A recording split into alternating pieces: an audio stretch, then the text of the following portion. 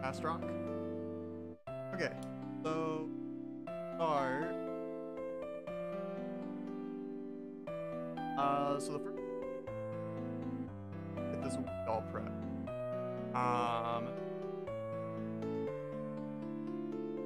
I need to actually off the part of the board. Oh, if any of the audio stuff. Hello, Anna.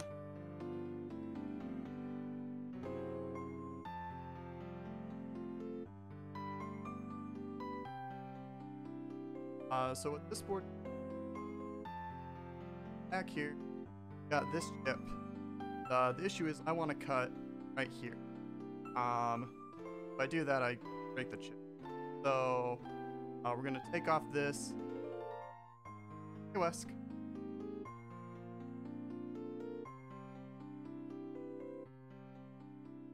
So we're gonna remove this stuff first, because don't pull it off first, and off with it.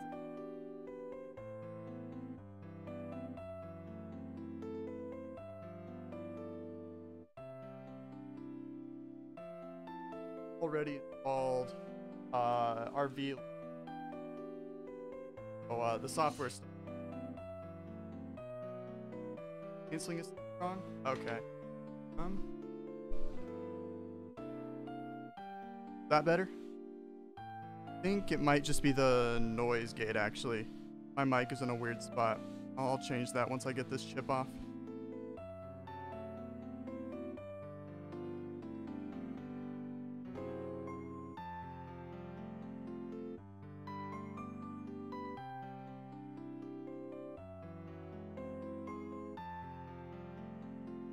For letting me know.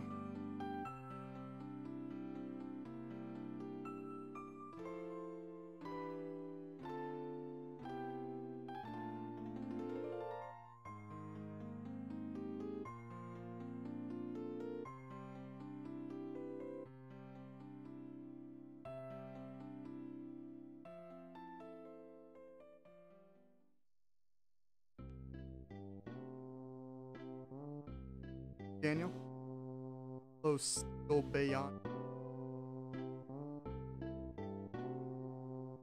But anyways, this chip I'm removing right here is a 1.8 volt regulator, which means that we'll just need a new regulator to replace it. But I've got a board that'll handle that. So once we.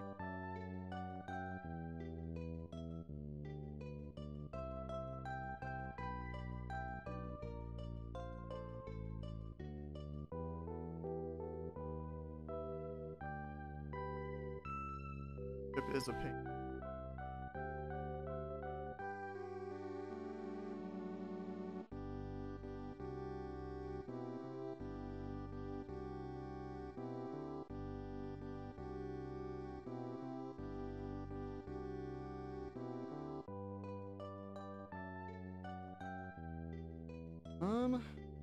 Now that we've done, flip the board. I just had to move it closer. Oh, let me get rid of the noise gate real quick. Property.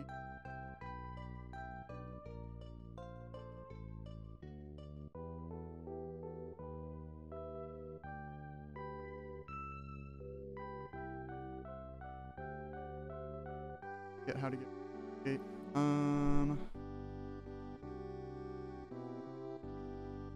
Button.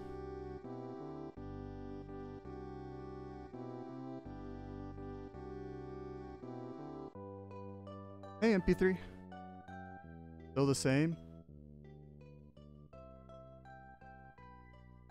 Oh, filters. Okay, I got rid of the noise filter. Let me know if that does anything. Or if I'm still cutting out a whole bunch. I have it pretty much up against my mouth now, so it definitely shouldn't be cutting out at all. It sounds better? Okay, it is the noise gate then. Wonder why it was acting up. Okay, cool. It was not sounding good earlier apparently. Okay. So now we're taking off this chip. And then we're also going to take off these little pieces next to it, because I'm going to need those too.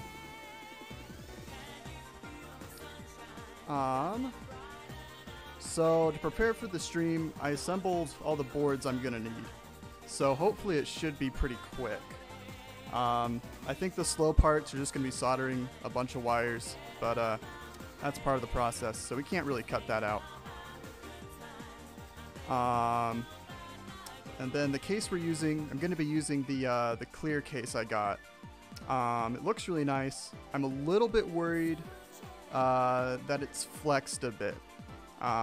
So the front half of the case, it sort of indents inwards, and I think that might interfere with the buttons, but I've got a couple things to try to pop it back out.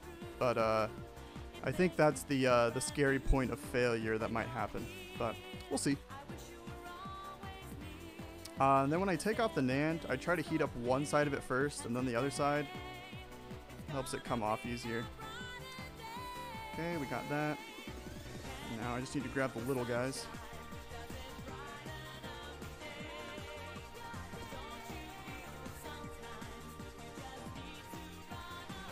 Okay. Now we're going to move the Wii board out of the way for a little while, let it cool down. Now we're going to use this orange board. So this orange board is what's called a flex PCB. This is an Aurelio design. He made this a couple of years ago, and it makes relocating this tiny chip just a lot easier.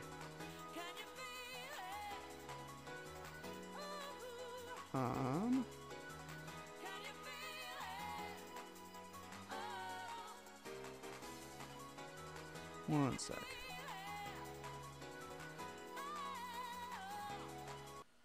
Okay. So now we just need to attach this onto here. That process is fairly straightforward, but first we're gonna bend the pins on this chip just a little bit, at least some of them, because some of them don't attach to anything. I don't think my camera is gonna pick this up very well, but basically bend 4 pins on each side from the outside, and that'll let the NAND go on a lot easier without risking shorting out on other parts of the board.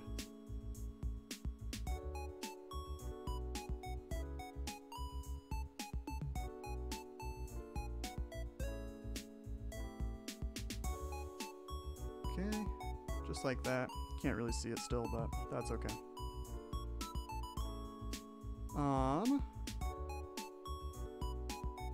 So now to solder it in place, we're gonna use some flux, because if I don't use that, then it's just gonna be a pain.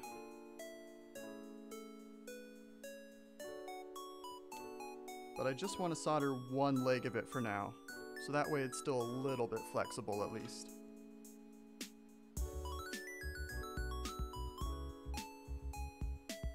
Oh, I should turn my soldering iron on.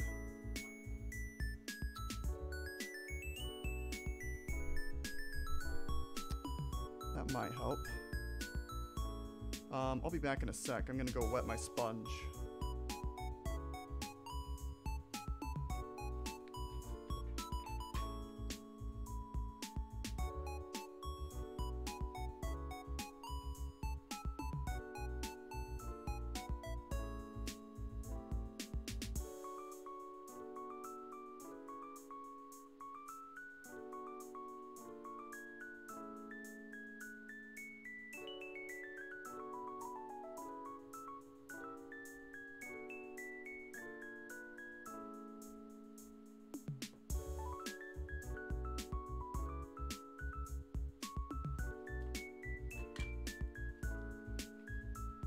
Okay, should be good to actually solder now. Is learning to solder difficult? It's more of a practice thing than a hard to learn thing. There's definitely a learning curve to it. But once you have the basics down, it's just a matter of practicing soldering tiny things and getting better at knowing just when you need flux and stuff. But it's definitely the hardest part of building a portable for almost everyone. But it's also something that anyone can learn, so it's a bit of an odd middle ground. Hey, Wild Smash. Is that Jeff?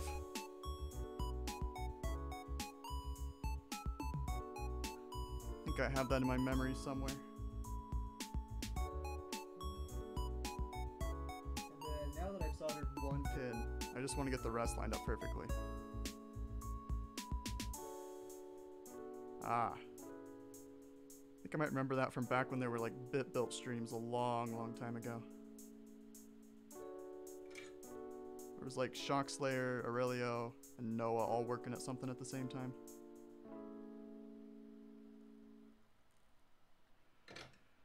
Okay.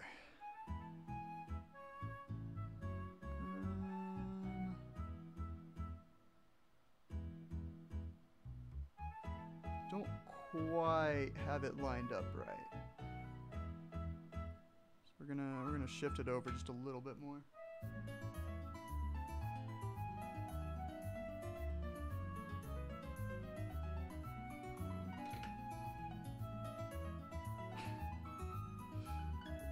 Yeah. I remember I was there for that. I was gone the first day that we learned like what soldering was, because I think you guys spent a day like learning safety stuff. You gotta change to the chip quick stuff. Is it that much better? Because I've always used Kester and been super happy with it. But I am running out.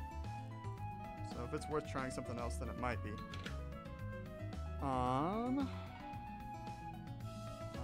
Almost.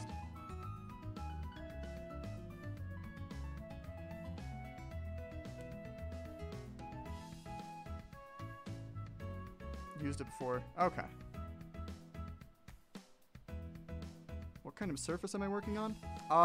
So it's just, I think it's just a generic soldering mat. They usually come in blue. But I switched to a gray one because my old blue one, it took quite a beating. And I just needed a new one.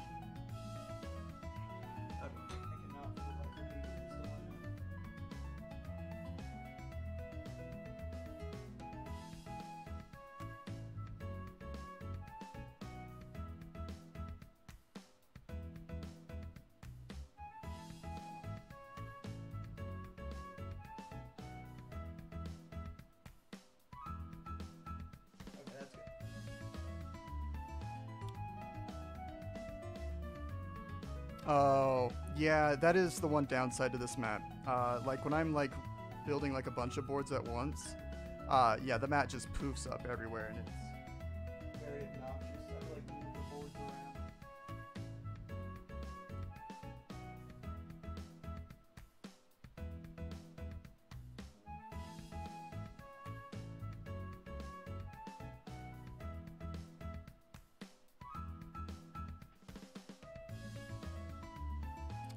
Yeah, so if you want to start building a portable, you definitely want to start on the BitBuilt forums. That's where all the guides and stuff are. It's got all the good stuff.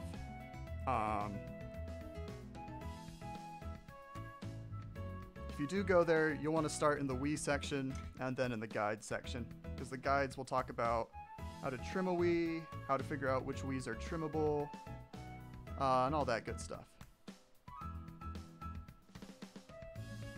And we're just gonna put some solder along there.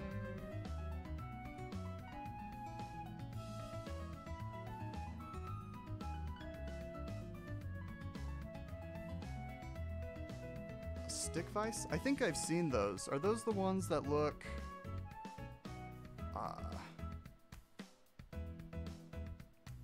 what do they look like? It's just kind of like a vise, except they're like sideways, and you can like screw boards into them.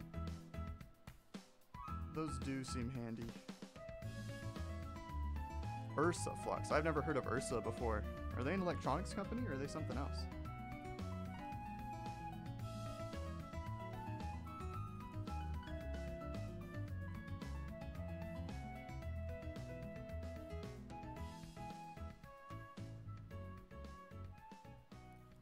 Oh, okay.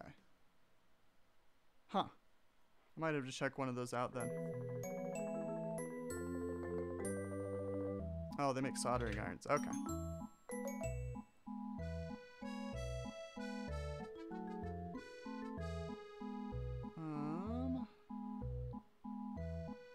Okay. I think we have the NAND soldered on there good enough. So now we'll attach the little caps, which I think technically aren't needed, but I'd rather just have them on there, just in case.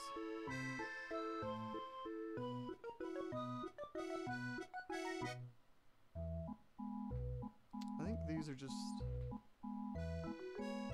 decoupling caps is the word.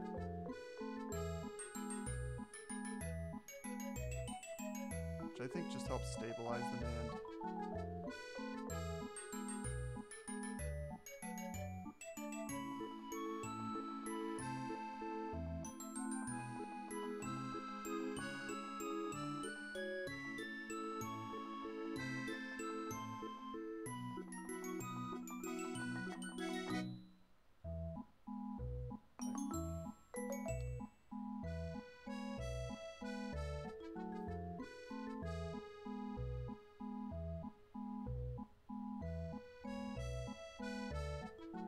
Okay, so that's everything we have to solder onto here. So now we'll bring the Wii board back into place.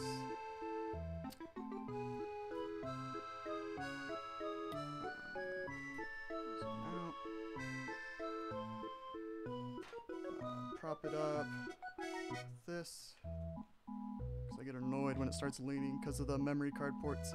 Okay, so the V is for this thing. Right here, so it'll essentially line up like that. Oh, we're still blurry. Kind of. Oh well. But this capacitor is in the way, so we're gonna pull that off real quick. I'll just blast it off.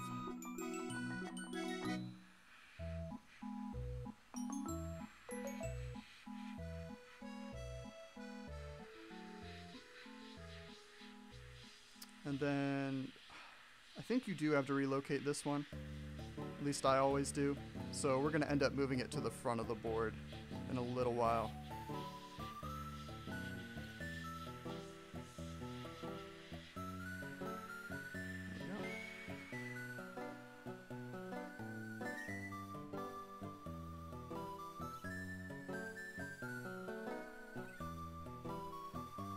Okay, so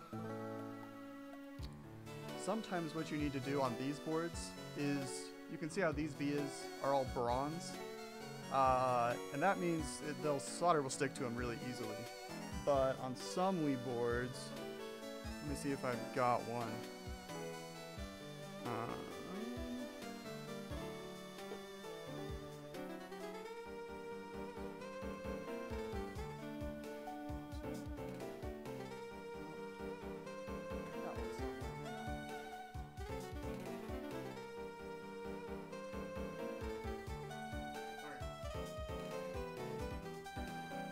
See how the vias on this one are all nice and bronze. You can easily solder to them. But if you look at this board instead, you can see that they're kind of covered. I can't zoom in a whole lot, but if they're like that, then in order to get solder to stick to them, you got to take an X-Acto knife.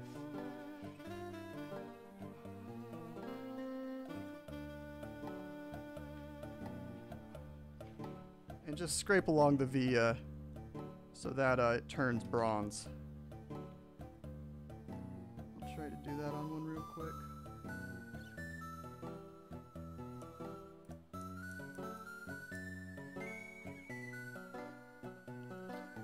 And you can kind of see it's a little bit shinier, but that's important. I didn't know that on one of my first portables, and I was trying to solder to covered vias, and it didn't work. But anyways, these vias real quick.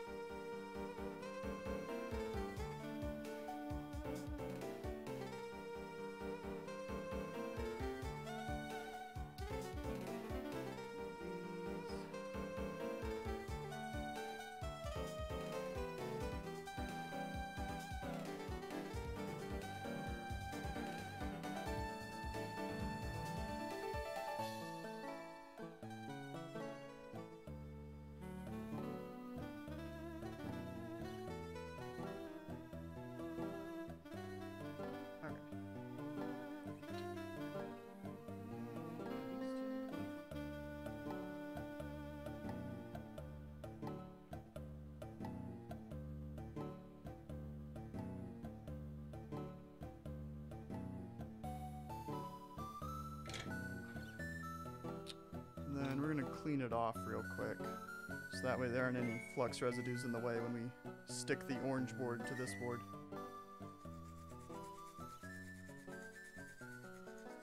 But I'm just using isopropyl alcohol to clean it. No, I'm not gonna do an AVE relocation. That because I don't need it for this build, and it's just kind of a pain. Teeth? I'll follow where that one comes from. Daniel, who are you? Because I assume I don't recognize the name, but I recognize what you're saying.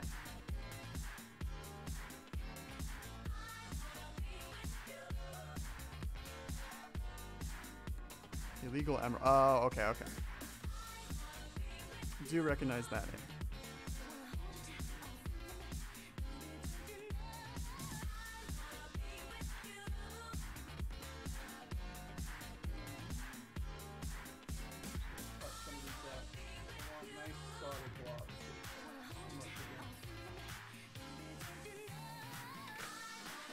Okay.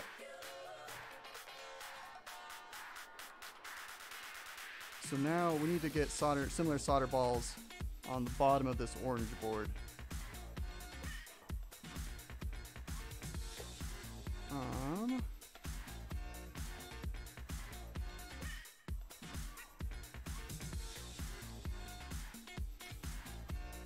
then we'll just stick the two of them together.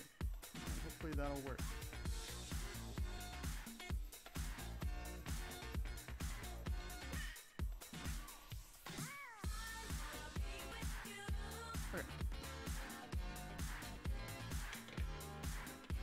So now we've got that.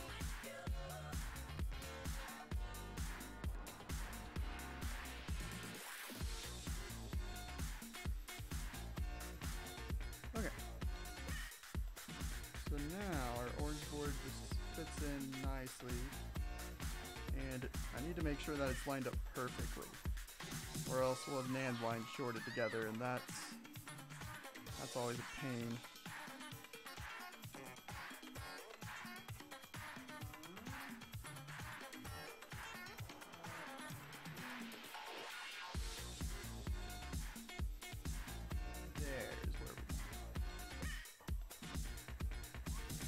What song is this? I'm not sure. Let me check. As soon as I'm done with here. So literally all I'm doing now is I'm just smushing the solder balls we made last time together. And then hopefully it'll make a nice solid connection where there should be connections.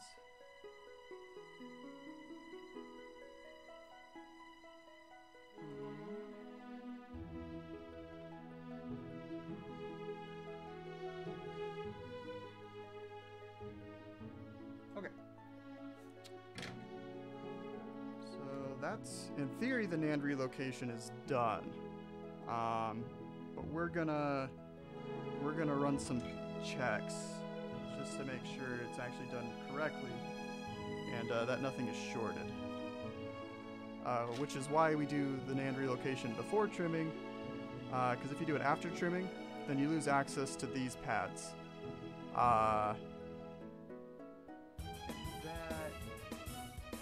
Possible to figure out what's connected and what's not connected, but it's a lot harder. Okay.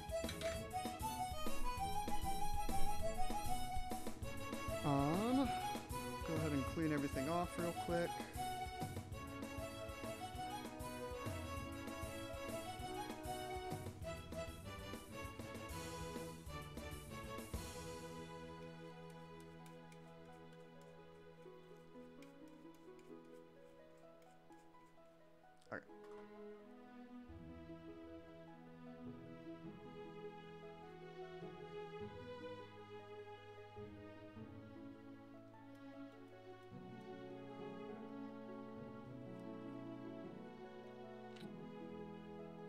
So to test that everything is all connected properly,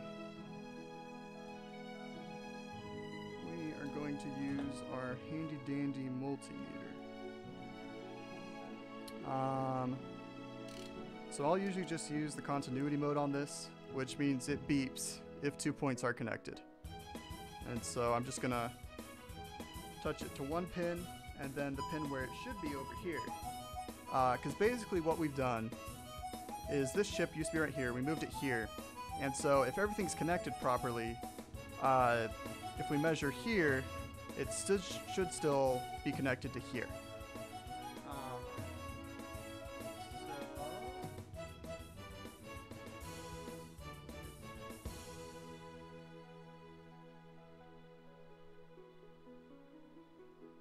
Am I doing something wrong? Because we should hear a beep on that one.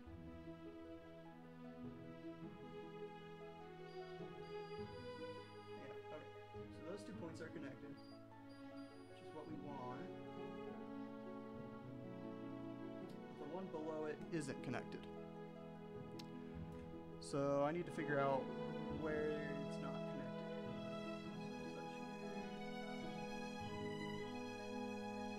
So touch here. Should be. So we're just going to go ahead and reflow these real quick.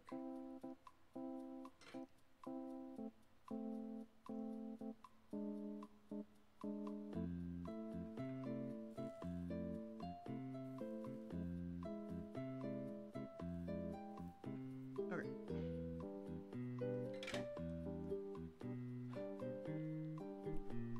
Let's see if that changed anything. Ah, there it is. Okay. So now, essentially we just run up the line. Make sure that every single pin is still connected.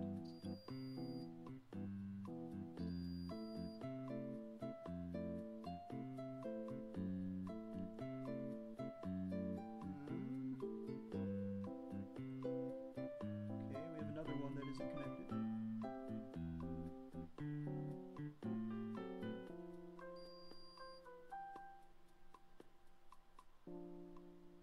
Okay, so a bunch right here aren't connected.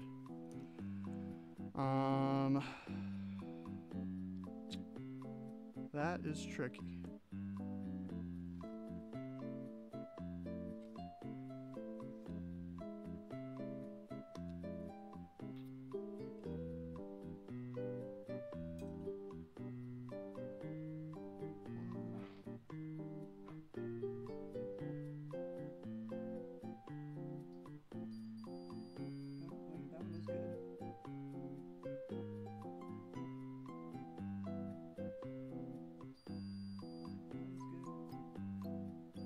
Okay, looks like I just wasn't measuring them right. Sometimes it can be tricky to tell which pin I'm pointing to.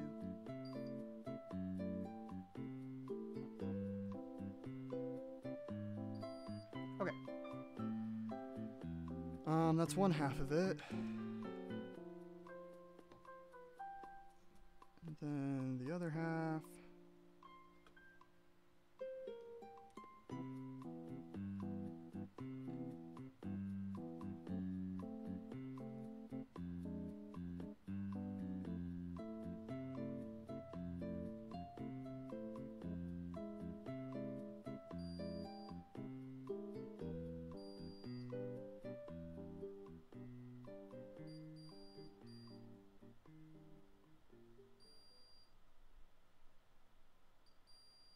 Okay, those are all good.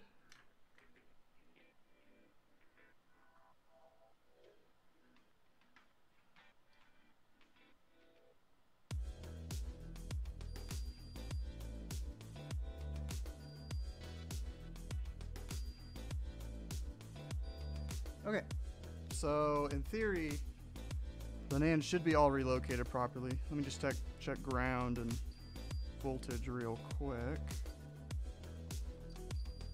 Okay, so we're just about ready to be able to plug it in and actually test it. But before we do that, we're gonna relocate these guys, which we pulled off the board earlier. And we need to put them back on before we start testing again. And so I usually put them right here, around this area, because it's by the 1.8 volt spot and the ground spot. But we have to scratch off some of the solder mask with the X-Acto knife. So I usually just scrape here.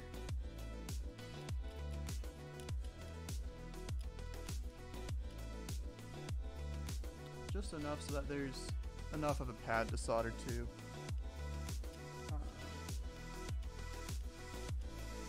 But not way more than I need.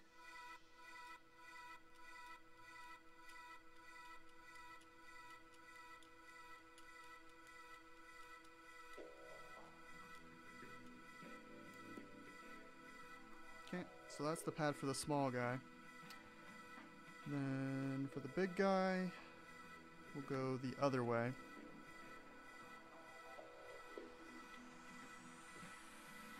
So we'll start here-ish.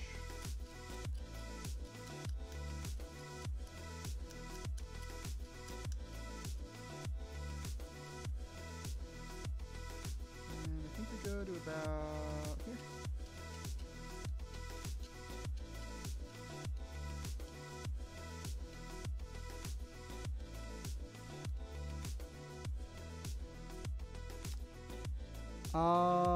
I think Twitch VODs stay up for like 2 weeks, and then I'll upload this somewhere. I have a VOD channel with some of my live streams on it, and so I'll probably put it there once sometime in the next week. So it just should still be able to be watched after the stream. Okay.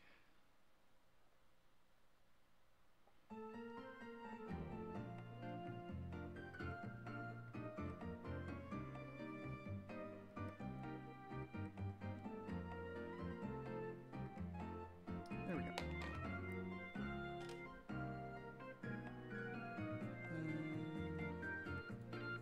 Just need to anchor the other side down.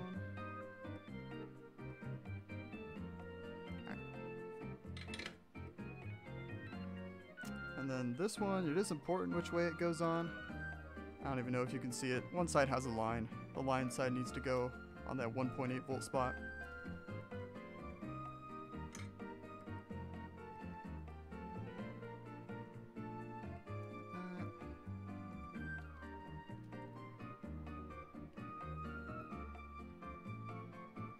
Oh, where can you find the VOD channel? The channel is called Ginger of VODs. It's a pretty new channel though, so I'm not sure if searching that will make it come up. Here, I'll type it in the chat real quick. See how it's called.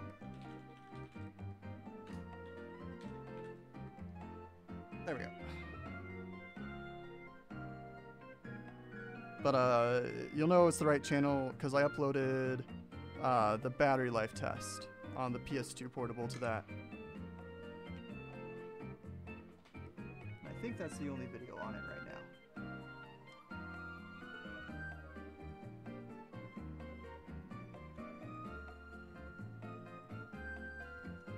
Okay. Yeah, no problem. Okay, so now what we should be able to do is just plug in the cables like usual, and the Wii should output video. But we do need a temporary thing. So I pulled off this chip right here. And that one's important. It's a 1.8 volt regulator. And in the final build, it's just built into another board. But for testing, we're just going to use another Wii. So this is a dead Wii trim. I don't remember what's wrong with it. No video. That's what's wrong with it.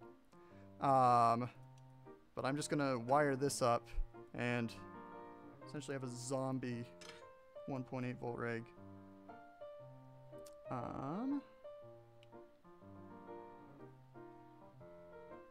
Let's see, this is 3.3 volts, 1.8 volts,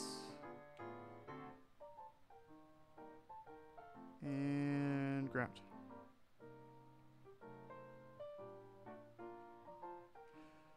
Okay, So now we are going. Alright, so we got video cable. We've got power cable. Okay. Then I'll switch the input on my screen real quick. Okay. So in theory, we hit the power button, nothing blows up.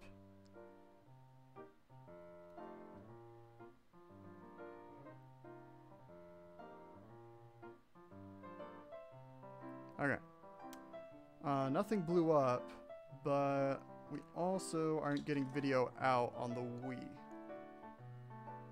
Which is a problem. Let me just make sure everything's good here. Oh, wait, oops. So with my multimeter, I'm just measuring for voltage to make sure. Yeah, 1.8 volts, 3.3 volts. Okay. So the issue is not with the Wii we've attached, which means it's probably something with the NAND. Which means either something came loose or I wasn't checking properly. Which could be a simple fix. It might be a pain to figure out. Okay. So we're back here. Chip is a little bit warm, which is a good sign. That means it's actually getting power.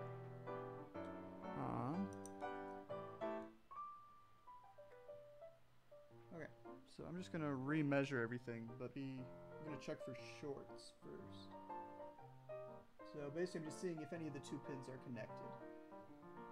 Because if they're connected to each other, then that's a bad thing.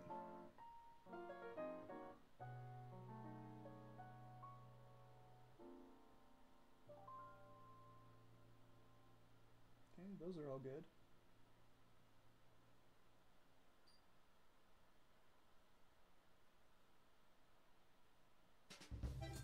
Those seem to be okay.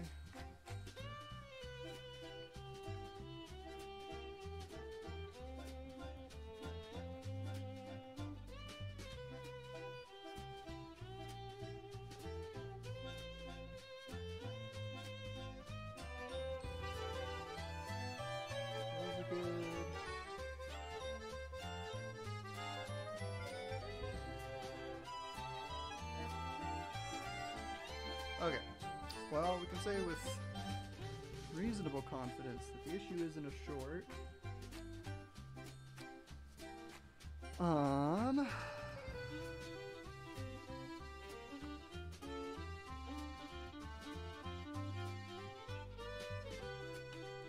Okay, just gonna measure one more time from pin to pin. If that doesn't work, then I have an alternative, but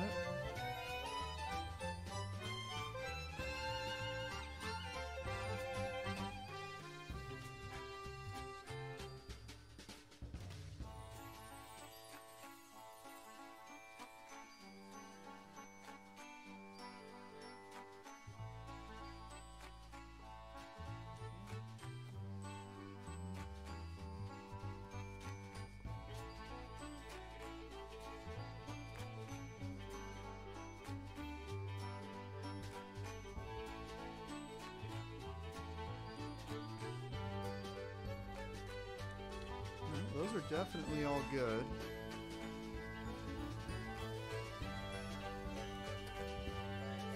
Try it.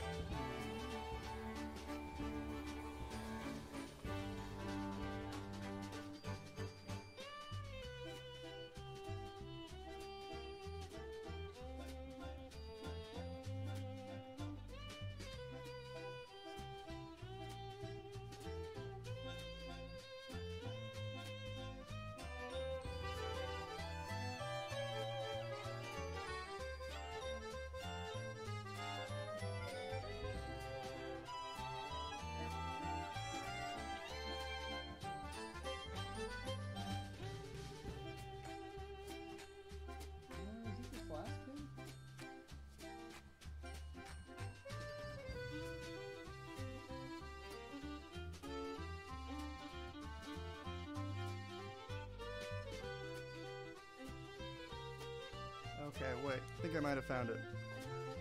I think there's one leg on the chip that isn't quite soldered down. Because when I touch the leg of the chip, it doesn't match up over here. But when I touch the pad that it's supposed to be touching, then it lights up. So we're gonna try resoldering that.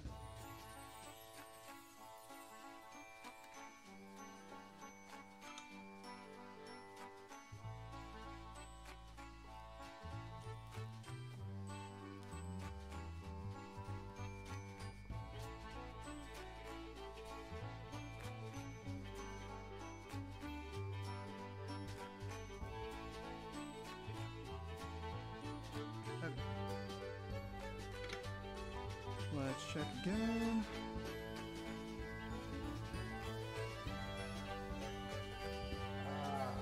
Okay. That was definitely a problem. So now, I'm gonna really hope that it works. Because if it doesn't, then I'm out of ideas for now. It's so relaxing to watch. I don't know, I hate NAND relocations. Making a design that uses a lot of them, I kind of got tired of them, but I'm glad it's nice to watch. Although I don't know if I'd call my multimeter sounds relaxing. I probably just need a new one, but this one does the job. It just also beeps really, really loudly. Okay. Gonna plug in power. And one more time.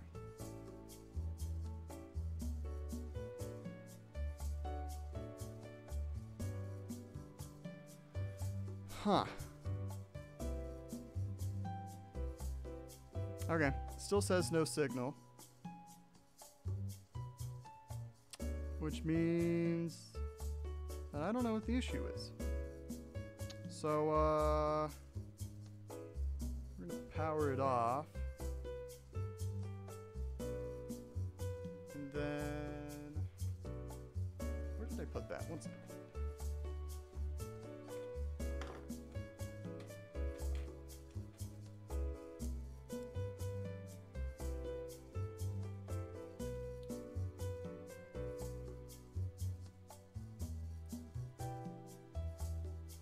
Okay, so the plan was to get this Wii with a relocated NAND and all working. But that didn't happen. And it's one of those things where the fix is probably just to pull off this NAND board and just completely redo all the soldering. I've had this happen a few times, and that'll usually fix it. But I don't really want to do that. So this is the part where we bring out the backup Wii. Which is a Wii. I relocated the NAND on it yesterday. And so I know that that relocation is good. And so I haven't tested it since trimming it. So I'm really hoping that the trim didn't kill it somehow. But basically, to get from a untrimmed Wii to a trimmed Wii, use a Dremel. You cut it all down. And then you sand the edges of the board. And so when I sand Wiis, I usually use about 200 grit, and then 400 grit, and then 800 grit. And so I've already sanded it with 200, but I'll go ahead and hit it with 400 and 800 grit real quick, just to help clean up the edges a little bit more.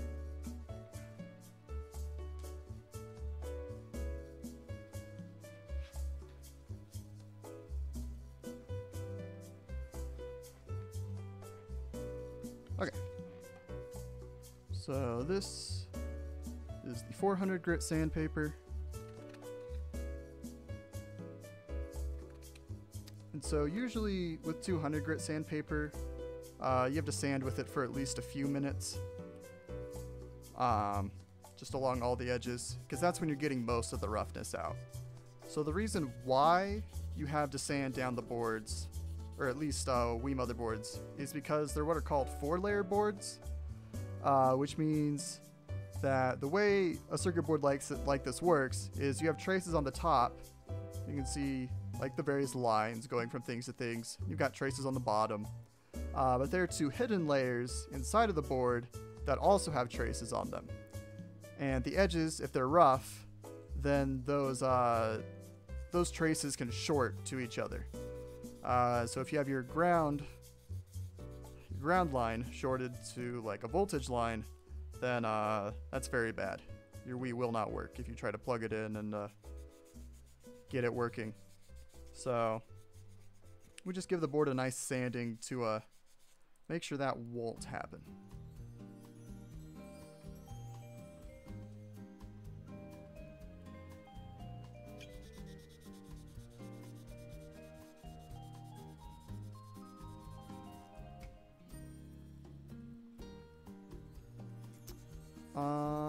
And then the one thing to take note of, it doesn't matter a whole lot when you're doing like a standard Wii trim.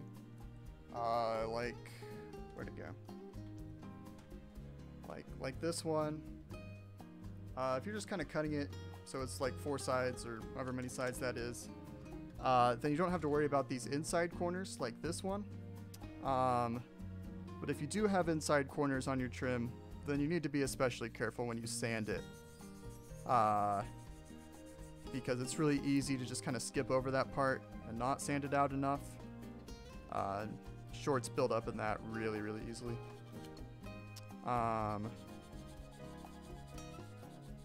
Aside from that, it's mostly just running around the edges of the board with sandpaper.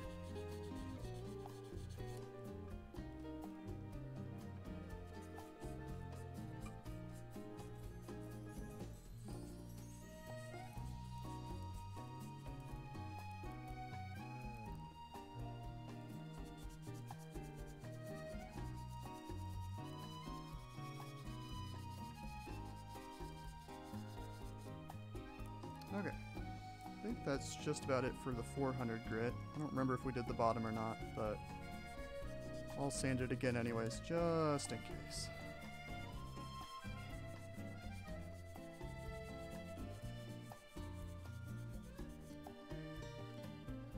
Okay.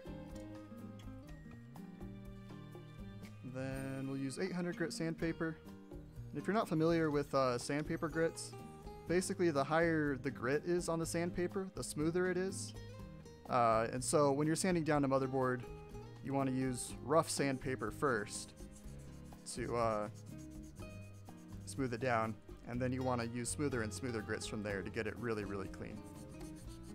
And so by the time you're done sanding, the edge of a Wii trim should feel like perfectly smooth, like just kind of like you're running your finger along, I don't know, like a credit card or something. But you shouldn't be able to feel anything when you're rubbing your hand along it. And that's essentially how you know you've sanded enough, generally. But yeah, it's pretty easy to tell when you're done, I think. But some people don't sand enough.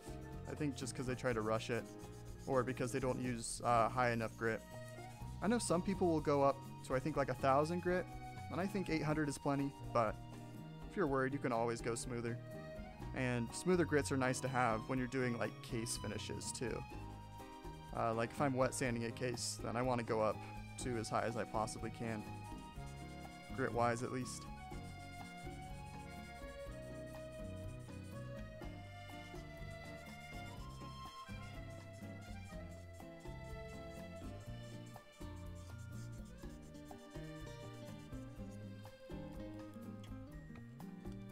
I think we're just about there.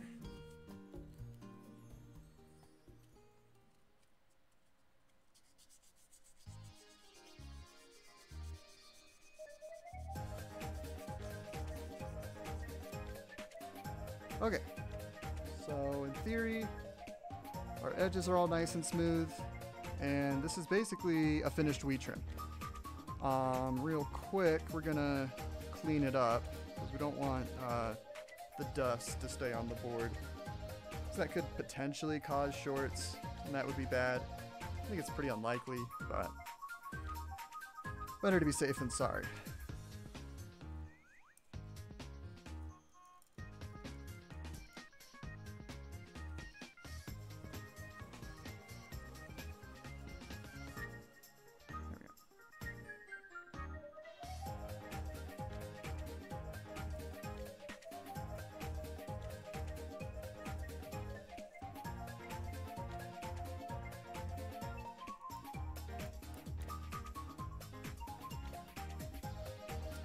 wipe off my mat too, just because I hate when it gets all mucky.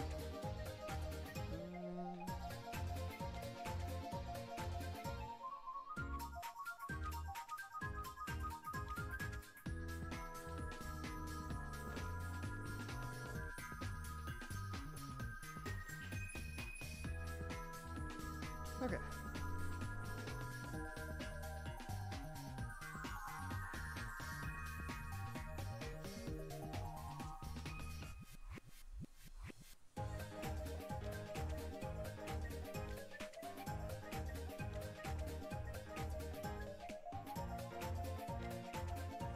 Alright, that's better.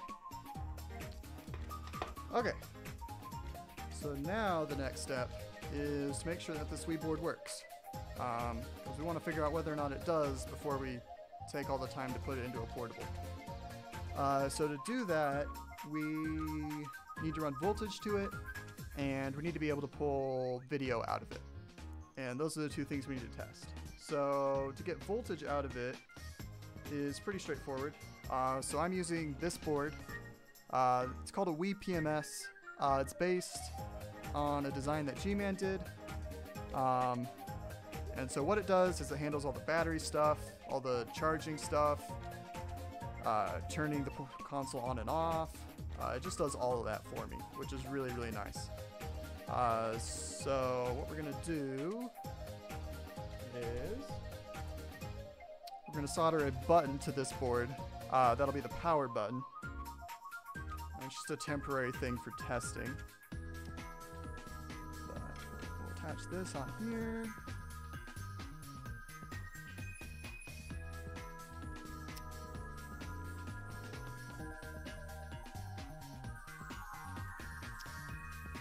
Okay. And then we need to attach the Wii to this. I'm just trying to dry it out real quick because it's still got some alcohol on it. Oh, actually, one thing we should do real quick before we start testing it. Another thing you want to do is you want to remove any components that have been cut through. And so like right here, we've got a couple. You can kind of see them, but I think they're diodes and resistors that have been cut in half. And those could potentially cause problems, so we'll get rid of them. It looks like on the front half we didn't cut through anything, so the front half should be good. But we're just going to pull those off real quick, just so we don't have to worry about them causing issues later. But pretty much I just envelop them in solder, and try not to get solder on the edges of the board, because that could cause shorts. But okay, that's all good. And for voltage wires, I'm actually going to use, this is a Wii I use for testing boards because it boots, but it doesn't play GameCube games for some reason.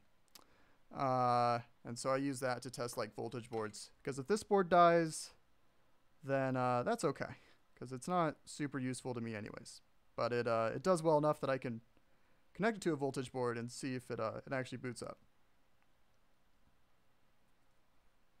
And then these wires right here are all the perfect length for how this board will sit in the final portable. So that'll keep me from having to put on new wires later.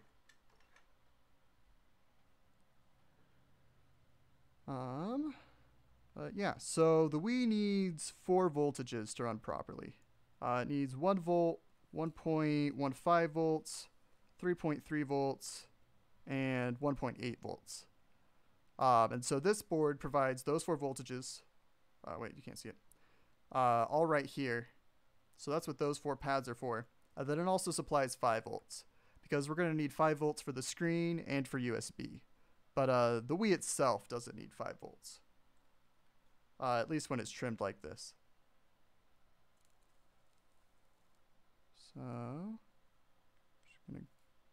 So what I'm doing here is I'm just tinning all the pads that we're going to need to solder wires to. That makes it easier. When I first started trying to build portables, I struggled with this a lot. I think it was mostly because I was using a pretty crappy iron. But if you're having issues soldering to them, then maybe try to raise your heat on your iron a little bit. So I think the music might have died.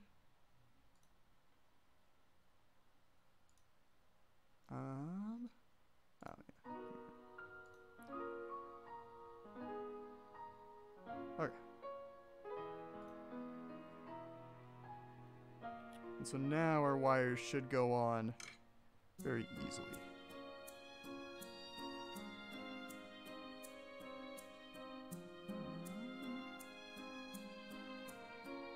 And then for me personally, I like to color code my wires. People being bad at soldering is, yeah, that is it a lot of the time. Because when I first tried soldering, I was using an iron that our school let us use. And it's fine if you're trying to do like those like through hole, like LED things. They're fine for that, but yeah, on a Wii it was not going well. But yeah, there are definitely people who also try to dive in a little too quickly, but it's just a practice thing for the most part. Okay. And then we're also going to tin the pads on here. Let's go with that.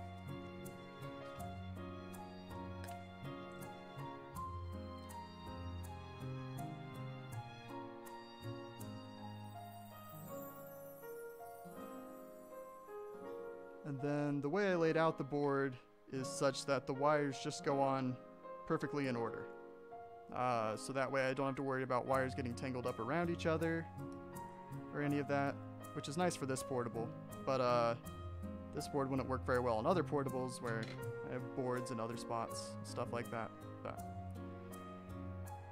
for now, it'll do the trick.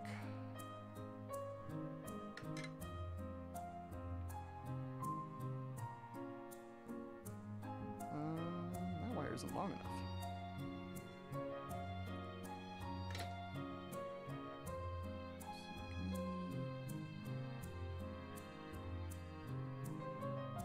Maybe these aren't the right wires.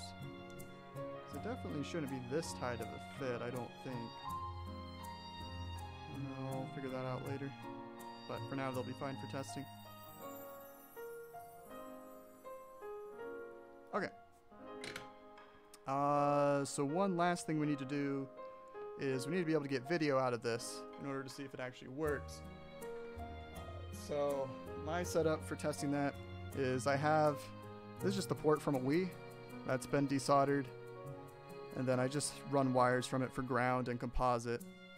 I don't remember which is which. Hang on. If you do want to test video on a Wii, then you should test it with composite and not VGA or something else, because composite is the simplest one to test with, and so you have a pretty good idea of whether or not the issue is with the video setup or the Wii itself.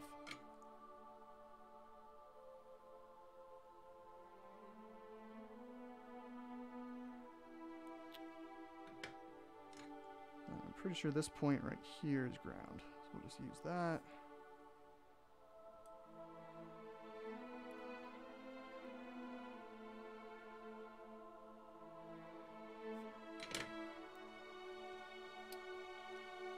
Just make sure it's connected right.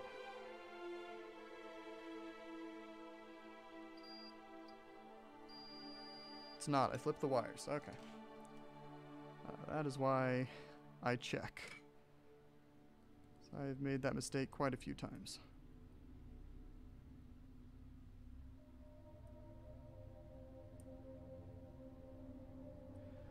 Okay, come on. Yep.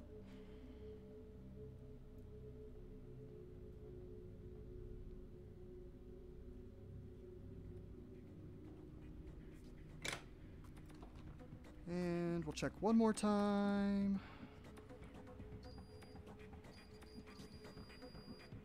Okay, composite is shorted to ground, which...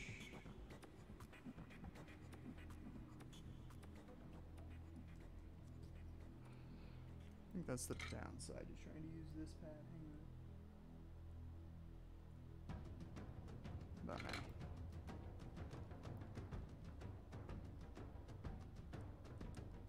There we go.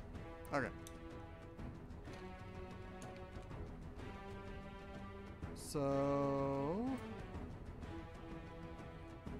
So this orange thing just plugs right into a Wii video cable. So that's easy to test. Let me actually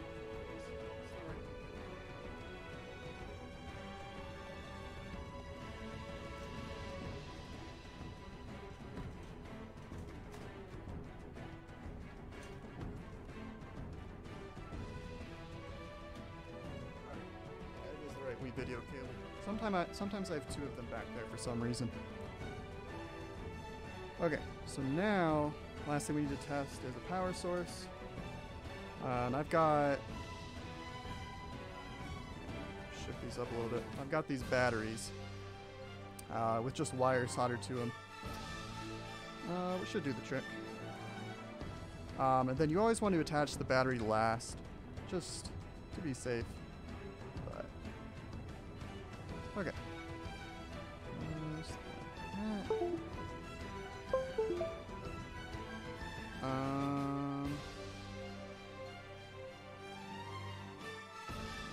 Okay.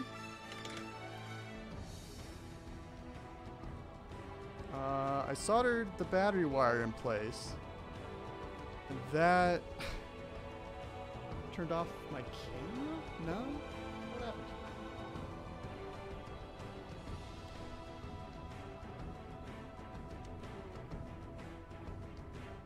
I heard maybe the noise came through. The Windows noise happened as soon as I soldered that wire into place.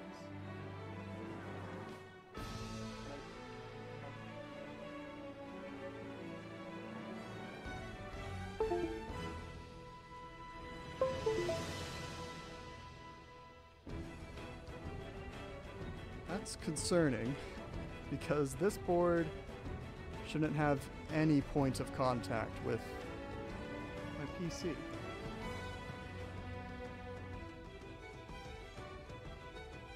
Hang on.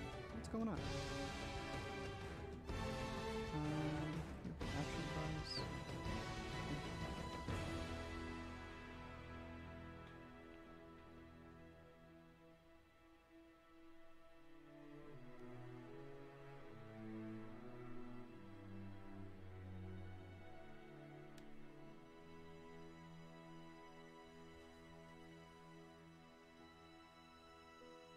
Are you guys able to see anything?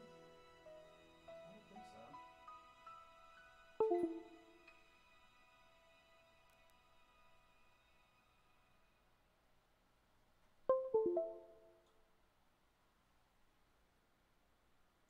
Yeah, I'm trying to figure out why that happened. But, hello, Pretty. Welcome to the stream.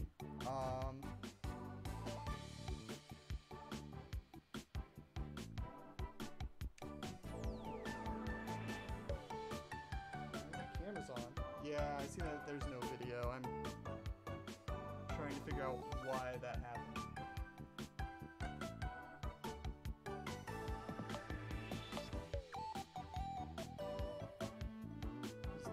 The output to my TV works fine on the capture card.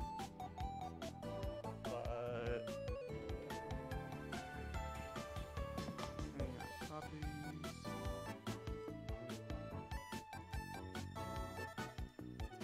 just turn it off and back on.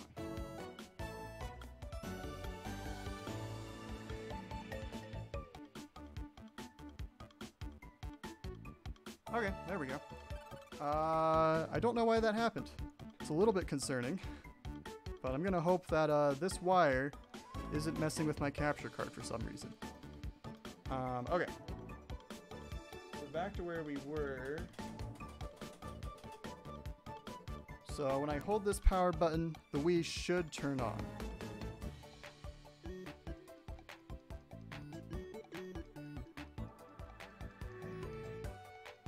Okay, the Wii turned on. That's huge for us. Hang on, is there an easy way for me to show this? One sec. Maybe I can just pull the camera out real quick. There we go. It's a little bit jank. But if we look this way, there's text on the screen. Yay! You can't. Alright, my things are in the way. So you can't really read it. But it's just text saying that the Wii is turned on, but it can't find a USB device, which is just fine because we don't have USB connected.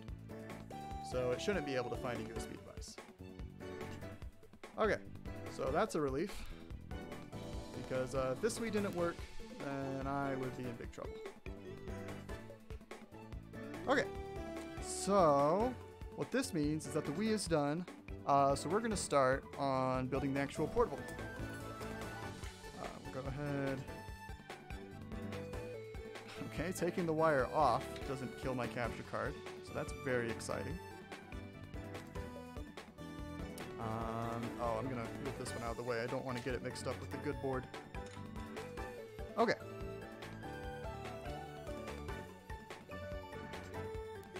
So, to start the build, what I'll do is I attach wires to all the boards that are going into the portable.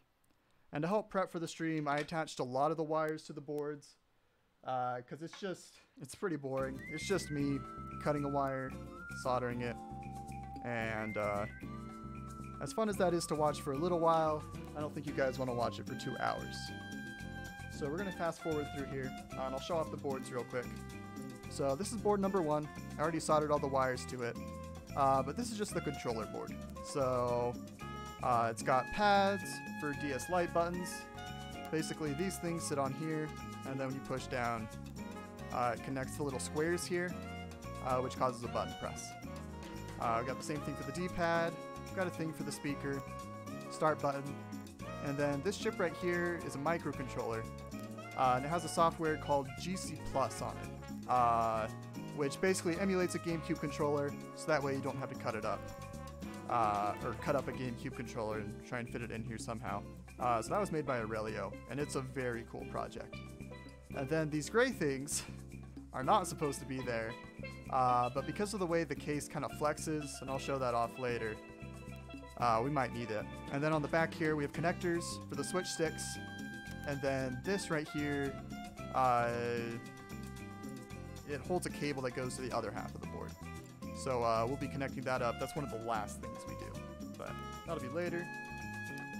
And so then this board right here is an important one. So this is the one that handles USB-C charging, and so this works in tandem with the voltage board we used to test the Wii earlier. And so it's just a standard USB-C port, and then it runs voltage and stuff to the power board to charge the batteries, and then on the right half of it from here outwards, that's all the audio amp circuitry. So a guy named G-Man made a software called UAmp, and it's fantastic. It basically lets you use speakers and headphones in a portable very, very easily. And so I just put that circuit on this board, so that way it's just built into everything else. And then these 2 buttons right here are for controlling the volume. That's it for that board. So then this is the most complicated board in the entire thing. It has 4 buttons: power, menu, up, down. That's all it is. And then this is the board I haven't soldered any wires to yet, so that's what we're going to do now. But it has the buttons for the triggers on the back, so it's one of the first boards that goes down. And then on the front half here, we've got the other part for that connector that goes to the other half. And then this circuitry right here are parts from a Wii.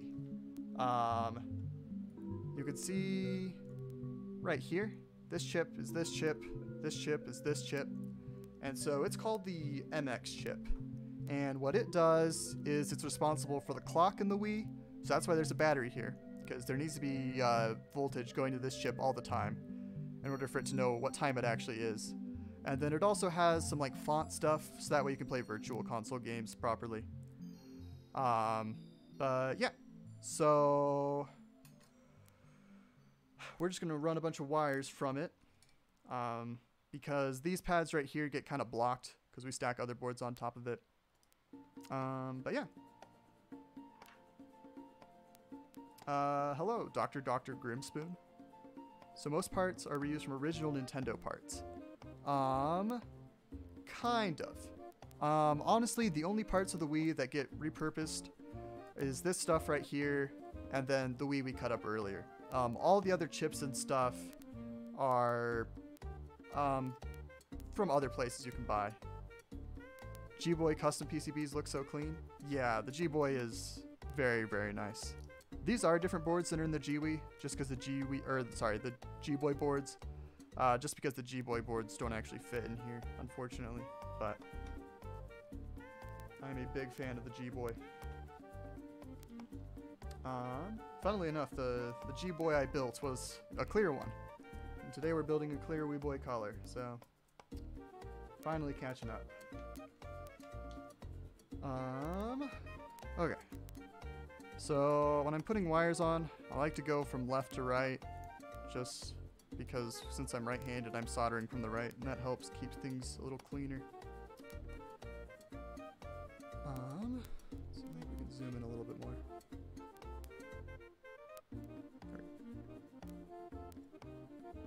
Alright. Yeah, my board versions aren't up for sale. I would be willing to open source them, but the parts you need for them you can't buy anymore because of the big chip shortage, which is really unfortunate because it means I can only build a few more of these because I'm almost out of parts. But yeah, a little popping in that audio from the mic audio. Let me know if it keeps going. I'll try a couple things to fix it if it's a problem. Okay, so 13 and 14. So those are the spots that go from the board to the Wii, and I need to reference. Where is it? Here we go. So GC video isn't super common in portables. I'm 90% sure at least a couple people have done them.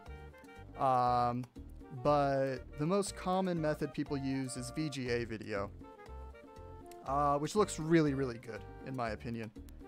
I'm also not super picky about video quality though, so I'm not the expert on that.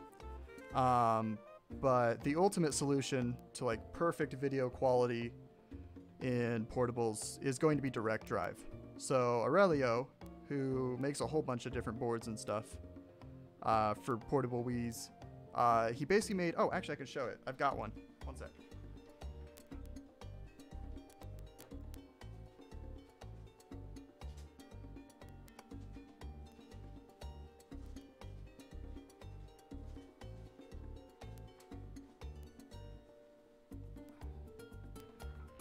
Okay, here we go.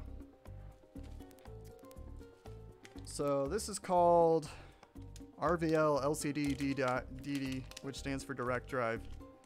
So it's this small board like this. And so this is just an FPGA, which is just like a big chip that you can program to do really, really cool things. And then it attaches to this screen. But what's special about it is it takes its inputs directly from the Wii. So here, I'll demonstrate real quick. So when you've got a Wii, where'd it go? Here we go. You have the GPU. I always forget which one is the GPU. It's one of these silver ones. But the GPU runs signals to this chip right here, the audio video encoder. And then the audio video encoder takes that data and then turns it into like composite video or component video or VGA video, just something that a screen can understand, which is convenient when you're making a mass product. But the downside is that you lose some of the quality because you have to convert to this and then you have to convert out. But direct drive takes the direct video signals, so straight from the GPU, and plugs them into this little board right here, which then converts it directly to the screen. So it's pixel perfect, colors are perfect. It's very, very nice looking. The problem is that due to the chip shortage, the FPGA you need to build them is out of stock. And so I have one of the only ones out there. And I'll be using it in some project eventually. But I'm sitting on it for now. So I only get to use it once. But someday, when you can get chips again, those will probably be pretty common in portables.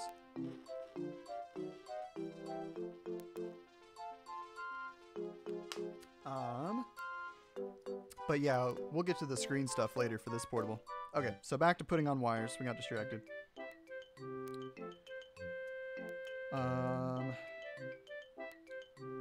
So when I was originally building these, I had the great idea to build one and measure the length of every wire as I went.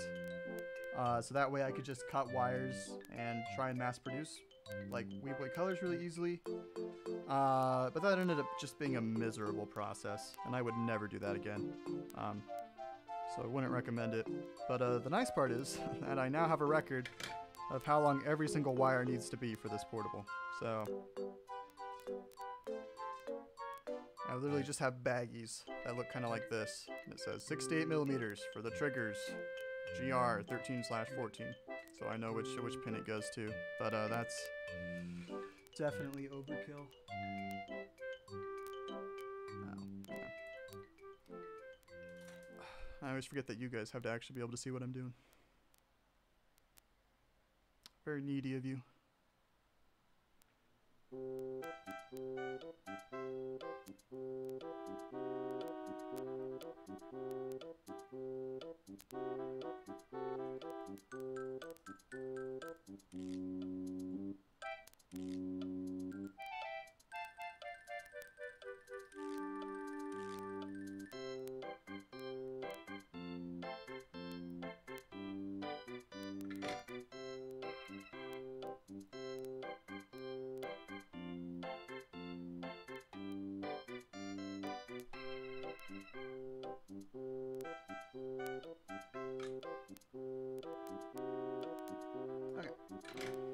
That's one pair of wires down. And so this is actually two wires right here. And so when I twist them together, that's either because I want them to be organized together, or because twisting them together helps reduce interference. So I twist the video wires with the ground wire to help keep the video cleaner. It's not a perfect solution, because it would be better to use like properly shielded wire, but that stuff is even more of a pain to use, so I try to avoid it whenever I can, but it is the ideal solution. And so then you'll notice the wire I'm using in a lot of things is this really thin wire, and so it's called magnet wire, and it's really nice because it's super thin. It can go into vias really easily, and I use it as much as possible. And so in order to strip the wire, to get to a part where you can actually like solder, the easy way to do that is just by, zoom out a bit, taking your iron, you get a little bit of solder on it, and then you just touch it to the wire for a few seconds, and then you notice at the end of the wire is now silver, which means we can solder to it. It'll send a signal and stuff, which is important if you're trying to actually use it. But in some places on a portable, it's absolutely required. You can't use like thicker wire or more standard wire. And some people try to use thicker wire, and it generally goes poorly. But there's occasionally a freak incident where somebody manages to use a wire the size of a log on a tiny via and it actually works, and it's always crazy to see, but wouldn't recommend it. Okay, red is 12.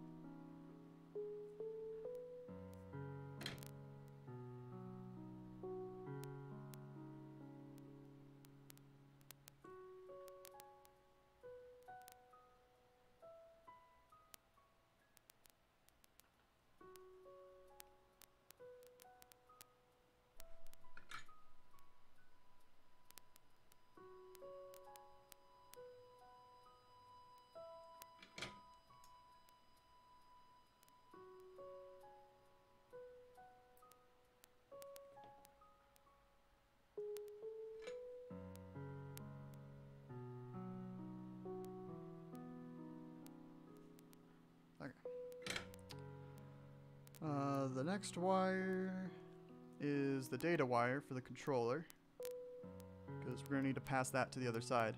So the purpose of all these wires is basically everything we're soldering down here is something that needs to go to the other half of the board.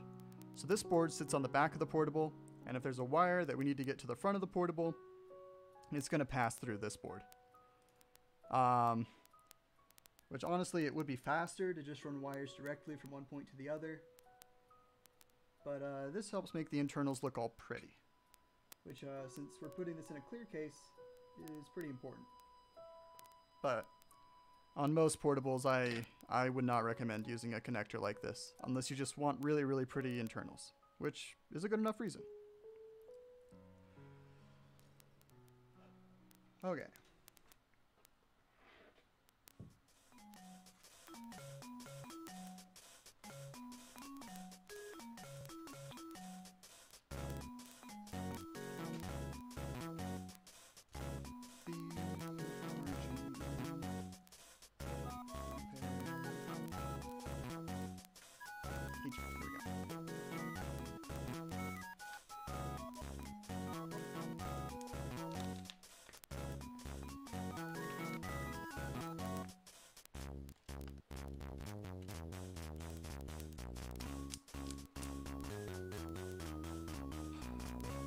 If I remember correctly though, I think, so I still have some leftover wires in the baggies, but I'm pretty sure some of these aren't long enough. So I'm a little bit worried that if I try and use them, I'm gonna run into an issue later on, but we'll just use them for now and hope that they'll be long enough.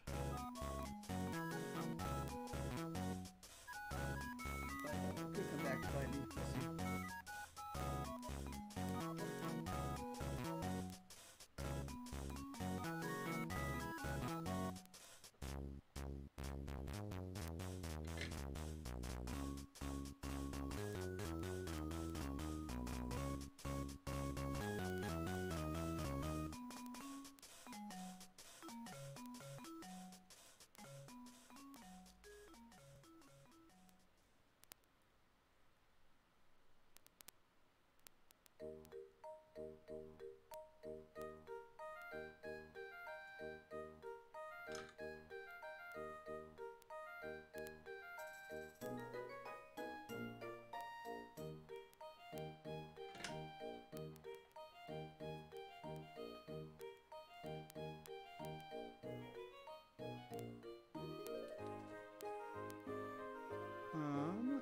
Okay.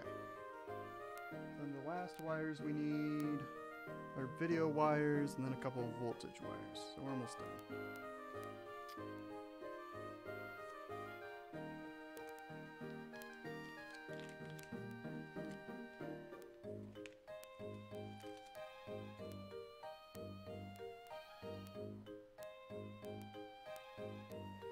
Oh, actually, I can check and see if they're long enough. So this one should be 94 millimeters. Yeah, that'll be fine. All right.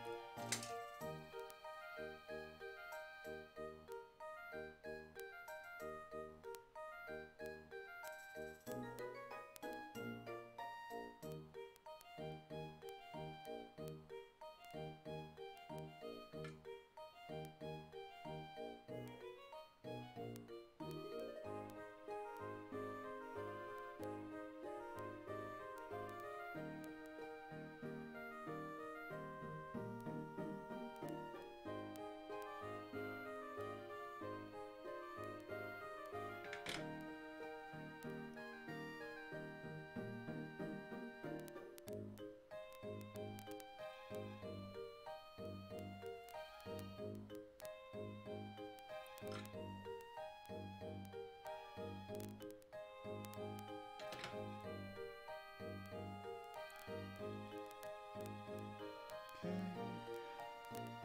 Now I need the green pair.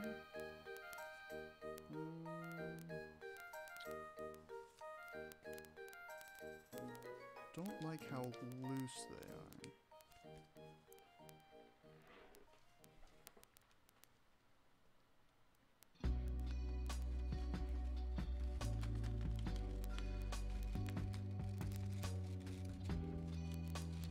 Got a baggie full of twisted wire, so I'm just gonna cut a new piece because I don't like the ones that are in the bag right now.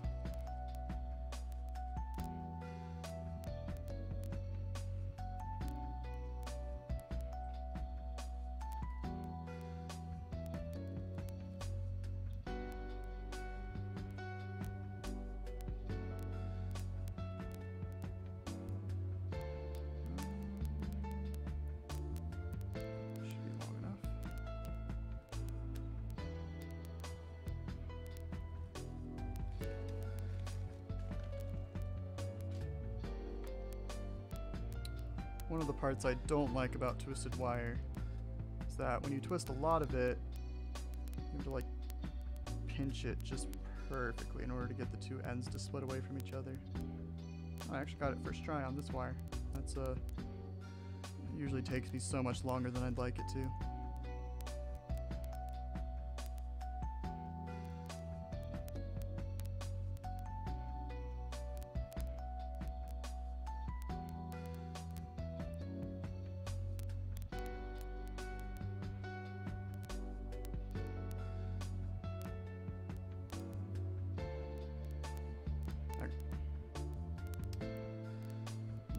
Tin the wire real quick.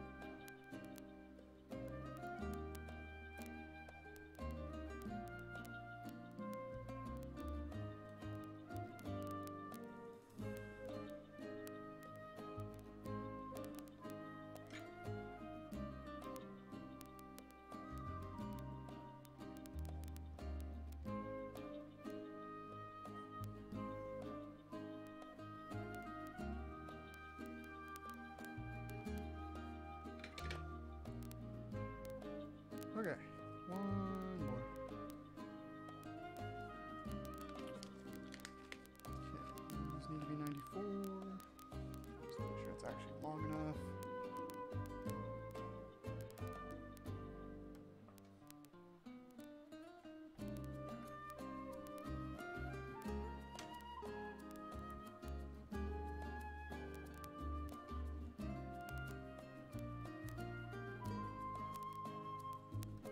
Should be good.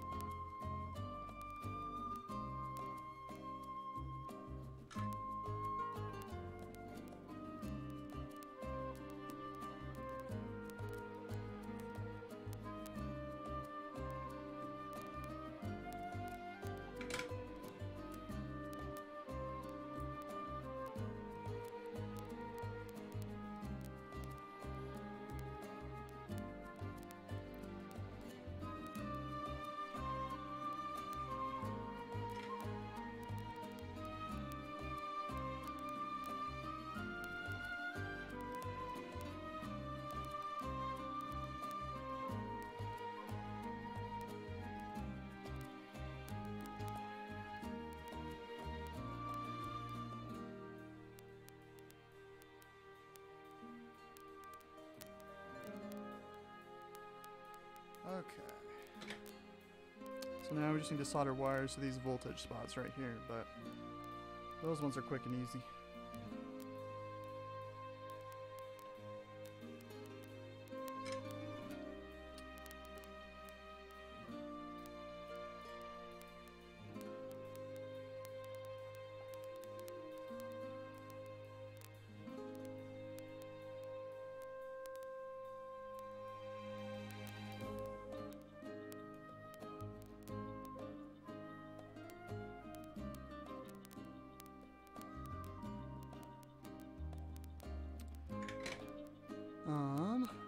Alright, so the last thing we need to do before we actually start to put the portable together is I need to attach these two boards together, which is pretty easy.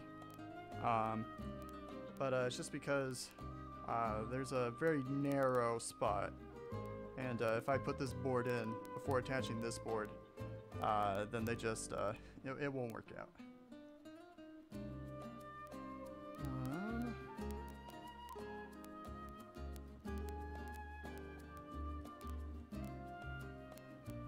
Can't do anything with the power wire right now.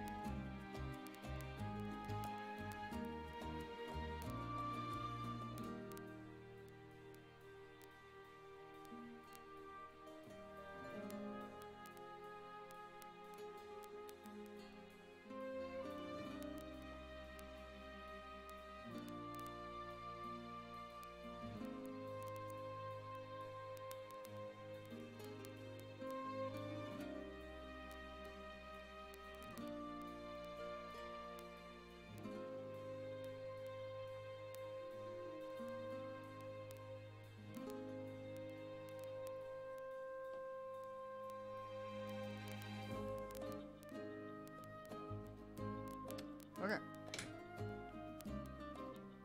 So these are all attached like we need.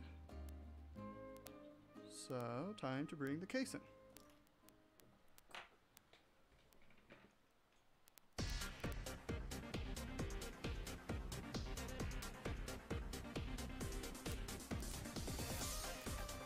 Throw down a paper towel.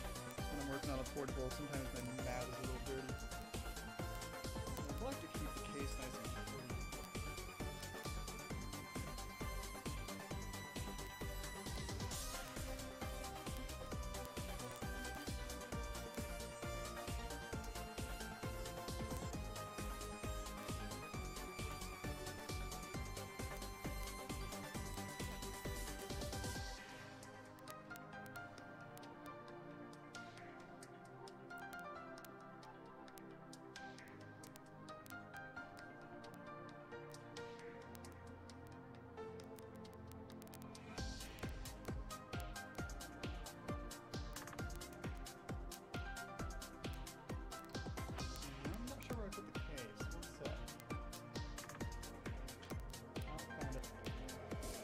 Okay.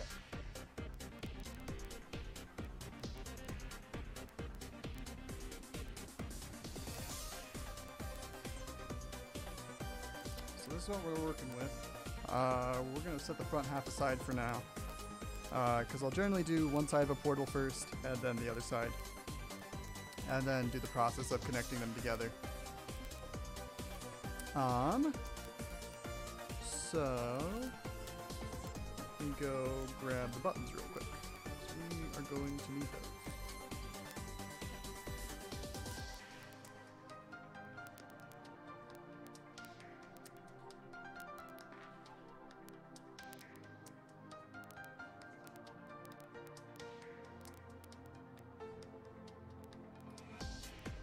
Okay, so I have resin cast all the buttons for the portable.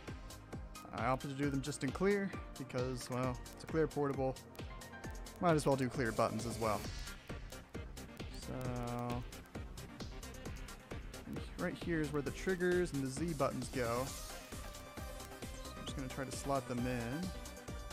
I might need to do a little bit of sanding or shaving with an X-Acto knife to get them to fit in perfectly, but okay, this one seems to be a bit too big.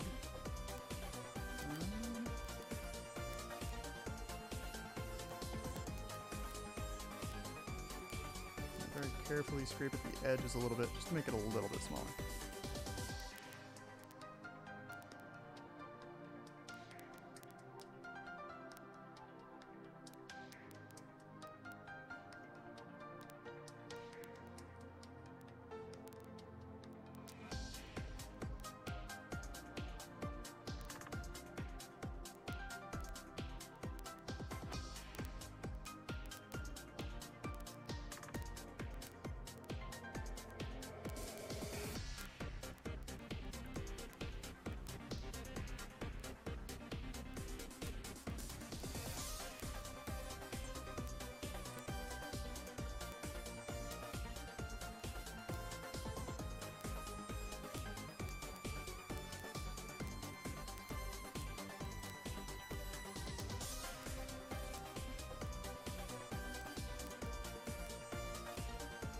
Alright, that should be good enough.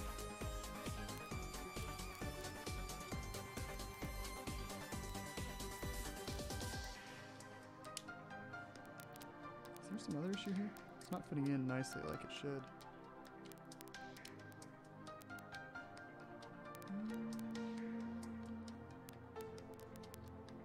Is there a bubble or something in this?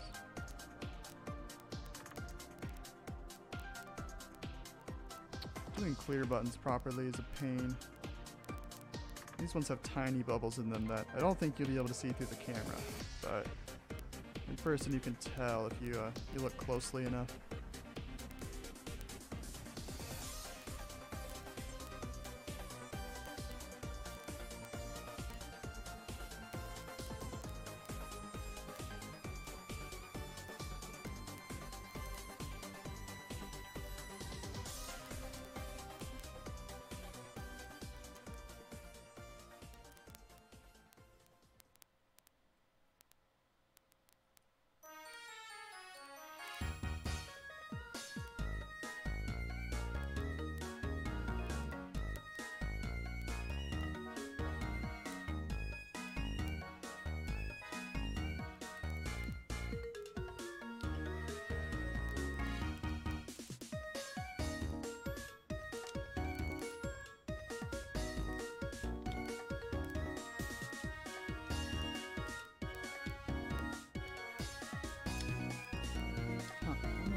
The hole or the button? Let me try swapping them real quick.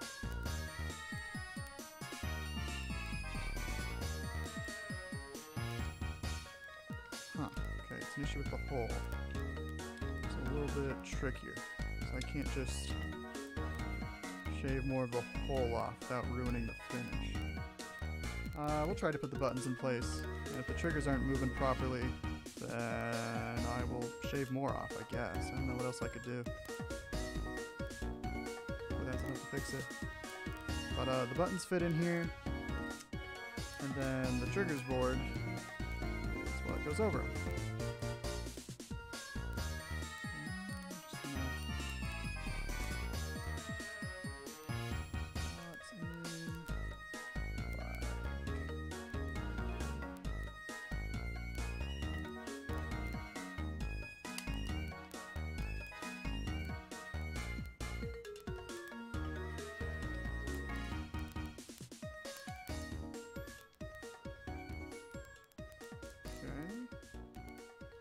Oh, wait.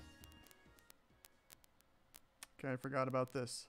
I need to take like a little corner off of part of the case without breaking the entire thing. Hopefully I can do that.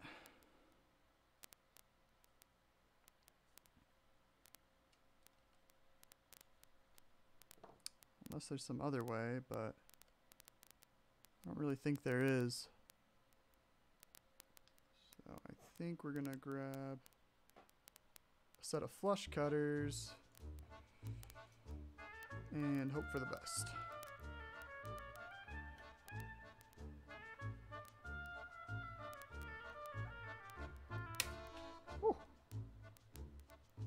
Okay, well, that worked. That was a little bit more aggressive than I thought it would be, but I don't even know if you can see. The case doesn't show up super well on my camera, but took a little bit of that off. And hopefully the board will fit in now. Cut a little bit more off if I need to. Aha!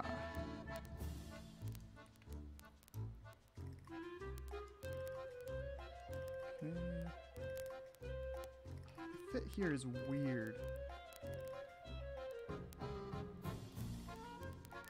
Like the screw posts don't quite line up. Oh, wait.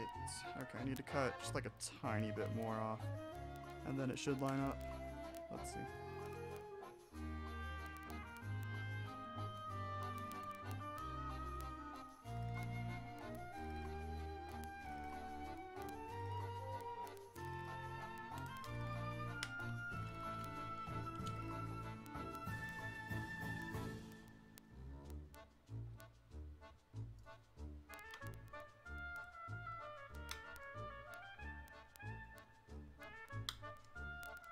Just kind of shaving off bits of it slowly because I don't want the entire case to shatter on me.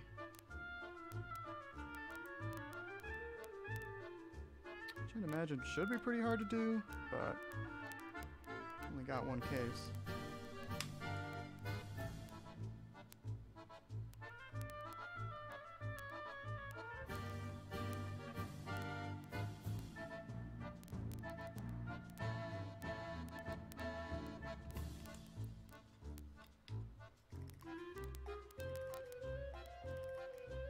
Okay, one more time.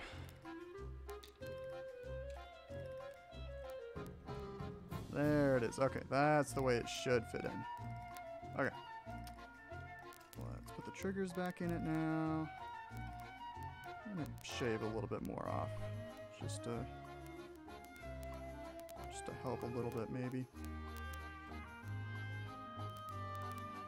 So I'm not sure why it doesn't fit properly. It's almost like the hole is slightly smaller on the right trigger than the left trigger, which shouldn't be a thing, but I don't know, seems like it's a thing.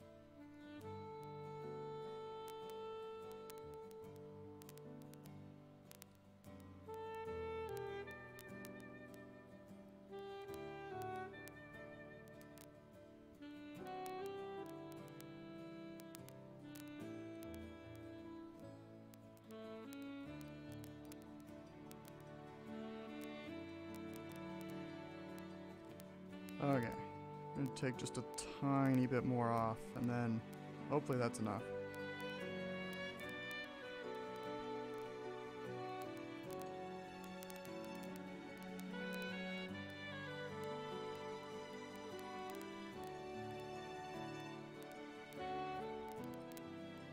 Let's see. Ah, okay, that's a lot better. So with any luck,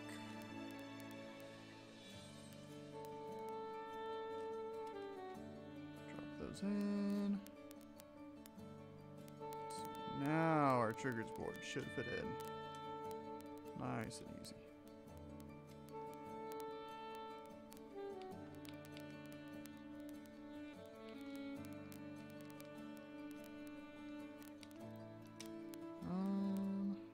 Okay, it feels a little weird, but I can make it work. Basically on this board, if the triggers don't feel quite right, then I can make some adjustments by tightening and loosening the screws just slightly. Which is a little bit jank, but it works. I'm starting to figure out where my small screws are.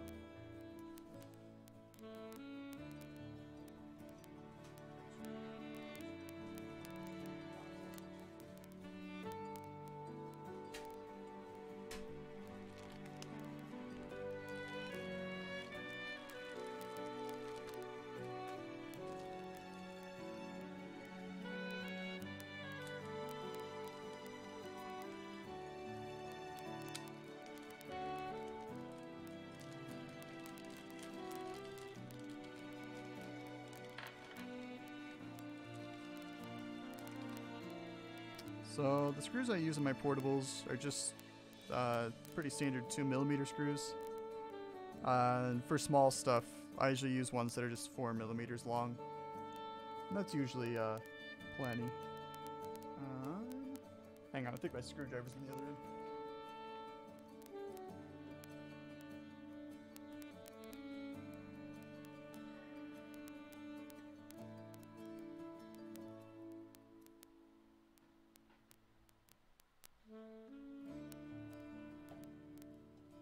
Alright, I have a screwdriver now.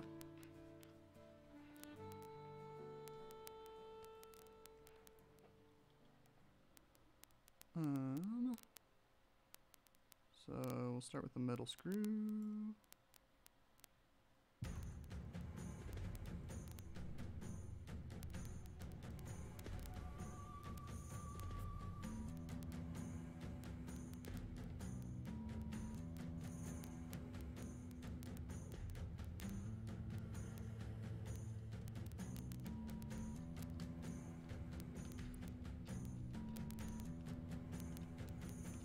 Start by screwing the screws in pretty much all the way, but we're probably going to have to back them out a little bit later on. Get the triggers feeling nice.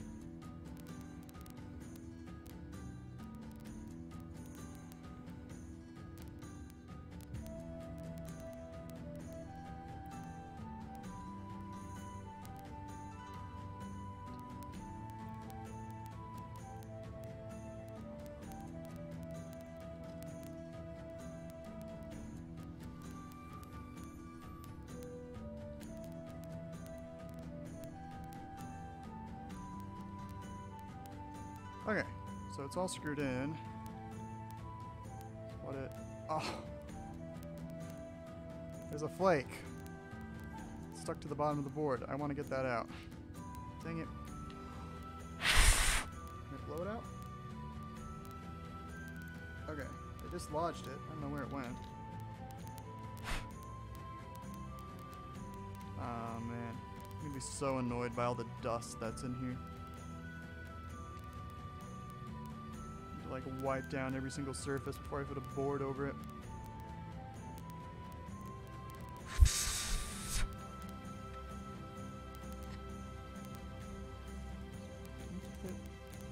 Nope. Come on. So now the triggers.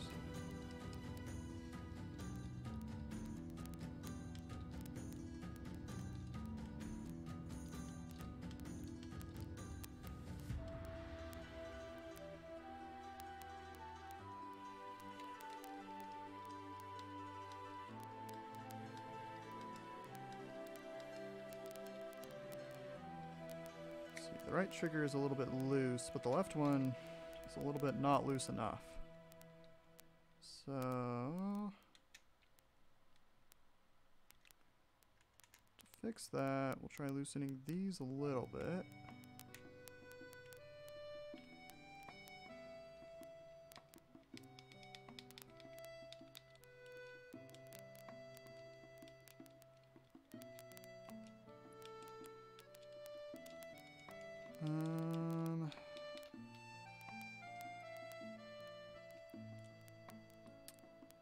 Let's strange that the triggers feel significantly different.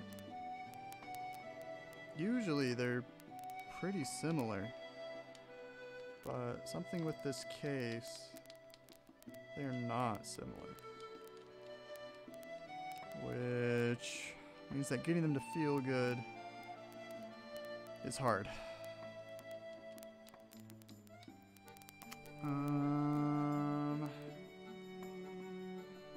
Okay, I think we take them out. I think we have to take this board off completely for a sec. I need to figure out what's causing the triggers to feel so significantly different. Sometimes they're a little bit different, but they shouldn't be this different.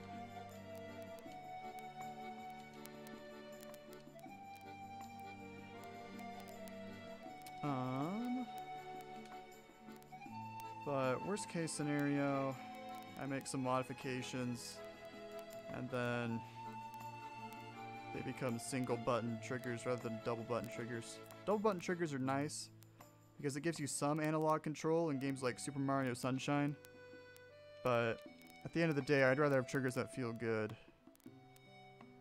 Okay. So they look even. Like, the one's not deeper than the other. Oh. Right. Yeah, it looks right.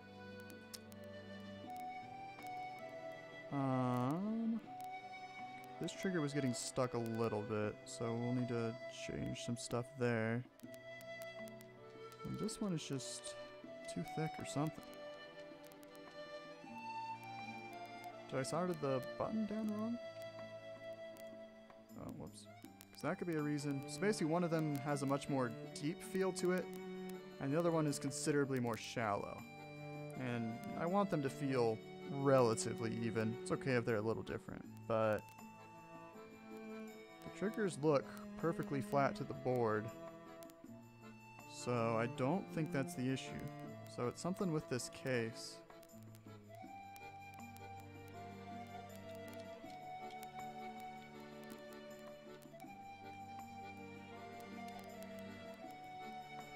I'll shave a little bit more off the triggers, but can only take off so much.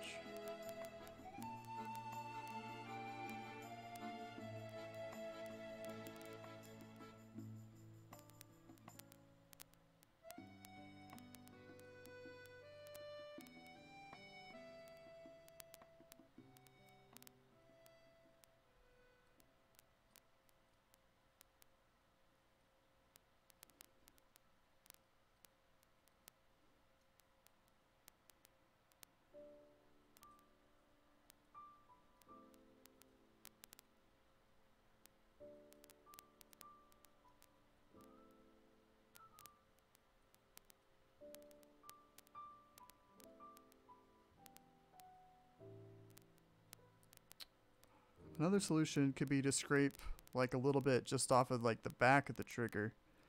But the issue is that the button is translucent. And if there's a bunch of scratches on the back of it, you'll be able to see the scratches. So I don't know if that's what I want to do, but it is an option.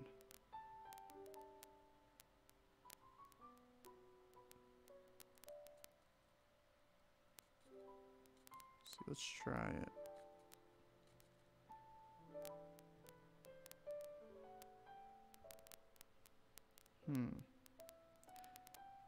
Yeah, it's definitely visible.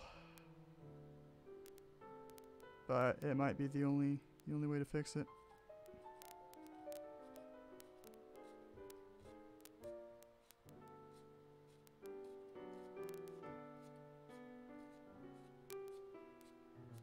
Might just have to scrape up the bottom of the other one too so that they're symmetrical.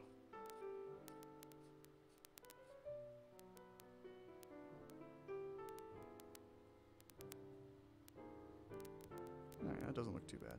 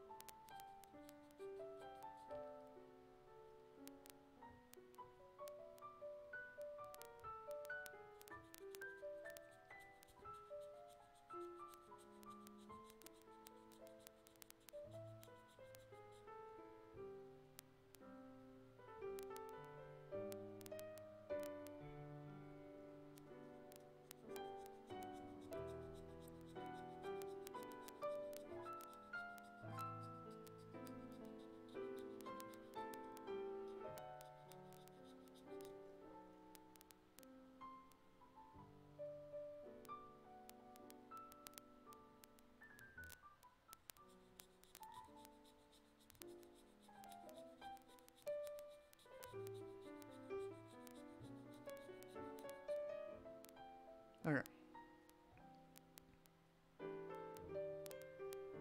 Oh, actually, they don't look that different. Okay. I won't bother with scuffing up the other one then.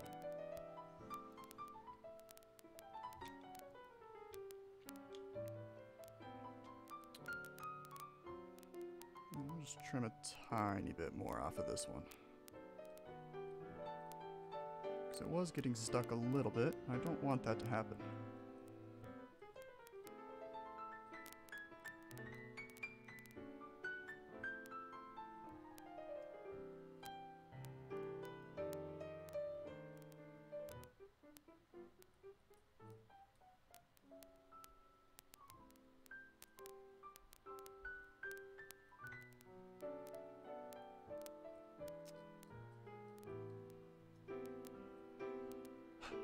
Triggers are like the least favorite part of portables for me.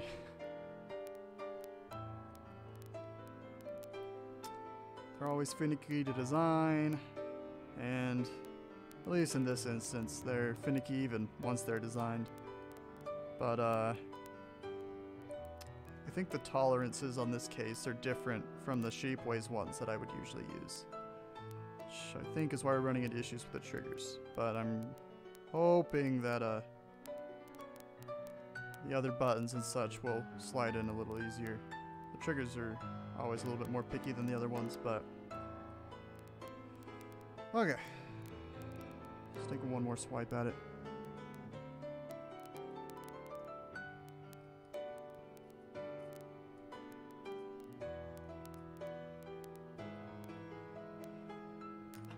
Okay, hopefully this is good enough. Oh, that went in really easily. Okay, that gives me high hopes.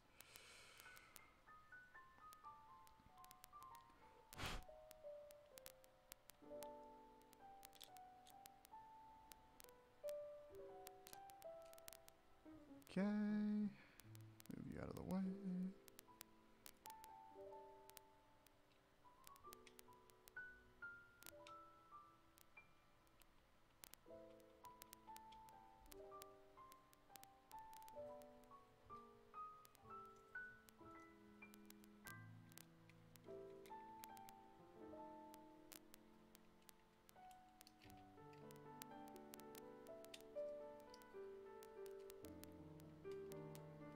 Huh.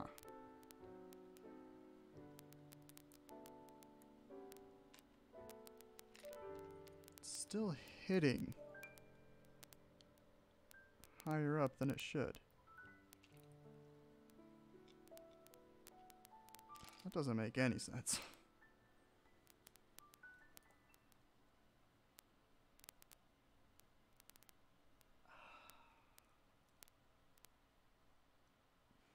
Can I cut? Can I make like the tack shorter?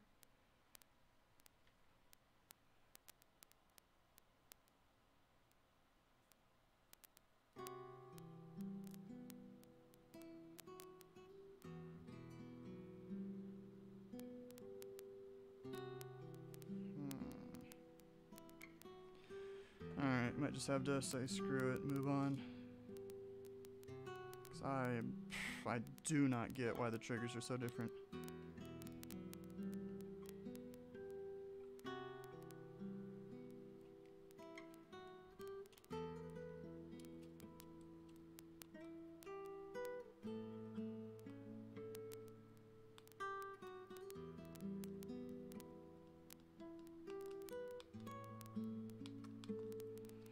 Oh well. So it looks like the right trigger will be analog and the left one won't, or something to that extent. It's not the end of the world, but it is irritating. Because it shouldn't be happening.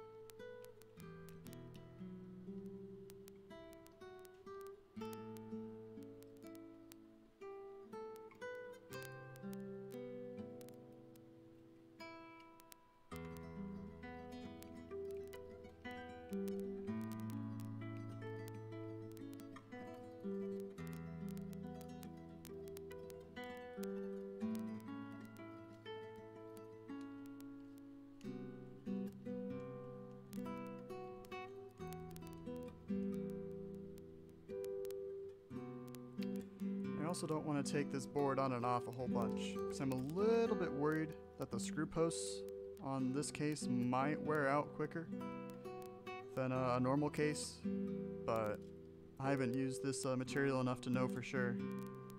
So I'm at least going to play cautiously for now.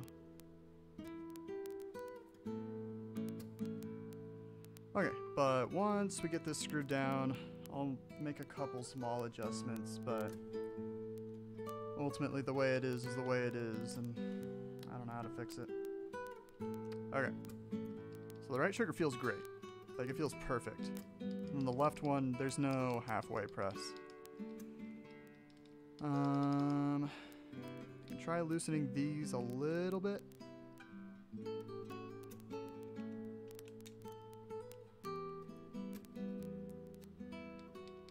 No change. Oh well.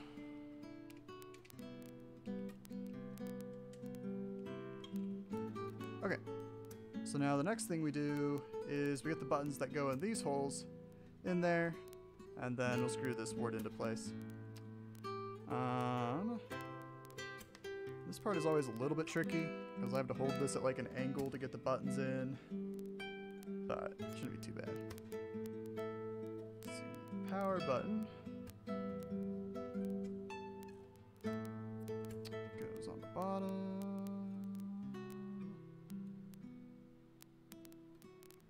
And then menu. We need to make sure the M is facing right side up, or else we'll have a when you.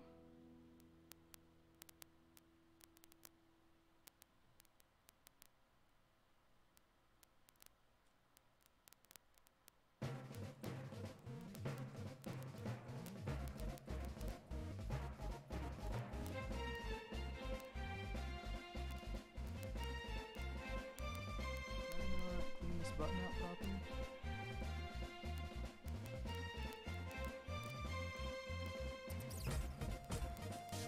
Maybe not. Scrape off just a little bit of it.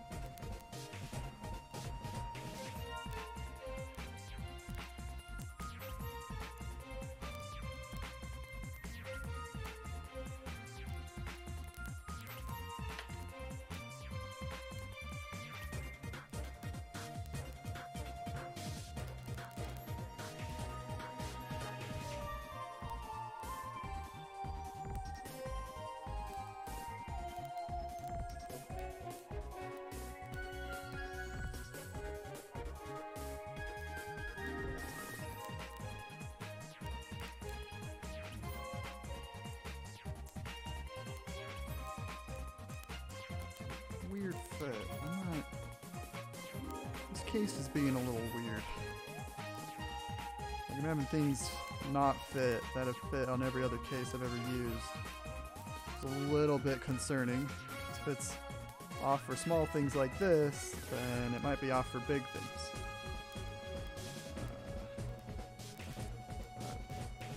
Guess we'll have to see. Let's see, I need this wire to stick out over there.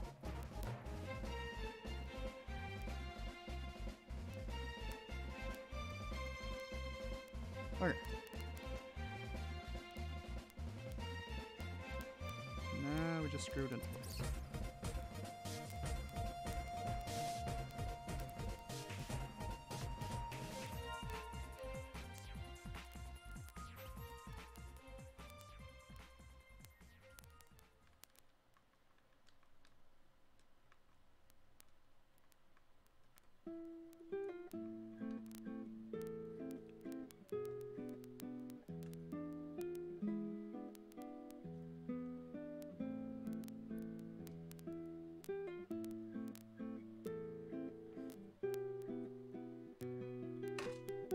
Oops.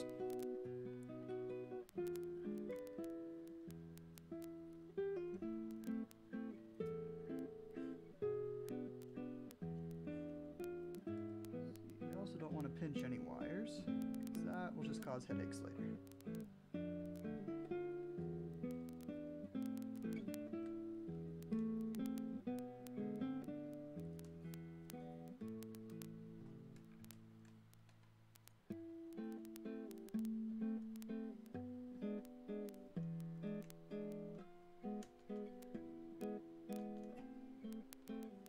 Okay, do the buttons all work? We can go down, we can go up, we can go into the menu, we can turn the portable on and off. Alright. Okay, Z buttons work too. I'm gonna loosen these just a little bit more, because that might help, but... Okay. So, now I'm gonna arrange these wires a little bit nicer, because you can actually see the wires when it's closed up, so I do want it to look nice.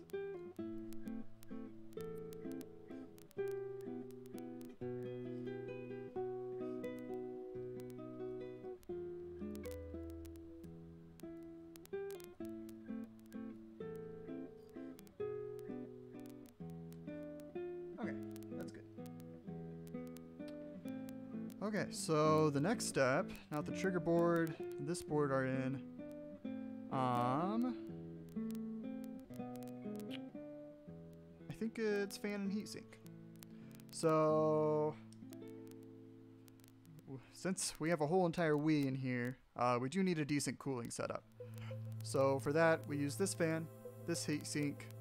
The fan is a really low power one, runs off of 3.3 volts. It's very quiet, it's perfect. And then this heatsink is just the exact same size as the fan. So we use them in tandem quite a bit. The heatsink has this blue pad on it to stick it to something. And it works perfectly fine. But I just use my own thermal paste. Because this pad has a little bit of thickness, which I haven't designed around. And so it might mess things up a little bit, but it also might not. I don't know. I've never tried. But this sticky stuff just kind of peels right off.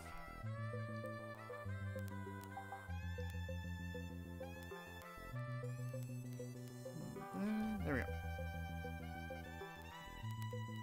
There's a little bit of stuff left.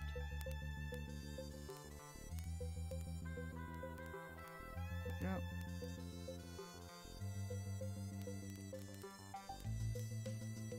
Okay, so the heatsink just kind of should just fall into place. Is it flush? Okay, it didn't feel quite right, but it's good.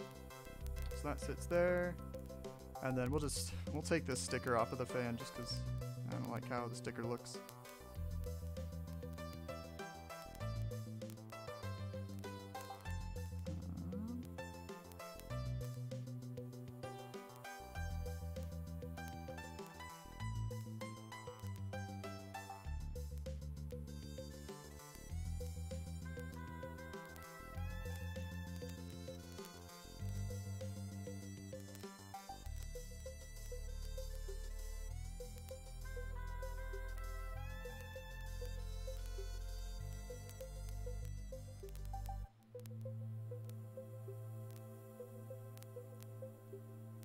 Oh, and then one thing we'll do, so the fan has these wires attached that go to this connector, but I'm not going to use that connector, and so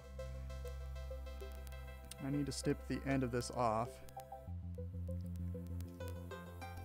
and then I need to get this black coating off, and so I just kind of cut it in half very carefully by just kind of shoving an X-Acto knife between the two wires and hoping I don't cut into the two wires, because that will cause issues.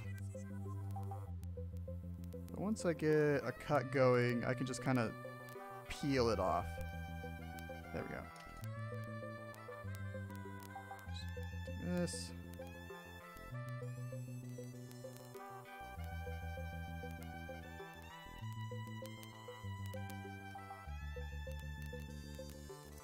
Okay.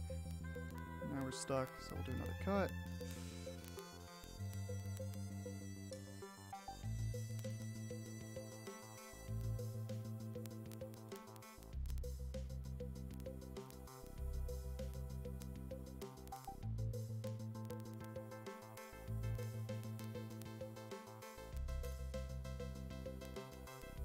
Alright, that should be enough.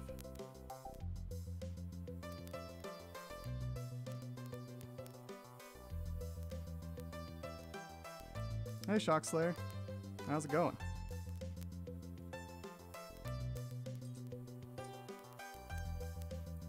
Alright. The fan just sits in. And we're all good. So then I think we'll put the copper plate on first. Let me go grab one.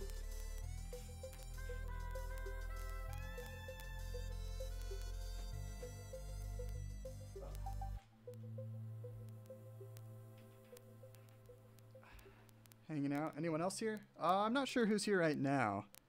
I know Jeff Longo. Jeff was in here earlier.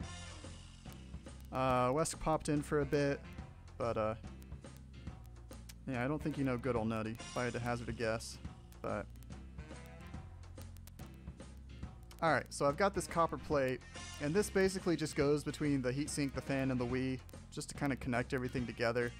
And there's this little blue film on it, which I didn't know existed, and I actually built a few portables with the film still attached before I realized it was there, which wasn't great, but nothing broke, so it's all okay. And so we are going to apply a little bit of thermal paste.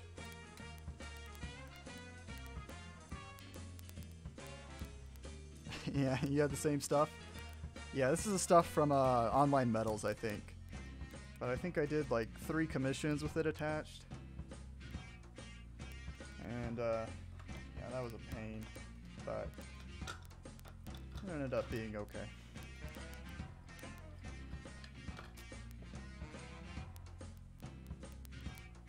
But fun fact, I don't know how to apply a thermal paste properly. Yeah, I didn't. So like on the first thing I grabbed, like the film was like perfectly blended in. And then I grabbed one where like the edges were just like a little bit fuzzy. And I was like, wait a second. This comes off. And then everyone made fun of me. And I cried. But you know, that's how life is.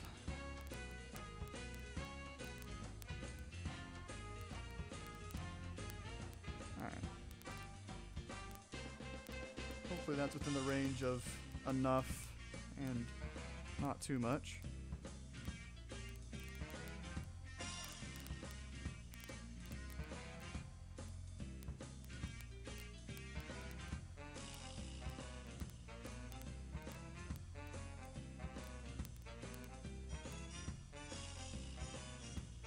Okay.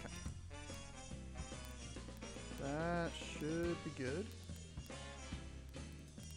Now, let me make sure the fan still spins. Oh, okay, yeah, there's plenty of clearance. That's good. One time I built an entire portable without checking to see if the case was enough.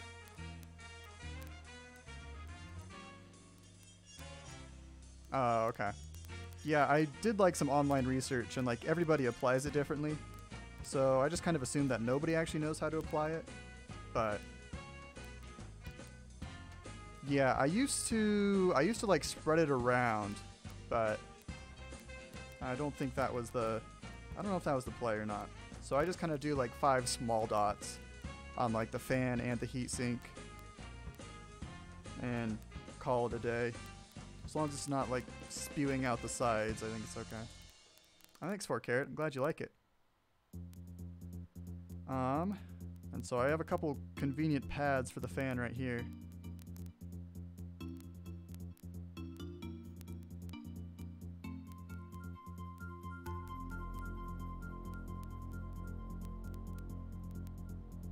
Okay.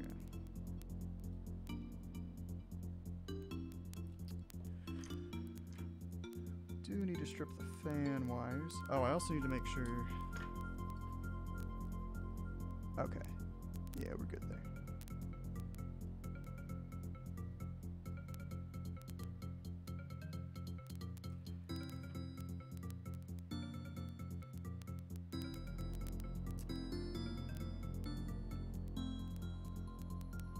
Yeah, so far I think I've only ever had a portable overheat once. I don't remember why it happened. I forgot something really dumb. I remember that, but I don't remember what I forgot. It might have been the copper sheet. But It was on one of my earlier commissions. I was like testing it and it kept like shutting off at like the 20-minute mark. And then I opened it up and felt like a moron. But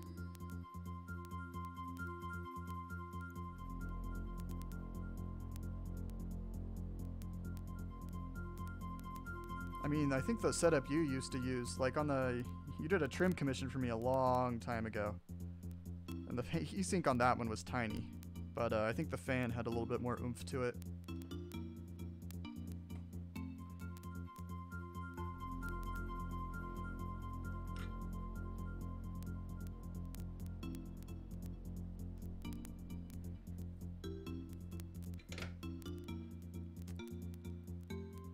Okay. Let's tin these real quick.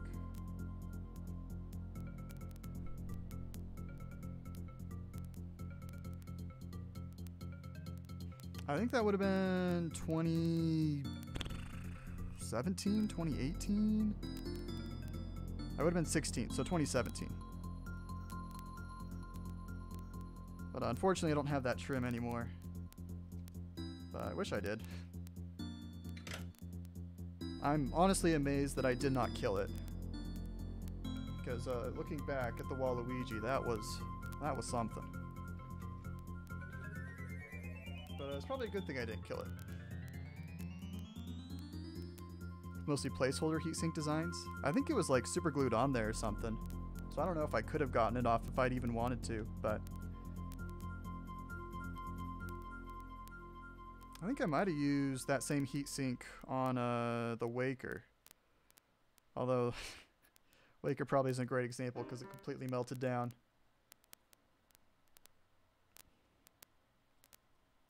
What do you want to know about it? I've definitely got pictures of it somewhere. I was going through my Google Photos the other day and walked through all my various memories of it.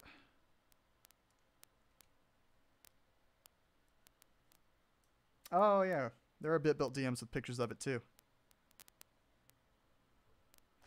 But yeah, it was just like one of those tiny copper ones for like I think Raspberry Pis usually.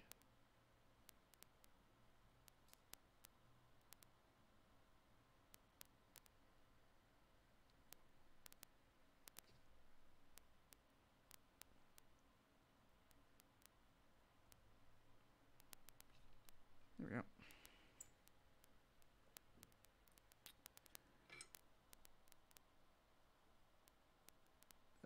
I think YouTube autoplay died again. Come on, man.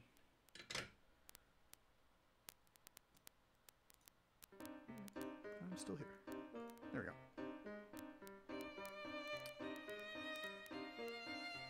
Look at that.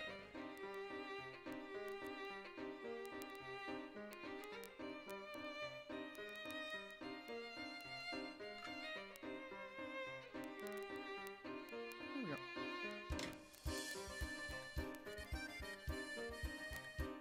Okay, so that's everything we're going to do with the fan and heatsink for now. So we're coming back to the USB-C board. So this one sits up top here. We've got all the wires on it, which will be a good thing later on, but for now they're just kind of in the way. Oh, we need to put... Oh, hang on, I missed a button.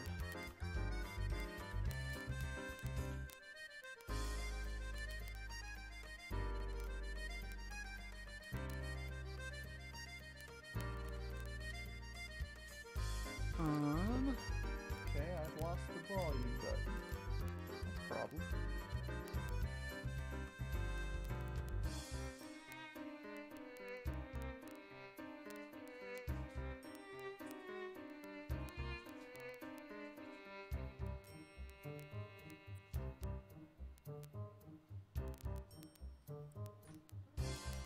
Okay, I seem to have lost the one volume button I had, but thankfully I have more buttons. So we're just gonna pop a new one out. That's why I make extras. Oh, you found it. Oh, okay. So was that heatsink supposed to be temporary, or was that one that you just deemed sufficient?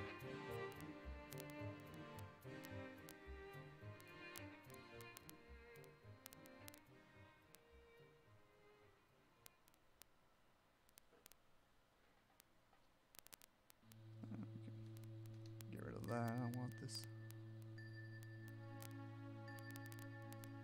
Work well enough. Yeah, that makes sense.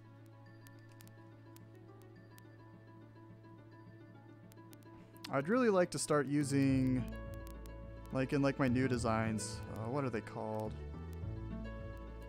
I like the little ones that port heat really easily. They're super custom. I can't remember what they're called. I think Aurelio used one in like the Pizza 2.0. Heat pipe? I think that might have been it. But the 7mm stuff is great, but sometimes I want something that's a little bit thinner. And there aren't a lot of custom heat sinks. Maybe I just need a CNC. Heat pipes are kind of a meme. In a good way or a bad way?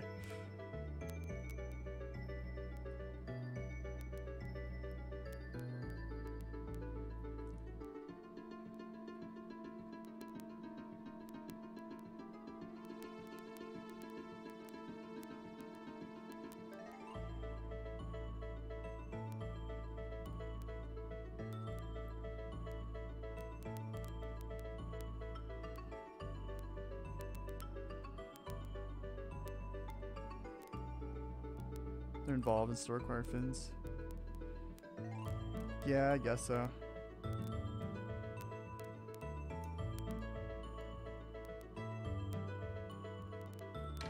Okay. We now have a volume button. Which slots in there.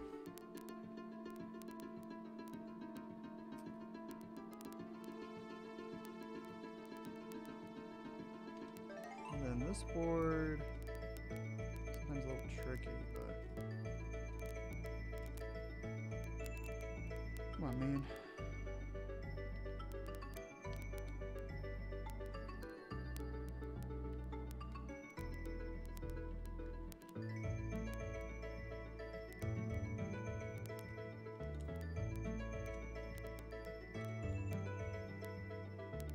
Is the screw not in all the way? Because it can mess with everything else if it's not in all the way. Oh, there we go.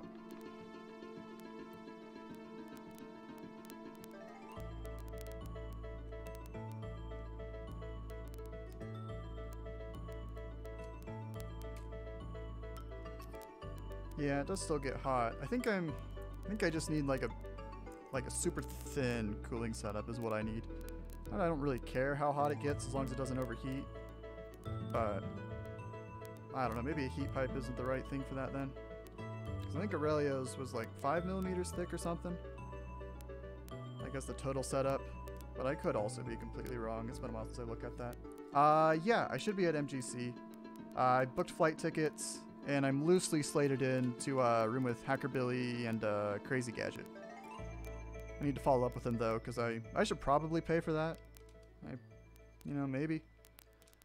I mean, I do have a massive influence, so maybe not, but yeah, you're working on some N64 thing for MGC, right?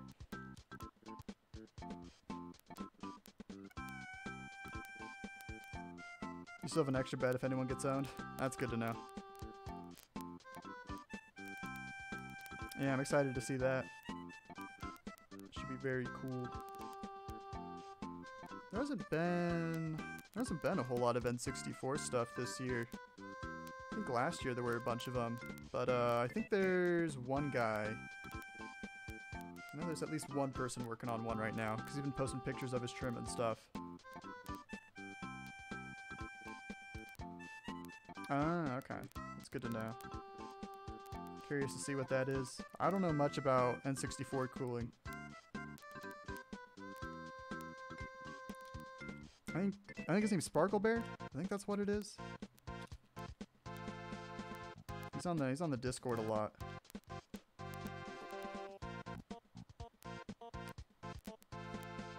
Okay, I'm starting to think that I should put this board in before I put the fan and heatsink in. Let's see, does that solve my problem? Yes, it does. Okay.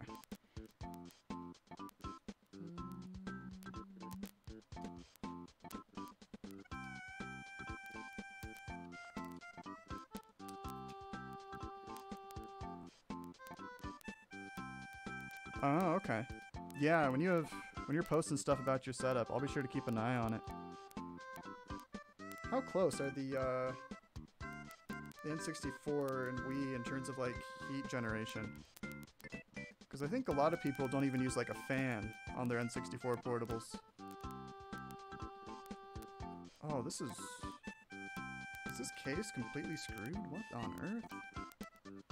Oh, no, I'm a moron. The button fell out. That's why it won't go in.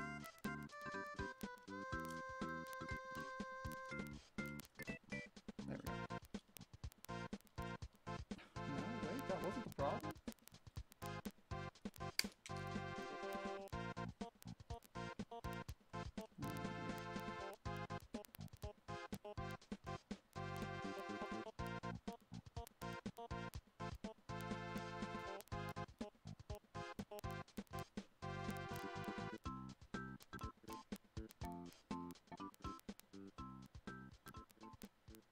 Gotcha. I mean, I hear you can use batteries as a heatsink, so could also try that.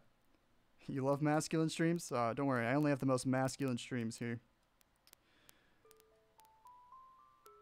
I'm actually building this portable shirtless, but unfortunately people need to see the portable, so you'll never get to see it.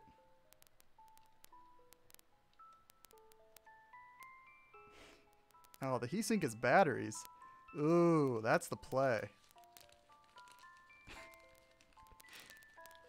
Maybe someday.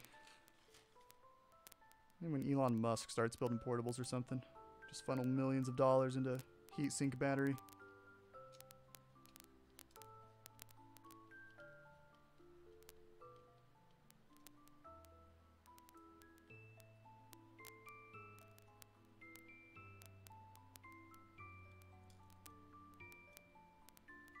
Okay.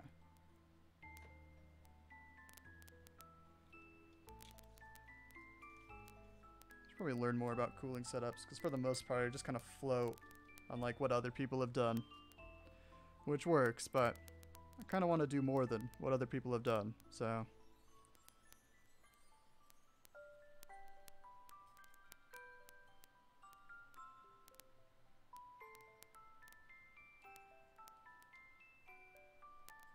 Huh. Yeah, I'm very curious to see that setup. I think you teased it a little bit maybe in your thread. I was looking at it the other day, but...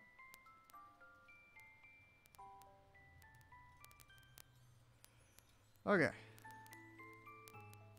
Now let's try putting the fan and heatsink in.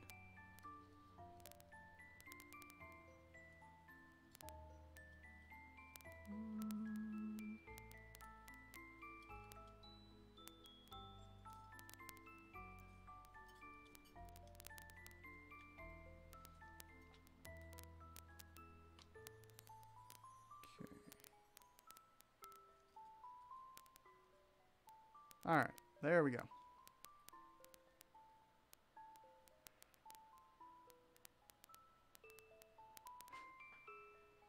Hey, well the best work logs are just height pictures. I do need to start a work log for my new project. I really want to get it done for the summer contest. Because I've entered like for 4 years in a row, but... I don't know if I'm going to have time to finish it, because it's going to need to be a resin printed case. There's no way I can do it on an FDM printer, and that means ordering it from somewhere. Oh well. Okay.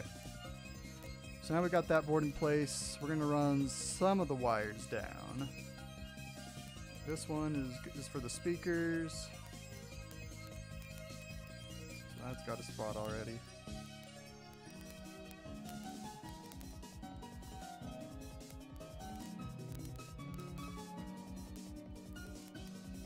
Gearing up to place an order soon? Where are you ordering from? Because I've used Shapeways, which isn't resin, at least the services I've used. And then this case is from PCBWay. But definitely open to trying out other places too.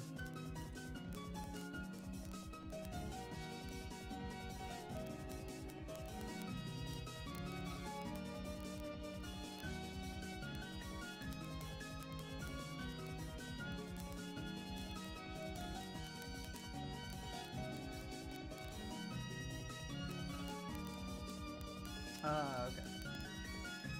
Yeah, he's a good person to talk to for that sort of stuff. I think he's done cases in like every material under the sun.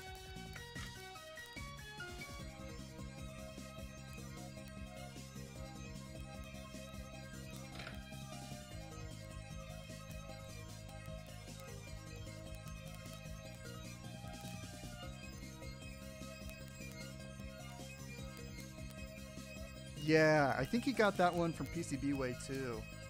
And then that one looks so good.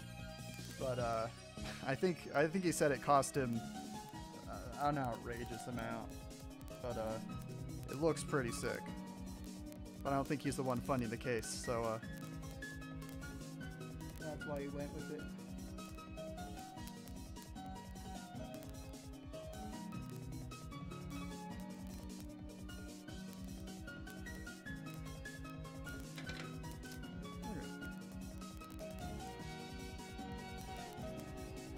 Yeah, did you see, what's his name? I don't remember, but he did a CNC portable last year. It was like a silver PC one, like with a PC inside of it. That one is crazy. I think his name's Dan. I don't remember what his name on the forums is, but that was crazy. You haven't? I'll look it up. Yeah, if you look up like the contest results last year, it got first place. By a mile, probably. CNC is just crazy, but... Okay, is that the only wire we run down here? I think it is.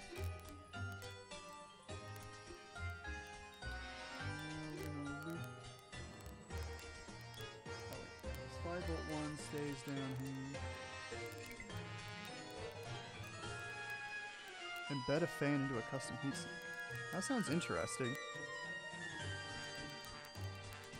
Trying to think like what that would look like on a portable. But I guess if you use like a thinner fan on a Wii, I don't know. That's a cool idea though. But yeah, CNC would be sick for heatsinks. There's probably a CNC on my campus somewhere. I should figure out where that is and bully someone into teaching me it. Think of old graphics cards? Oh! Okay, yeah, that makes sense. Okay. PMS.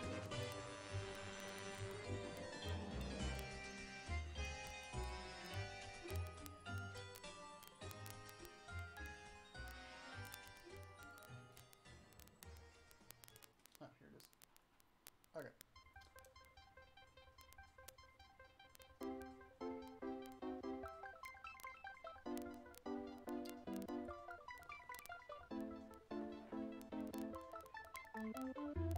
With the GameCube, whichever you're more familiar with. I actually just bought a GameCube for the first time a couple weeks ago, so I'm definitely more familiar with the Wii, but that makes sense. Okay, need to get these off.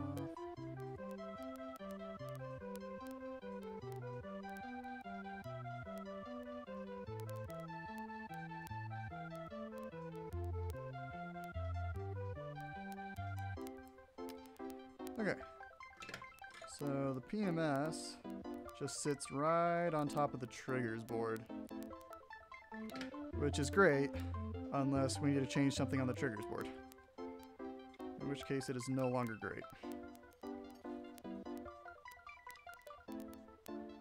Also, it's not sitting flat.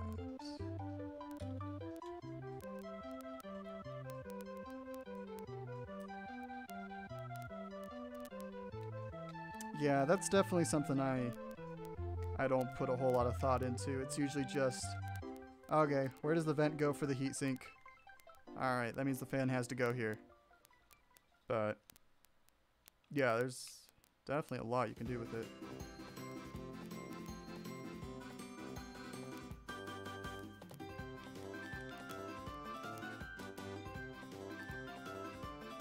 Huh.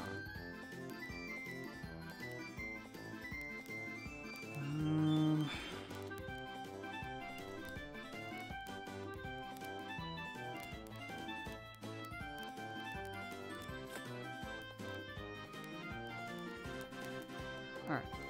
So, such a bizarre issue.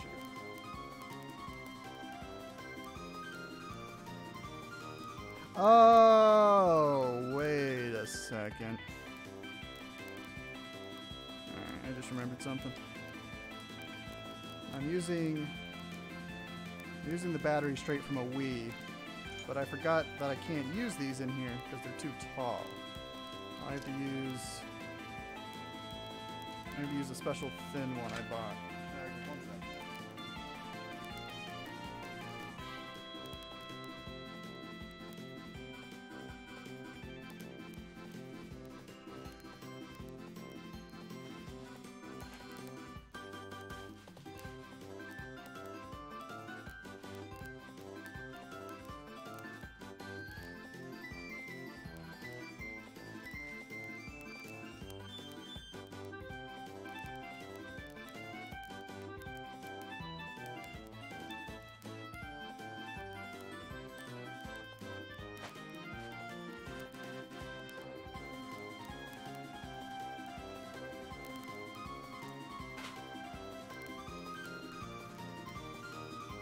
Okay. We need a thin one. Let me just make sure this one isn't dead, because apparently the holder for them busted open, and half of them are all stacked up next to each other, which could be bad.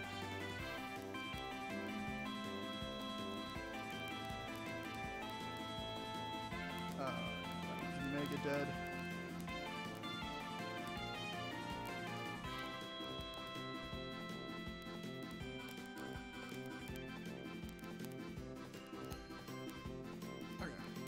About this one. Yeah, DIY concept UFO, that's what it was.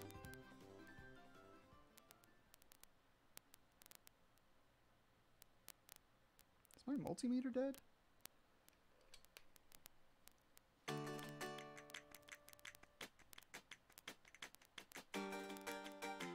those are both just dead batteries. Okay.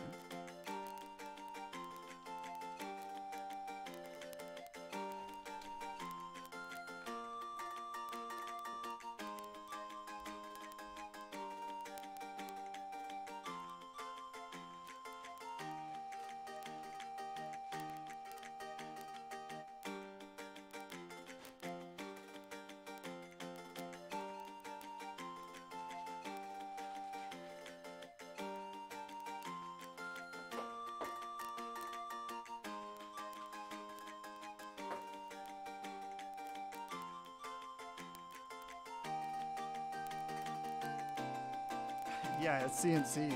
So I don't remember where he works, but apparently he's been working with CNCs for a long time, and he's got his own personal one. And so that's how Stoned Edge, that's how he did his first CNC case. He worked with that guy, because they're both from Australia. That one is crazy. And they're working together, Stoned Edge and that guy are working together on like another Raspberry Pi, some sort of build. Yeah. Might be the play. I don't know if they're accepting Americans right now, but maybe soon. I think Wesk is also in Australia, and Stitches. Good thing I'm Pig. That might help.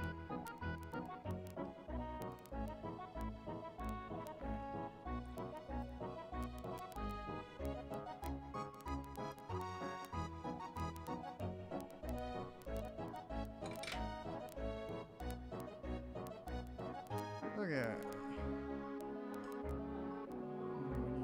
30 gauge wire.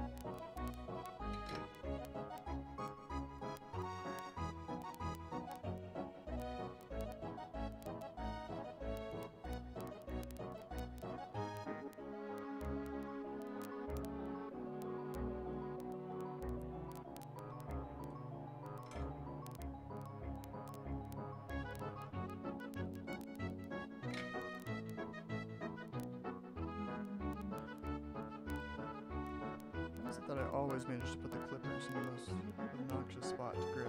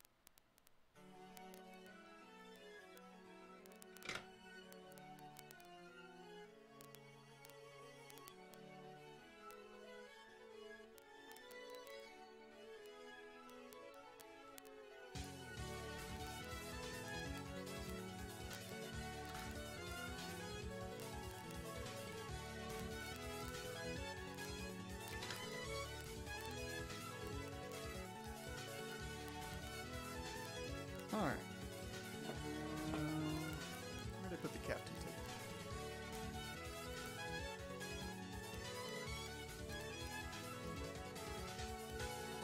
Oh, here it is.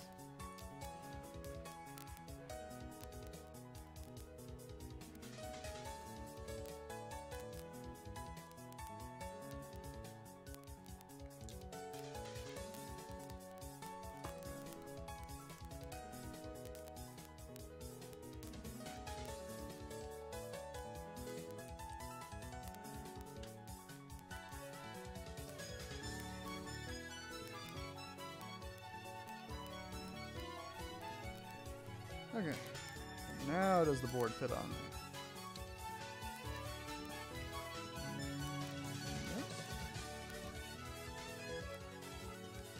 Yes. Okay, now it fits. So we are going to make a little captain flap around battery plus, just to be safe. I don't like how close the battery pad is to the heatsink.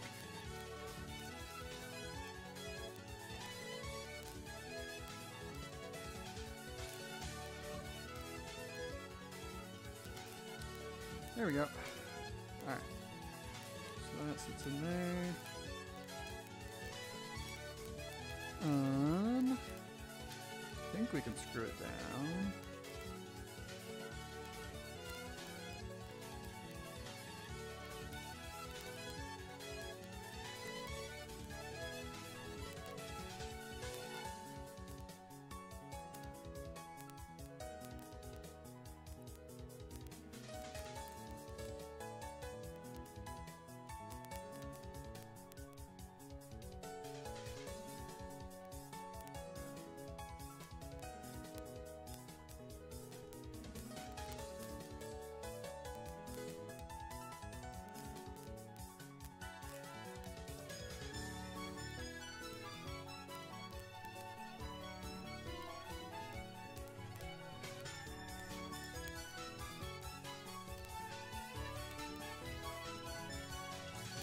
Alright, that looks pretty good.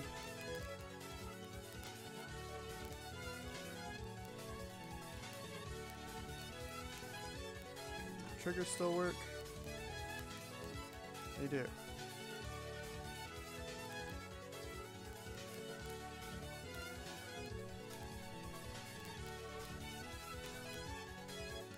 Alright, so the next thing we're going to do is we're going to get the battery holders all set up. So on some builds I solder the batteries, but I kind of hate having to do that. Oh, this is what it looks like, by the way. On the bottom. Looks pretty slick. Didn't really think about the fact that you can see the SD card stuff, and that's all a little bit scuffed, but... Oh, whoa. Okay, I can also see there's a wire sticking out way farther than it should be. Let me fix that real quick. Well, I should just make all my portables include.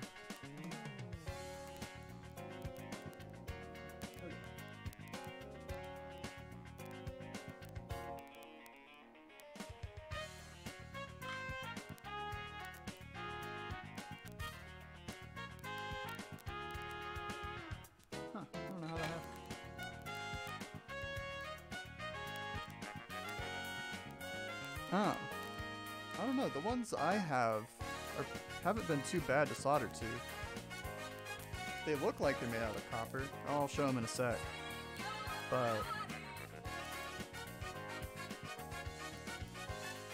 hey, rats. I've never had to use flux on the battery holders at least.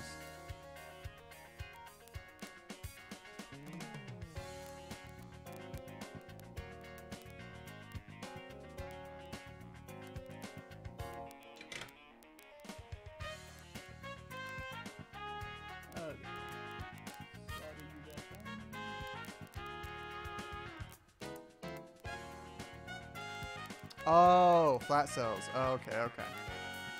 Yeah, I use 18650s in here. I am working on a build that uses light bulbs. I don't know, they seem a little scary, but it's one of those things where cylindrical cells just won't fit. But I'm using, I think, just some pretty generic ones. And I'm pretty sure they'll work in a portable. I checked the maths. Hopefully I'm not missing something dumb. But you know, if a portable explodes, that's good content, I think. As long as it explodes on me and not someone else. Hey, JP. Okay. Are there any other wires that are horribly mangled? No, it looks okay. Oh, there's a little flake of something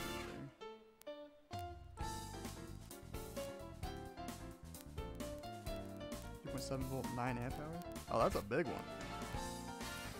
I'm trying to remember if I saw that one while looking for stuff for my build. Unfortunately, I can't fit a 9 amp hour cell. I think I'm using two. I think they're 2,500 milliamp hours. That's all I could fit. You actually have two, but that exceeds the maximum allowed on a plane. Ah. Yeah, I have a battery pack that I think it's 20 amp hours, which I think is technically above, but it never called me out on it, so I just bring it. Oh, hello from Panama. That is far away. Thanks for joining. Okay.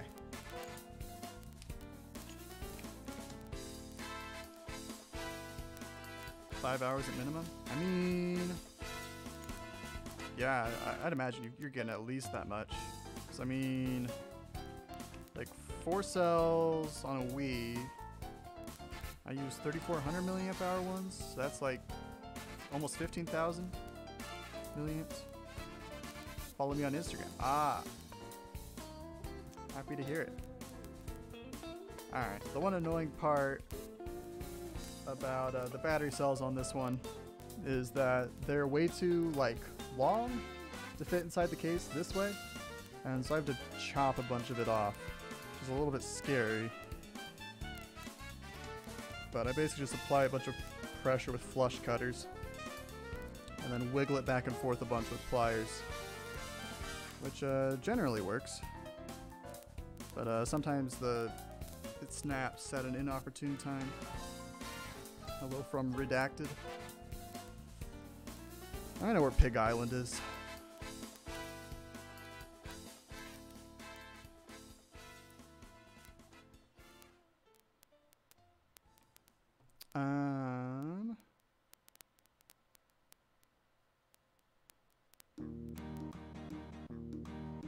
I guess that makes sense. Are you using like Ultra VGA and like a 64 drive in it? Or are there additional FPGA boards that I'm unaware of? UVGA 64 drive? Okay. I need to pick up a 64 drive at some point for a portable. Because I do want to do a portable N64. I just, you know, I didn't grow up with the N64, so I don't have any cartridges for it.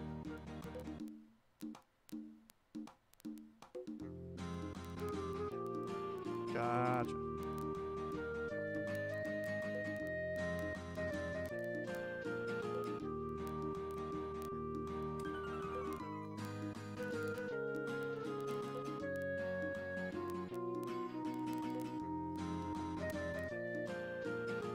Are you saying that the music is too loud? Or...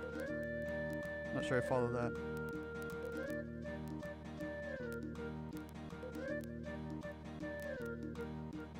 Oh, I didn't realize there was a portable version of it.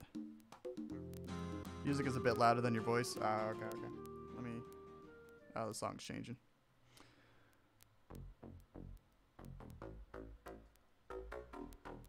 I'll just turn it down a little more. There we go. Hopefully that's better. So is the portable version of it, is that something you got like straight from Marshall? Or is that, can you buy that somewhere? Oh, it's all good, man.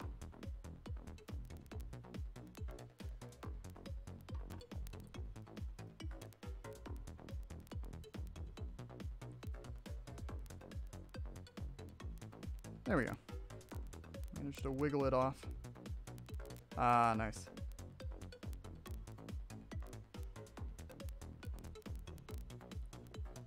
Is he gonna be at MGC? I don't know if he said anything yet. Maybe I just missed it.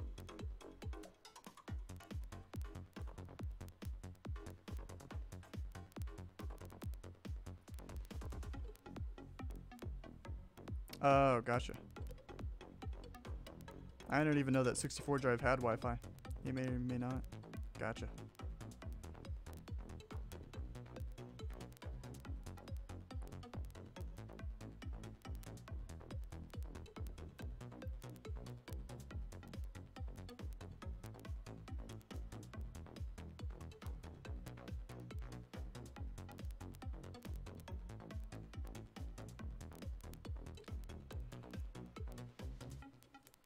There we go.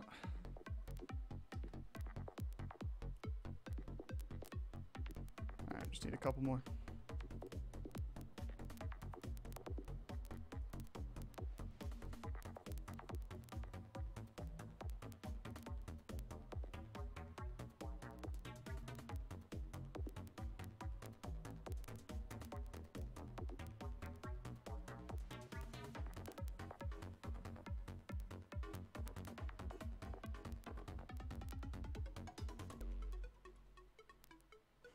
There you go. Sounds like a plan.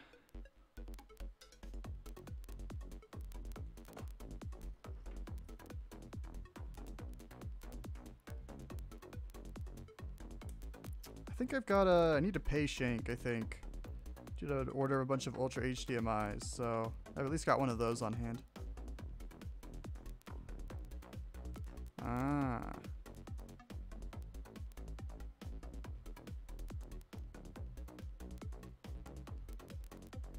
Always a good portable when there's secrets.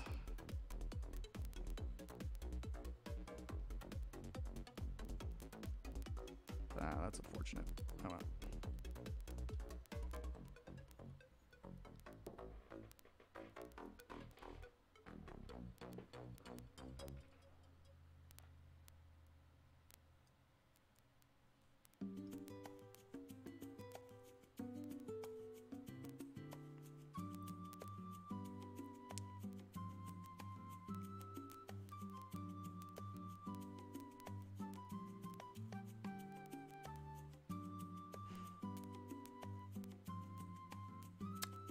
Yeah, that's fair. I hit that point with WiiboyColors for sure. But I still got to pay the bills, so build at least a couple more. All the base portabilizing serotonin. Yeah, that makes sense. It's no longer quite as magical to see Mario Sunshine on a tiny screen. But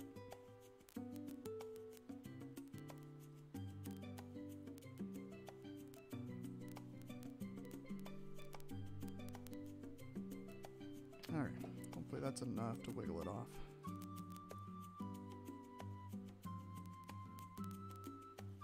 Ah, perfect.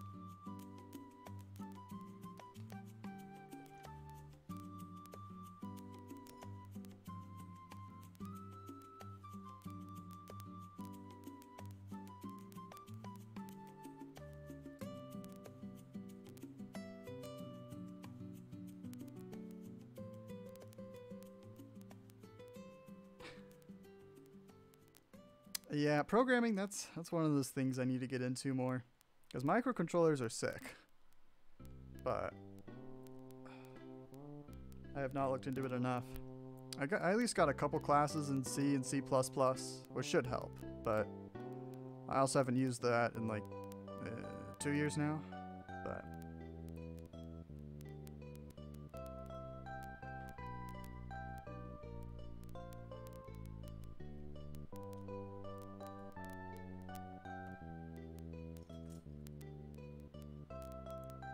once you get into it, you wish you'd started sooner?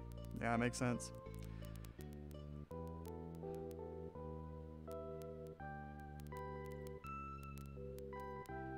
Okay, that's enough battery tabs. Okay.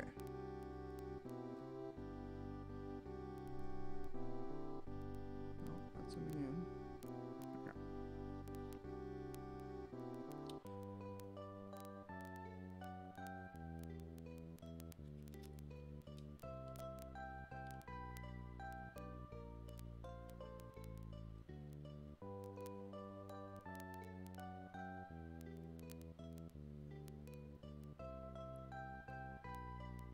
Oh, that makes sense.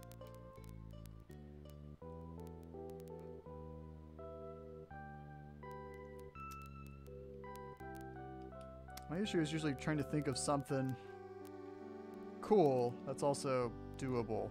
But I think sometimes I tend to overestimate how difficult something would be. So I probably just need to pick something and throw myself at it.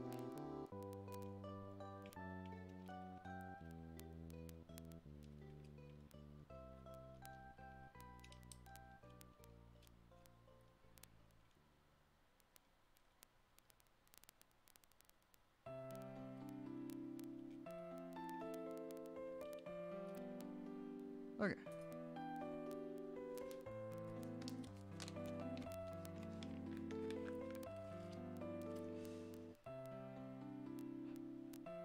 Theory, the patient should transfer. Guess we'll see. And it's probably a cheaper hobby to get into.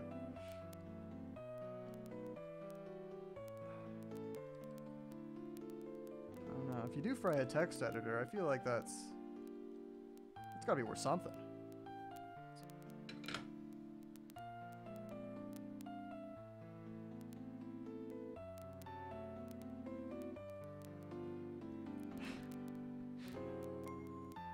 That makes sense.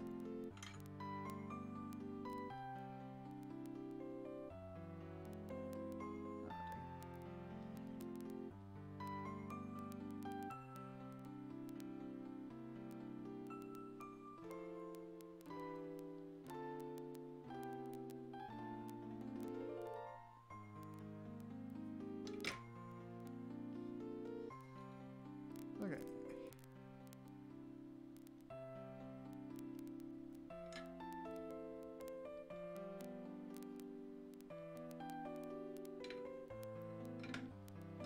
I just want to be sure this joint is perfect.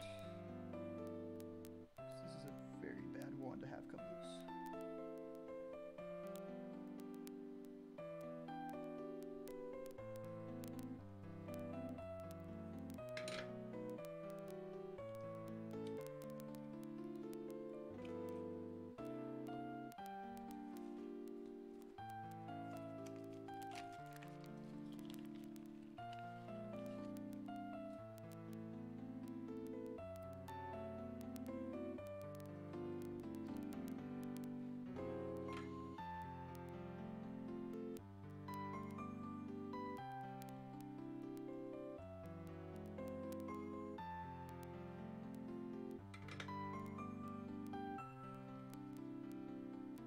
Okay, we're almost at the part where we just connect everything together.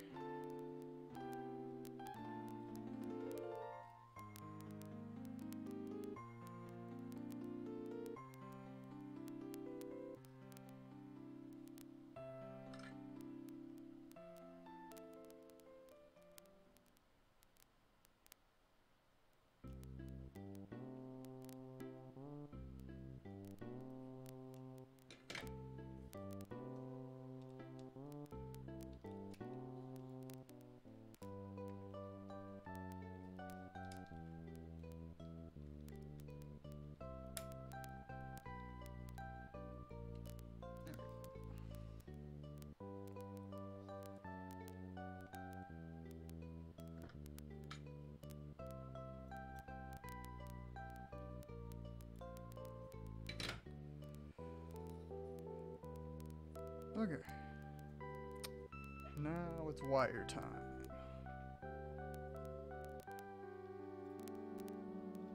Let's see, this one's 5 volts.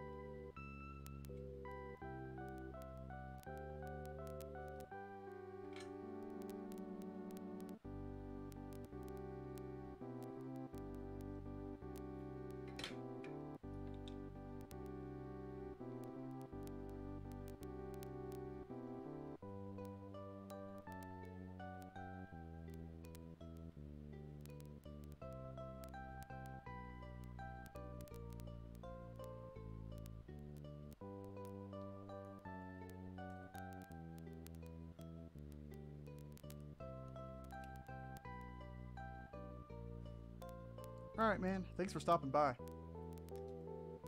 See you at MGC, man.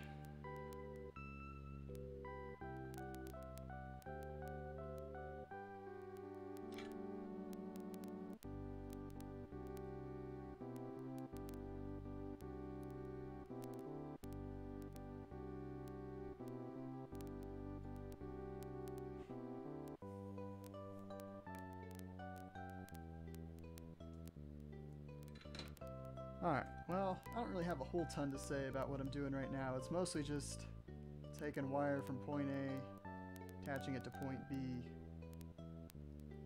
And it'll be a lot of that from here on out.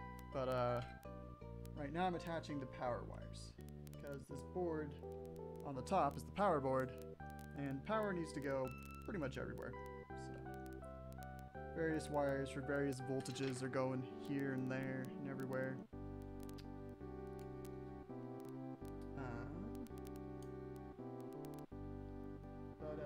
Once we get a few more wires put on, it'll be time to put the Wii down, which is always exciting.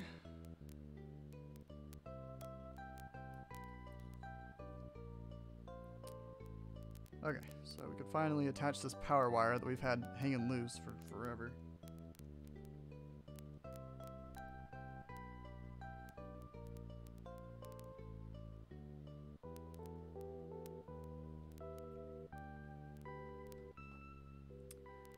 It sits just right here. Alright, I guess I should call it it's the power button, not a power wire. But it's an important one.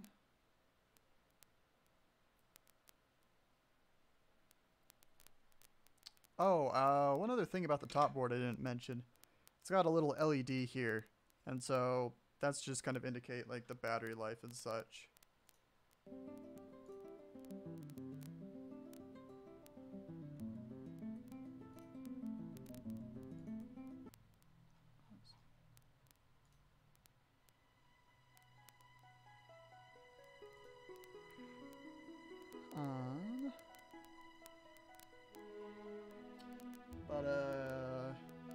Yeah, the LED. It's just a simple RGB LED, but I'm not sure how it's going to look in the case, because usually it's only visible through like one point, but well, the entire case is clear, so I'm a little bit worried that the LED might just be obnoxious. So I'm not a huge LED guy, but we'll see.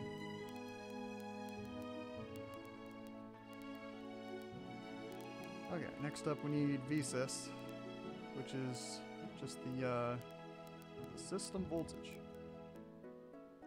But it's essentially the same voltage as the batteries are always. And it's what controls the LED. That way the LED can, even if the portable isn't turned on, the LED still has voltage. So for like while it's charging and such.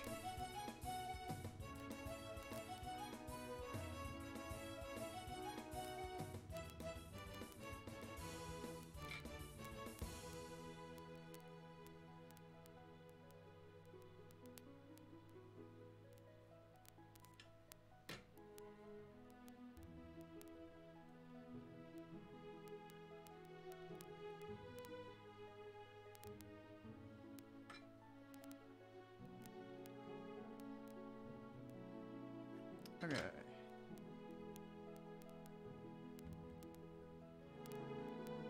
And next up are all the LED wires.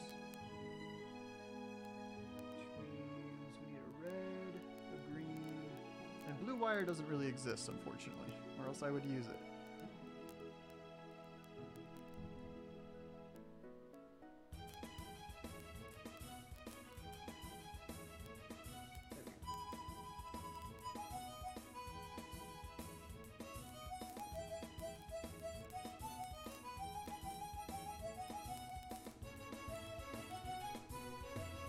Or at least blue magnet wire doesn't exist. There's plenty of blue wire out there, but I need very thin wire for this stuff. And that's not real, unfortunately. I think I found it once, but it was insanely expensive. I think it was like 50 bucks for like a roll smaller than like a $5 roll of just the red magnet wire. Which is unfortunate, but life can't be perfect.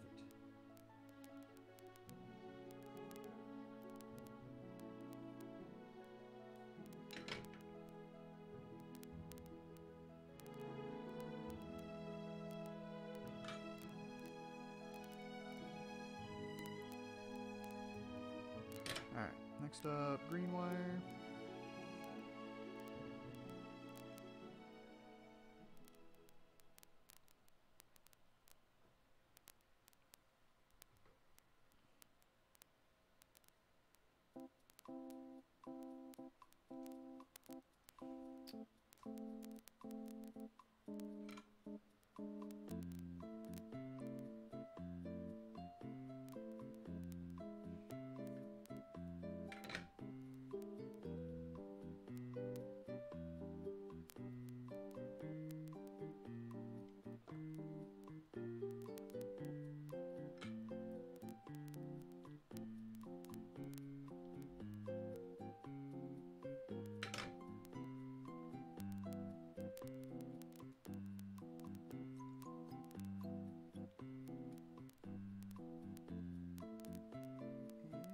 This wire.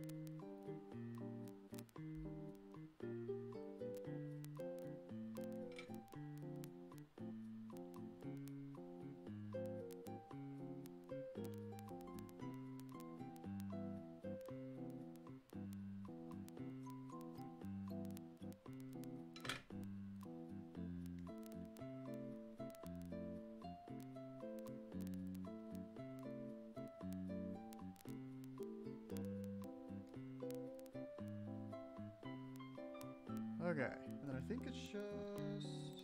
Oh no, I can run the 3.3 and 1.8 volt wires too. Forgot about this.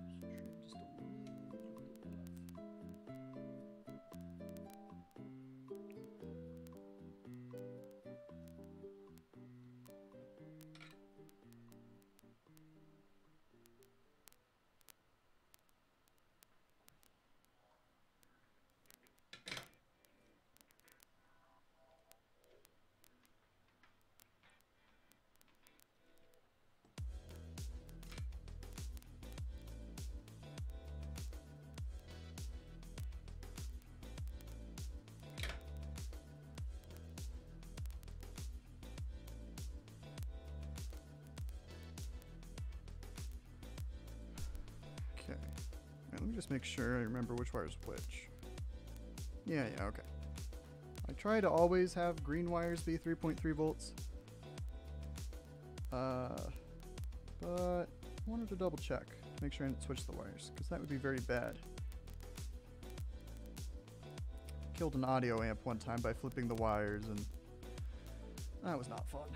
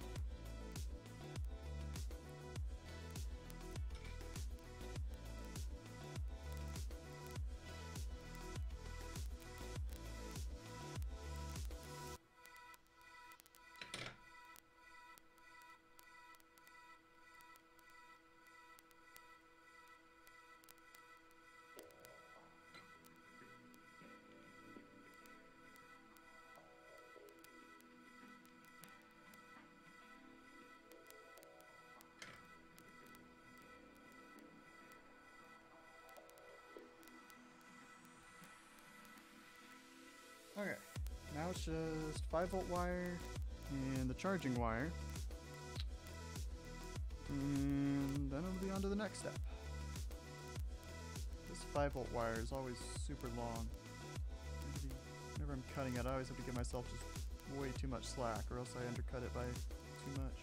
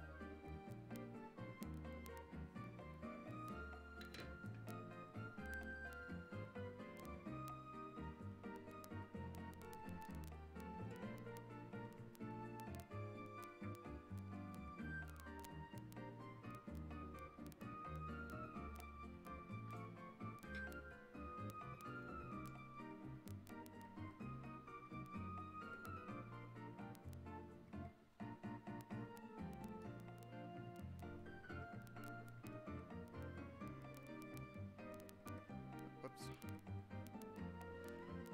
Accidentally unsoldered one wire.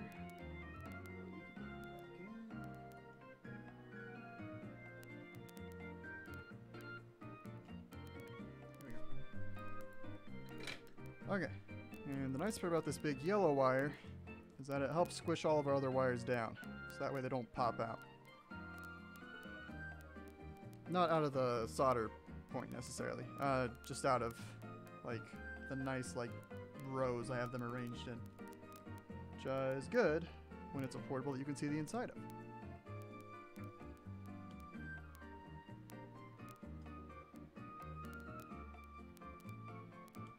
Oh wait, before I solder that wire down, I should... Let's see, we are going to attach the flex cable. So this is what runs all the signals from one half to the other. And we want to put it in before we have too many wires covering it. That way it's a little bit easier to insert.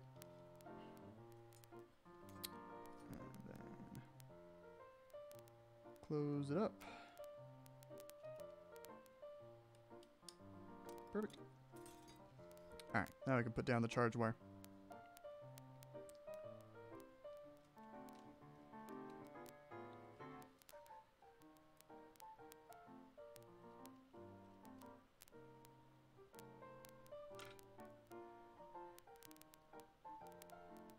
There we go. Do a bit of wrangling.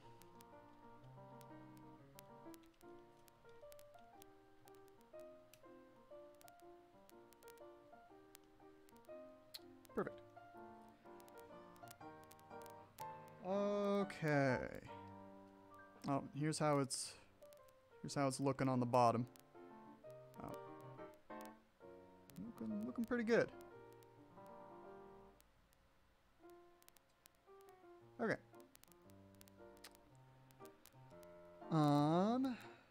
Oh, we should... So one thing I need to do to the PMS first is attach the thermistor, which is the temperature sensor. So if something goes horribly wrong, or if this turns on while it's in like a case or something, this little blue guy will send a signal to this dude and tell him to shut off. So that way my portable doesn't burn up, which is very cool. Because I have actually had a portable melt before, and it's very sad.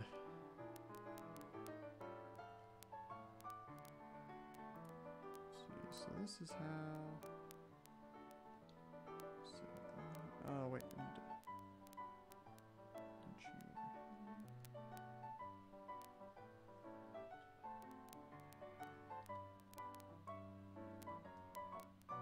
Okay, so the good news is that our Wii board is going to sit there flat. So sometimes I mess something up and it doesn't sit there flat, which is bad. But we're definitely good on that front. Okay, back to the thermistor.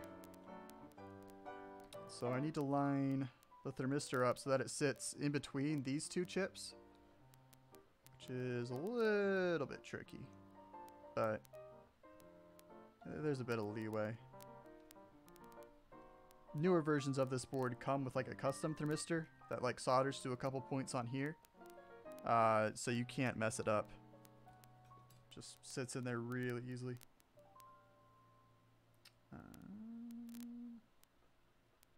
That should be good.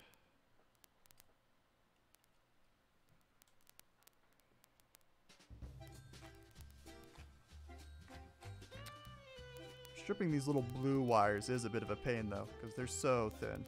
And if I apply too much pressure, then they get cut. Which means my wires will be too short, which will make me sad.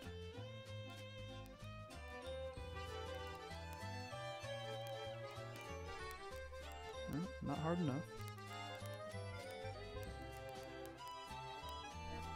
Perfect.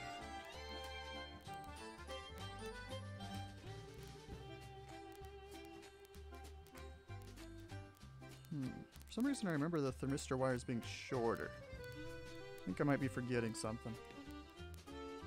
But better for them to be too long than too short, for now at least. Okay.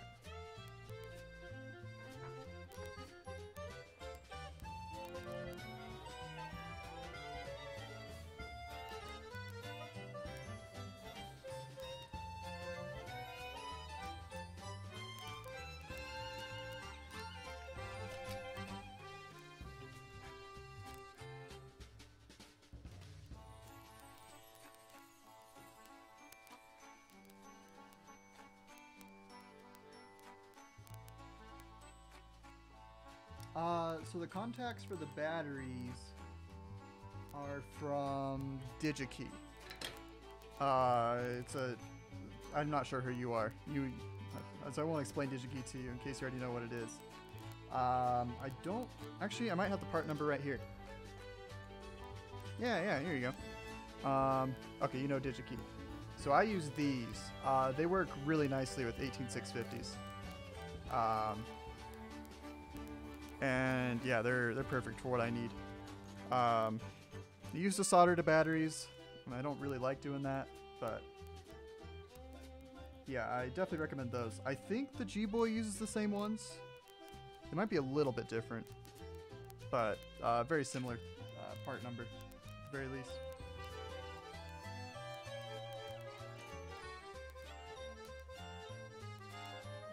Oh no, you're good. I think I just said the Wiiboy uses the same ones. But yeah, they're nice. They're pretty low profile. You can cut them down a little bit if you need to. Like for this portable, like they stick out this way too much, so I have to cut them off. You didn't see how I put my copper plate? You can always go back and rewatch it later. I basically just put the heatsink down. Actually, you can kind of see it. It's clear. So you can see I've got the heatsink. There's the fan back here. And then I just put down a little bit of thermal paste and then smush the copper plate on top. But I'm honestly not much of an expert on how to properly apply thermal paste. So it might be better to look up how to apply that yourself. That way I'm not guilty of giving you wrong info. Okay. I think it's just about Wii time. So one last thermal thing I do on WiiboyColors is I put thermal pads on top of the CPU and GPU. And I need to figure out... Oh, they're right here.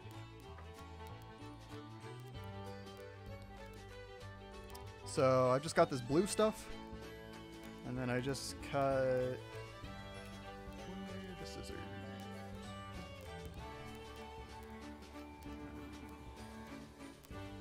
pile of tools.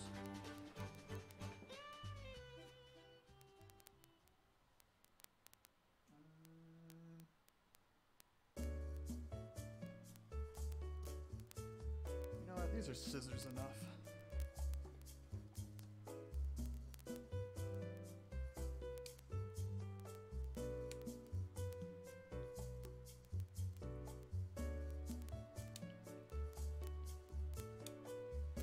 Alright, there's a small one.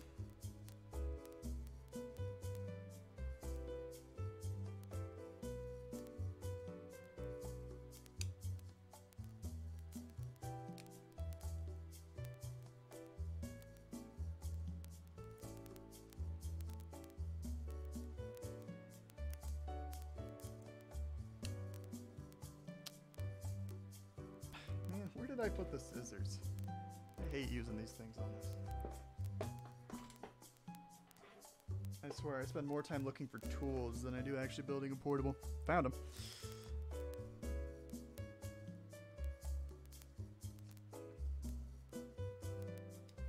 Okay.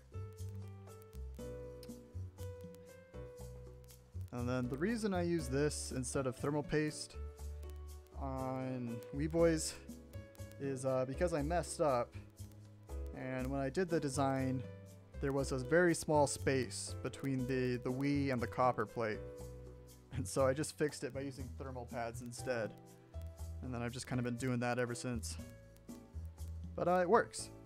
And thermal pads, I think, are a little bit more reliable if you don't know what you're doing when you're applying thermal paste. So I've just kind of stuck with them. Okay. And I think we're good to stick it down. Peeling off the second half of the pad is a bit of a pain though, because the pad likes to stick to the little plastic cover more than it does the Wii. Come on.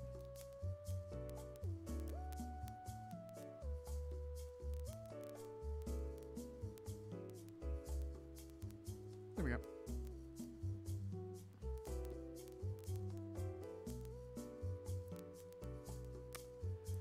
And then the big one. I won't do Bluetooth relocation on this one. I personally have never once wanted to use like a Wii remote on a portable outside of like for a video. So Bluetooth is pretty low on my my relocation priority list. But some people do like using Wiimotes. I'm just not one of them. Okay, now it's a little... it'll be fine. Okay. So now we have to carefully slide it in. Gotta get the wire under the red wire. Come on, man. Here we go.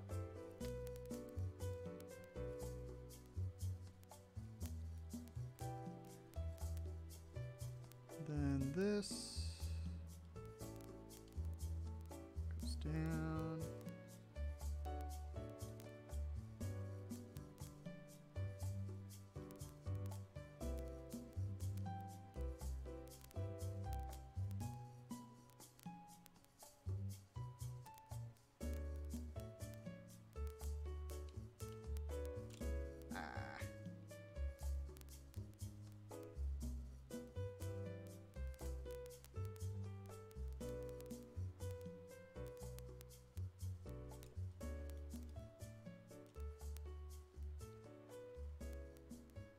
Thermistor is getting in the way.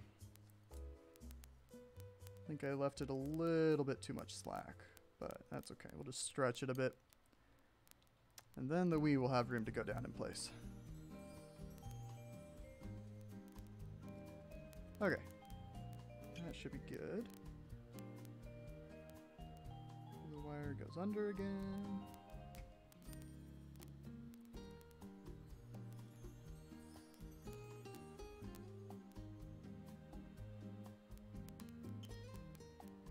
Okay.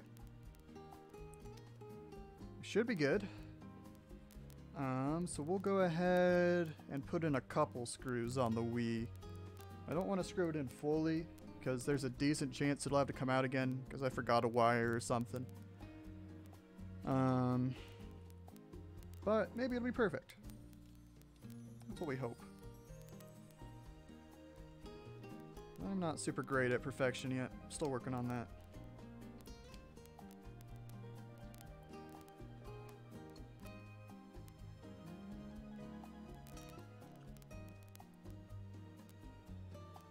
One more big one.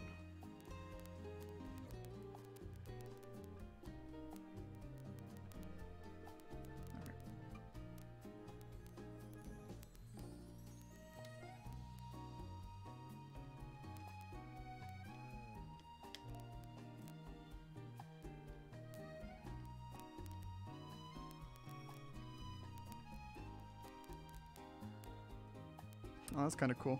You can see how the screw is threading in on a clear case. Wow, not when my camera won't focus, but that looks nifty.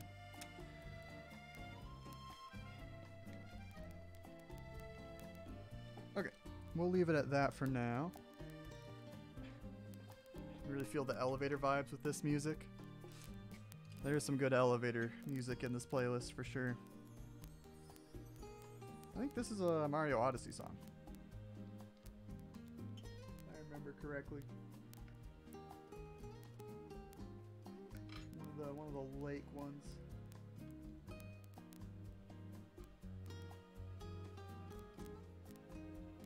Okay. So these thick wires are all the voltage wires. And the reason they need to be thick is because when wires carry a lot of power, the wires need to be thick, or else they will just kind of explode or won't work properly. But exploding is the fun one.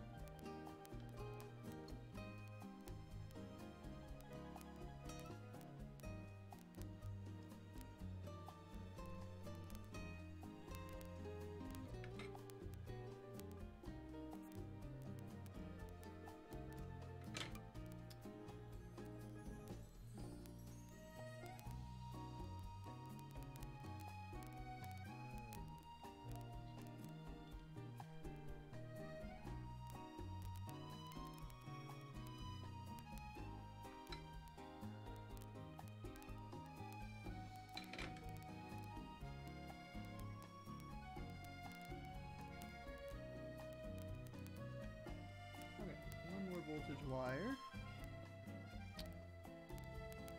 Okay, I think it might be time to run another test.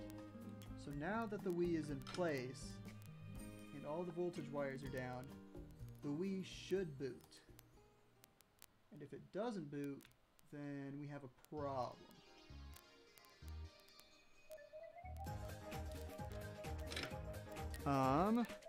So in order to test that, we need to run composite video out again, which is pretty easy, but we don't have access to the same pads as before. So we have to use these little guys right here to get composite now.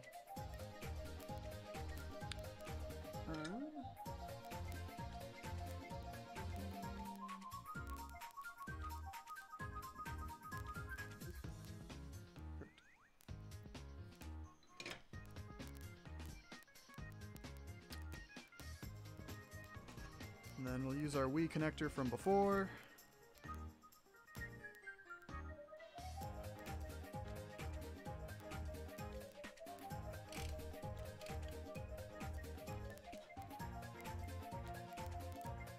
Oh wait, I remembered one wire we need before we try to test. We need a ground wire between this board and the Wii, or else it'll act all nuts. Okay. Grab the box of thick wire.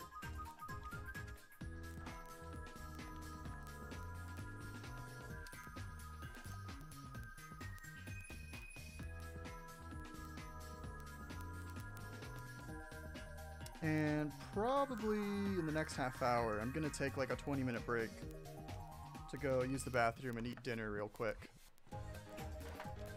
So probably once we've got, either once the back half is finished, or maybe just right after this test.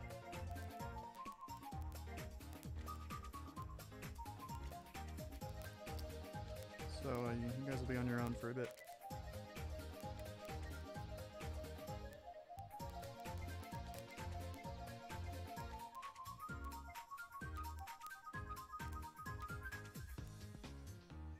Wait, I shouldn't be stripping there.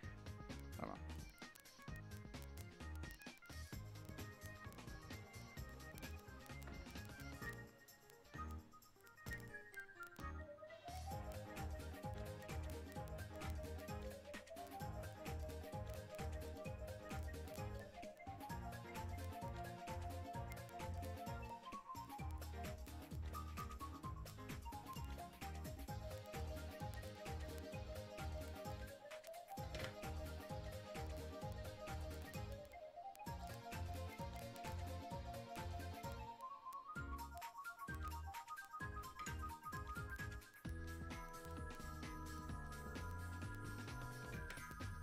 Okay, yeah, this wire is way too long.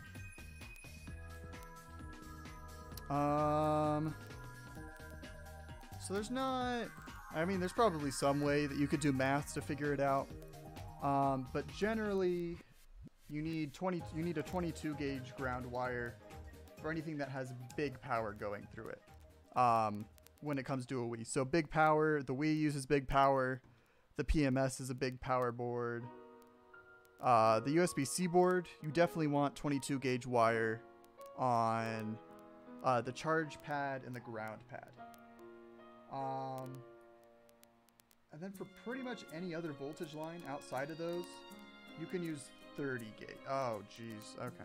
Well, I somehow managed to pull the entire stripping off of the wire rather than a little bit, so we're going to need a new wire.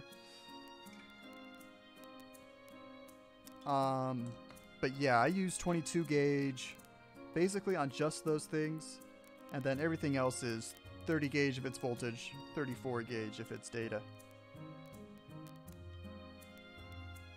Unless you're using, your screen might need a little bit more than that if it's a higher power screen, but for a lot of them you can get away with 30 gauge. I've also used 26 gauge wire in the past in some spots, but I found that 30 gauge is usually enough.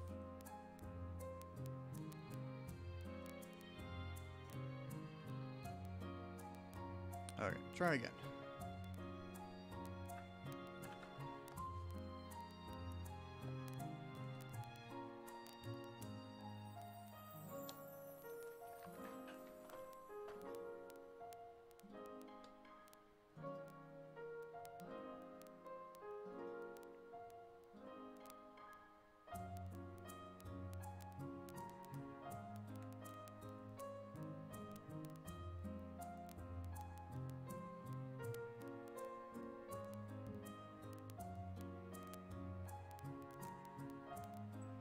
Okay, wire's all stripped.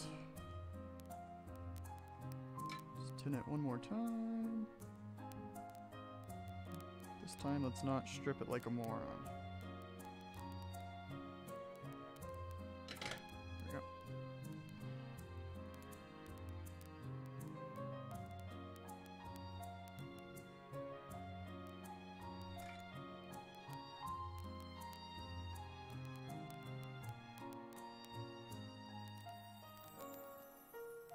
Is this one still too long?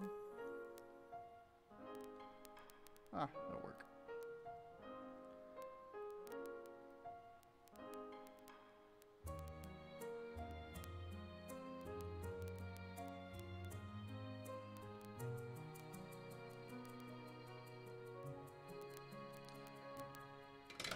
Okay.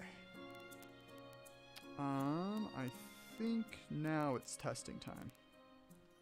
So we're gonna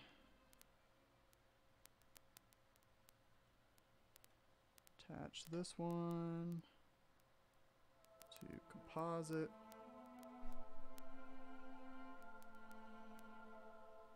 We're gonna need to trim a bit of it off.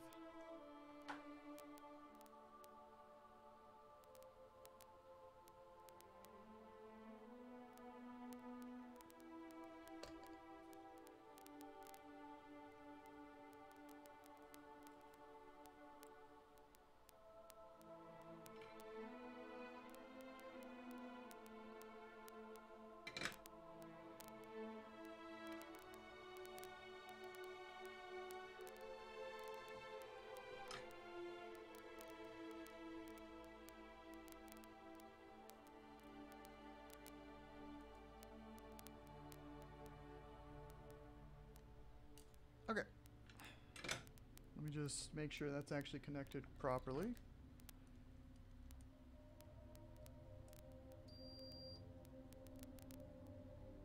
Perfect. Okay. So,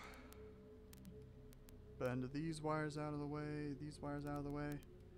So to test, we're just going to put in one battery. Which I think I've got one in this box. Nice pink battery. And I'll check the voltage on it real quick to make sure it's got enough to power the Wii.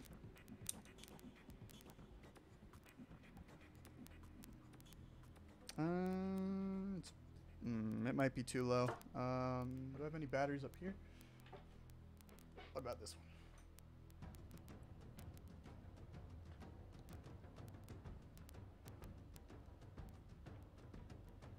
one? Okay, this one's good. It's at 4 volts, which is plenty.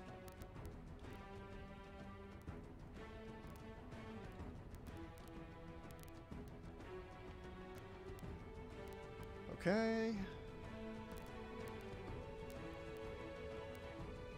You can see the whole setup now. We've got one battery in.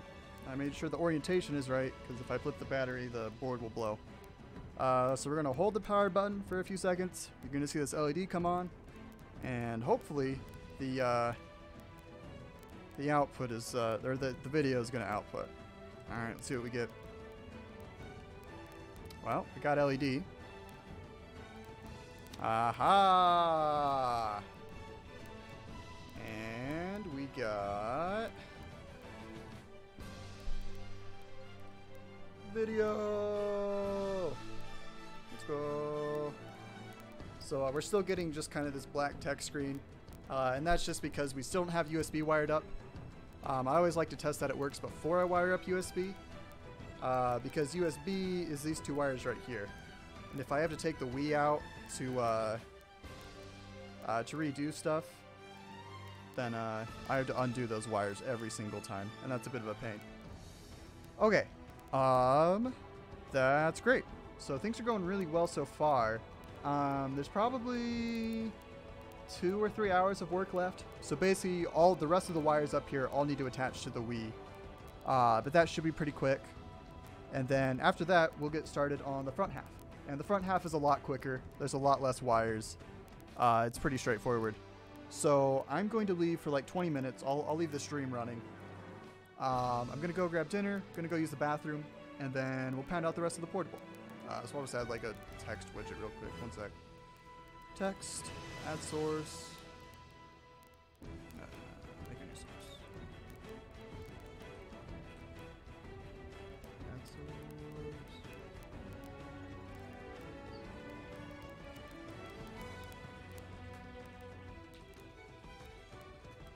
Back at, what time is it right now? 6:14. Be back at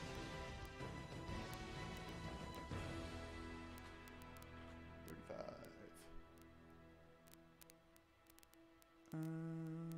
Font size is cool. Bigger. Done.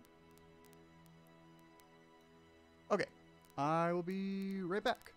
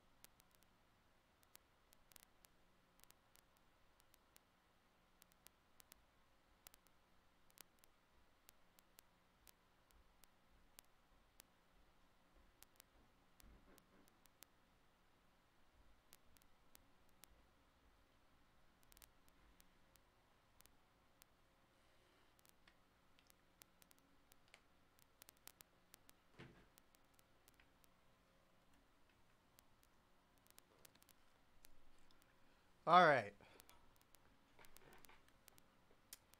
I think I'm back a couple minutes early, but I think you guys will survive. All right.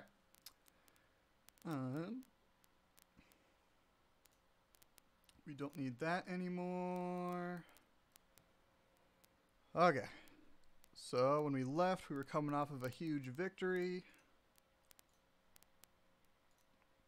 I think the next thing I want to do is wire up USB and then just run another test real quick. Because USB, it's one of those things that often has issues, unfortunately. And I'm really hopeful we're good. But I'd rather know that we're good.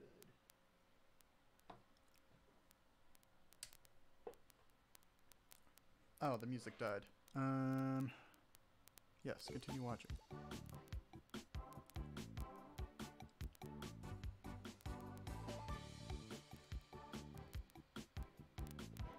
Why does YouTube even do that?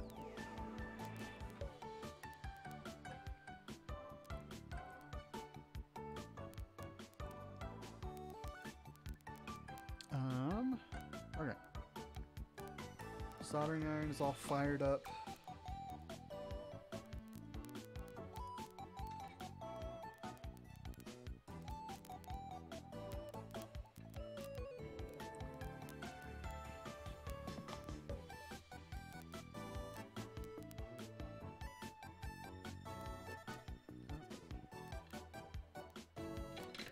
Oh, wait, forgot. I was talking earlier about sometimes you need to scratch the vias in order to solder to them.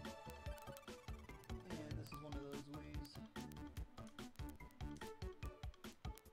These USB lines are kind of exposed, but let's expose them a little bit, just to be safe.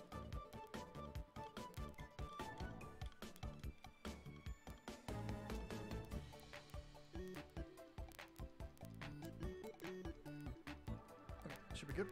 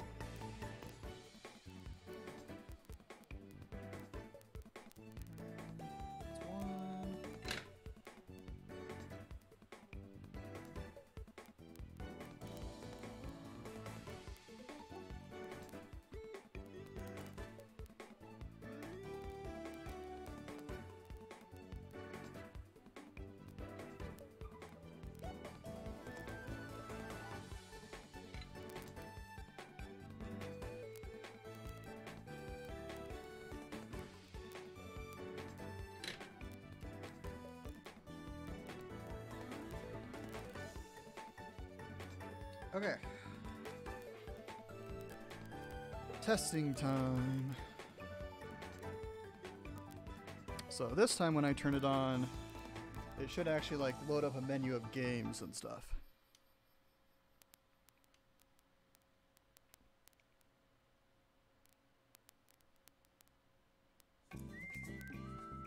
Okay.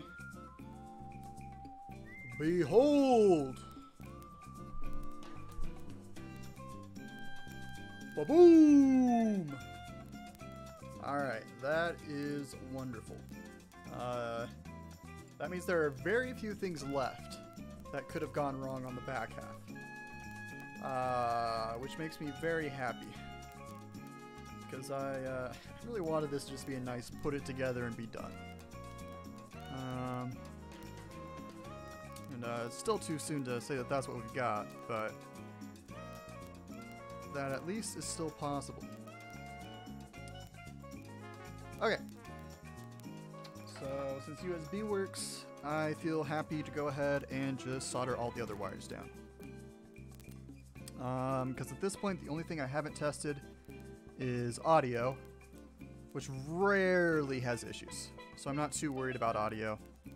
And then I guess there's a couple other small things, but it's pretty unlikely those will cause issues. Okay. So the wires that are left on the Wii, these ones right here are the audio wires. So those just go to various points around here.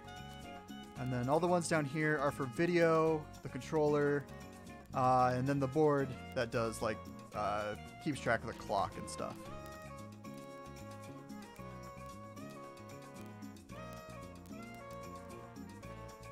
Now let's manipulate the USB wires so they look all nice and clean.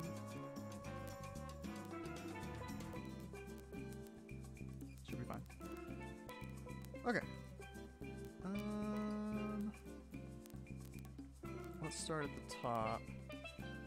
Let's see, and I need to look up where things need to be soldered to. Because I used to have a bunch of these memorized, but it's been a while, so I need to re-look it up. So console modding. Oh no, I need to go build products. And I'll throw the diagram I'm looking at up on the screen, so that way you guys can see what I'm seeing. But for the most part, it's just a matter of running wire from point A to point B. Let's see, snipping tool. No. Yep. File, save as. Yeah, we'll just save it as capture. Yep. Okay. Add a source. Add image. Source.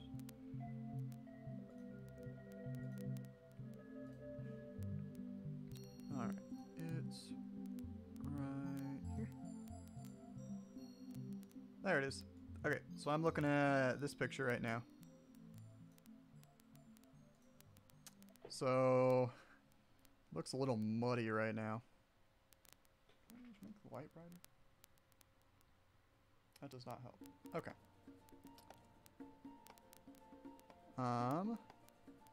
But this chip is, I can't point to the thing on my screen. Whatever. But yeah, we're just running audio wires to there.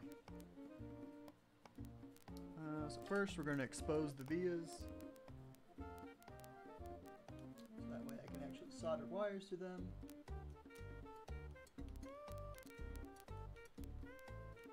This one's all one of those weird ones, where the vias are like half covered, half not covered. I'm just going to fully expose them, just to be safe. Okay. The one closest is WS. Which is this one.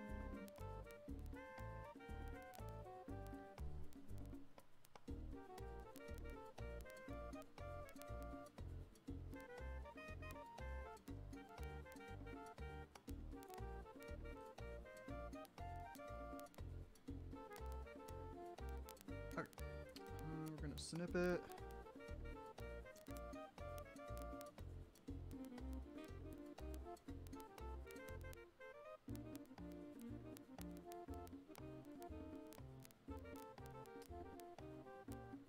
And now,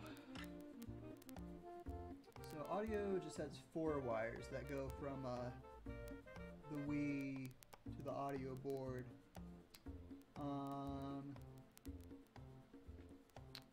And the audio signals it sends are digital audio signals. So what that means is that there's no conversions. It's just really good audio. Yeah, you had to. Yeah, I had that exact same thing where I didn't know that vias could be masked. And the first Wii I ever got had masked vias. And it was a revelation. When I realized that oh, that's why I can't solder to them. But yeah.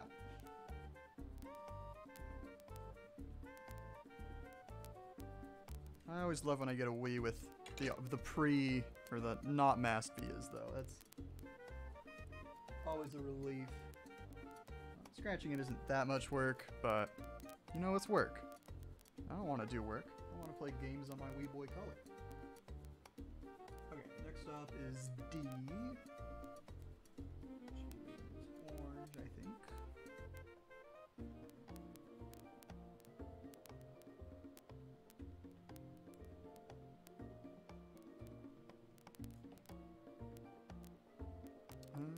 Snippers. Here we go.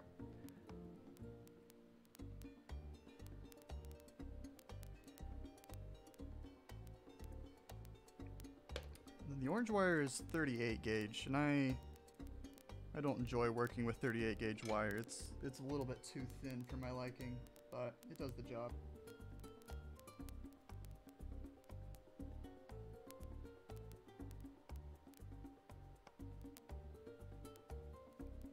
If you need thin wire for something, I recommend 34. Still really, really thin, but it's a little easier to maneuver around. Manipulate and all that.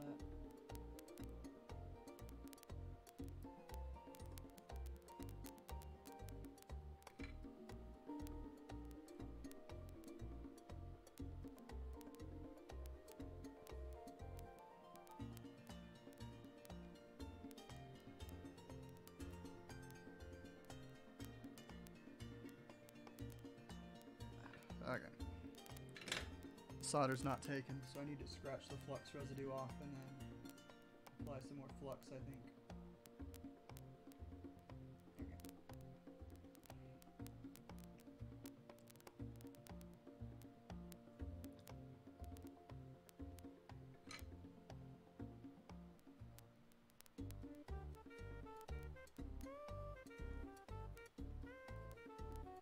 Okay, that should be good. Can zoom in a little bit. I don't know if that's clear or not. Whatever.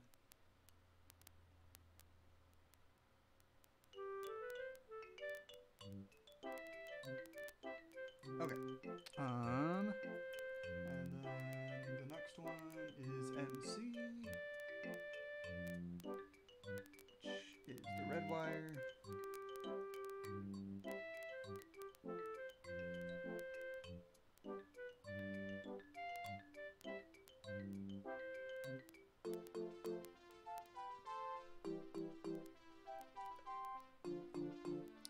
Build's going pretty well.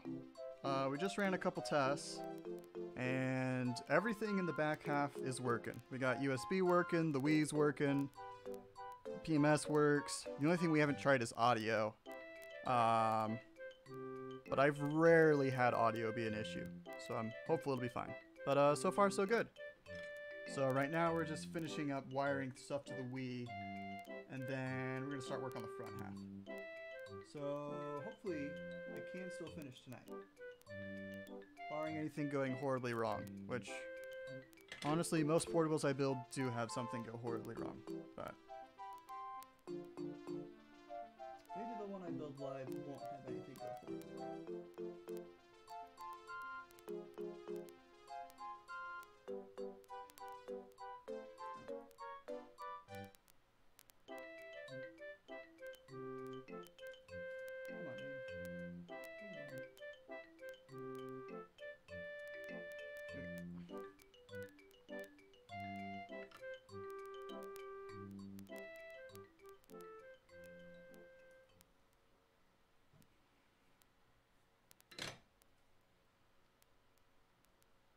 Okay. One more audio wire. Clamshell build is going pretty well. I don't know if it'll be done in time for the contest, unfortunately. Because I'll need to order the case from somewhere, because it's got to be resin printed. I can't, I'm not going to be able to do it on my own printer. Which puts me on a pretty big time crunch. But I think next week I'm going to try to finish up the build. My campus has a resin-ish printer, but I've used it in the past, and the problem is that the screw posts are super brittle. with that style of printer. And I don't want it to fall apart, because I did a G-Boy off of that printer a long time ago, and everything's a little bit loosey-goosey on it. Like, I think I had to super glue the case shut, which is a problem because I need to get the batteries out of it, and it's super glued shut. But yeah, that might be the path I take if I want to have it finished for the contest. It's either that or shell out a ton of money to get it ordered from somewhere with a better printer for this kind of stuff. I don't know. If this thing sells quickly, then I might do that.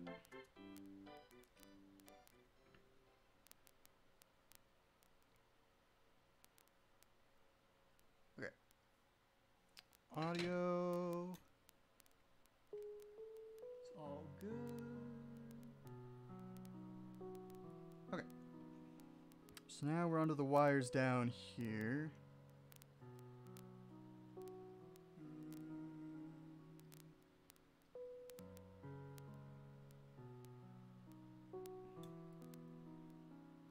Okay. Do the easy wire first. This one's just GameCube data. Or controller data.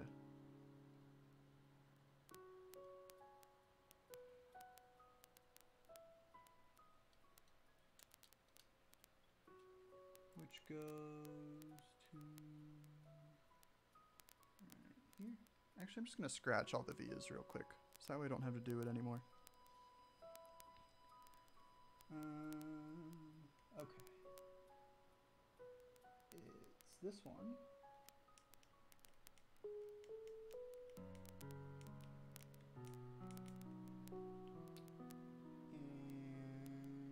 And these two.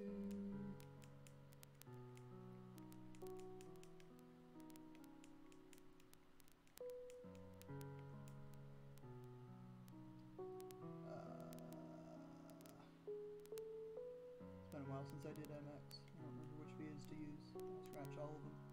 Look it up.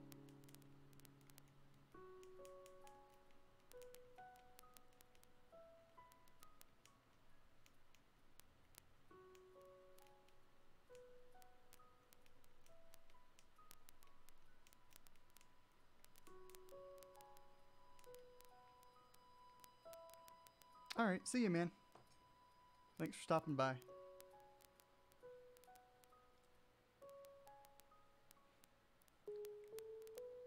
Okay.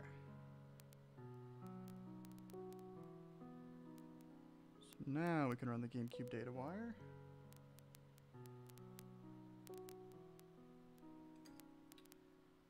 It goes here.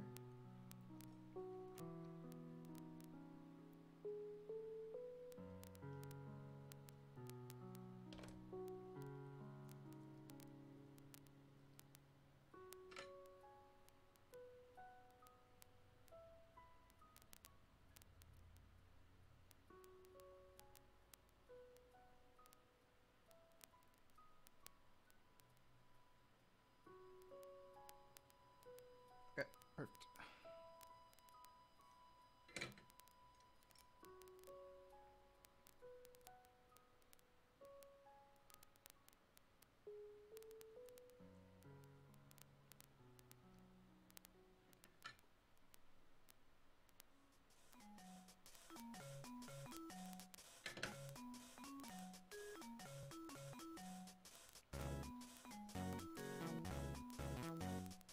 Okay.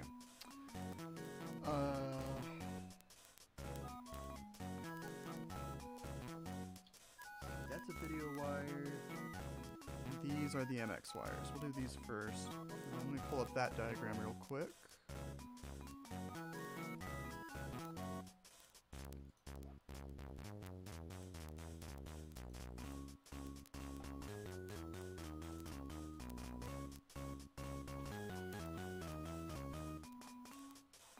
Video, audio, USB, GameCube. MX, here we go.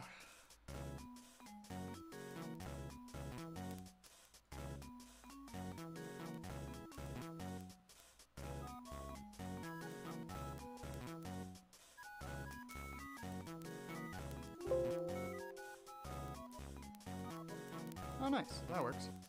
Alright. Shrink it a bit. Alright. So, the baggies to tell me which one's which.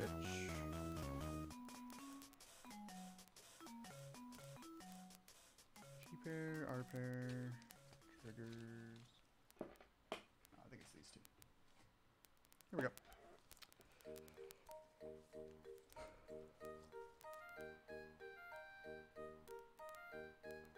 Okay, actually, I can't read that. Let's make it bigger.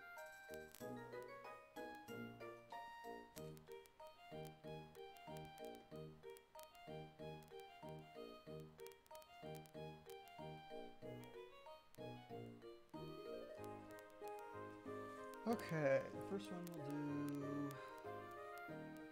wire 12, which is the red one in the red orange bunch. Oh, okay. Right here.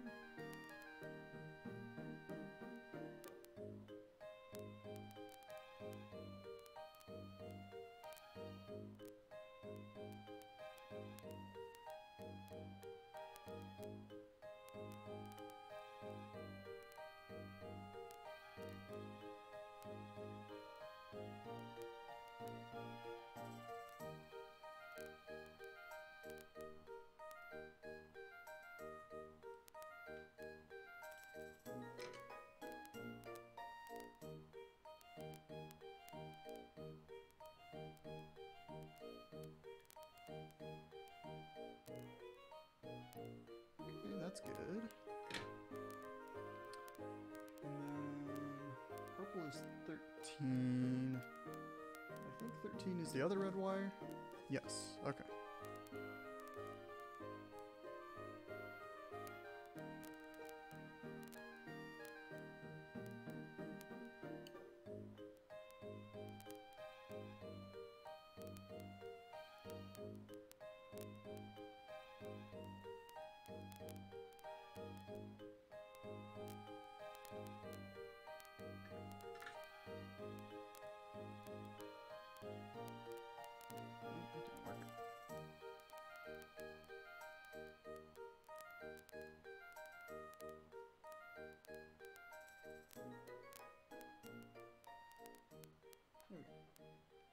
Okay.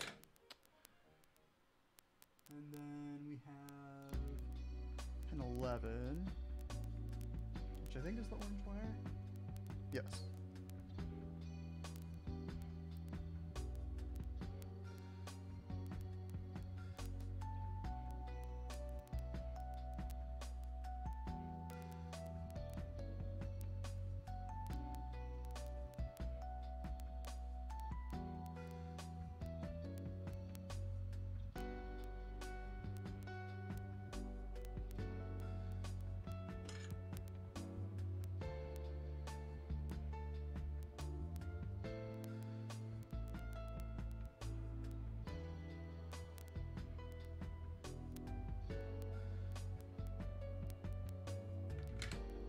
Okay. Green wire goes here.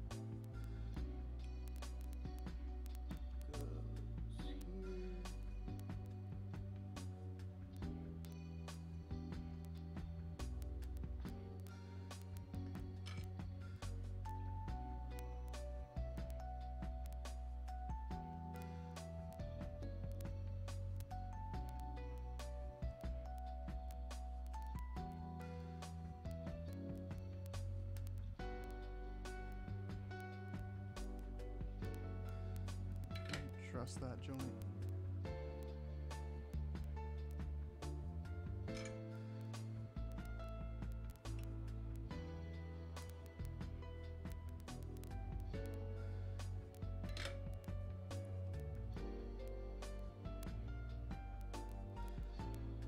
Okay, should be good.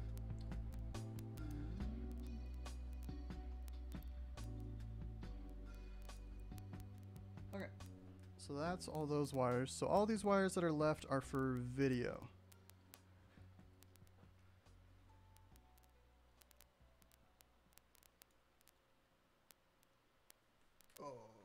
not long enough? No, you're long enough. Okay, okay. Just barely, though.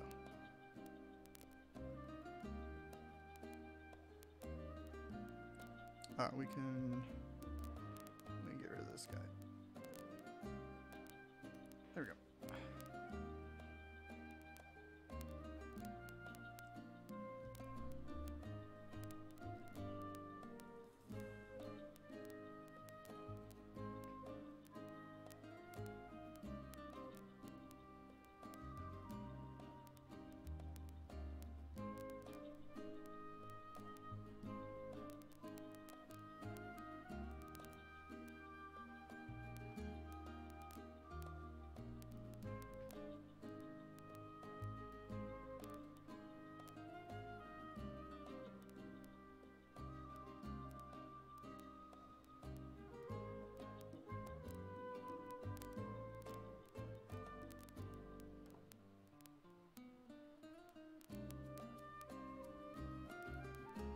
These wires are some of the trickiest ones because they have to go directly to the audio video chip. And very tricky.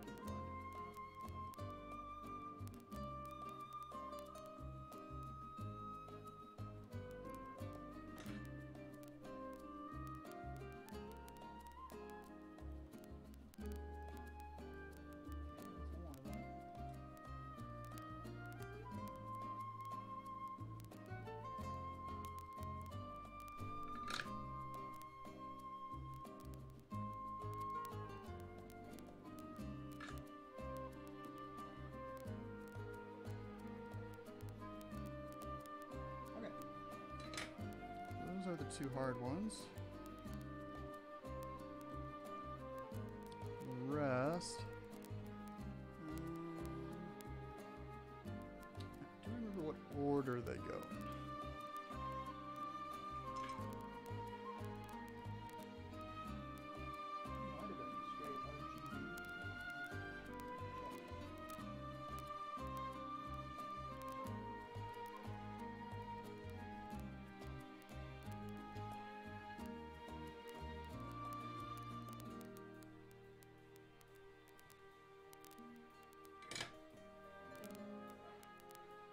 Okay, open up Definitive Wii Trimming Guide.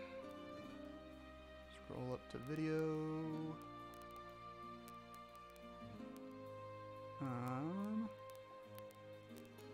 7 is R.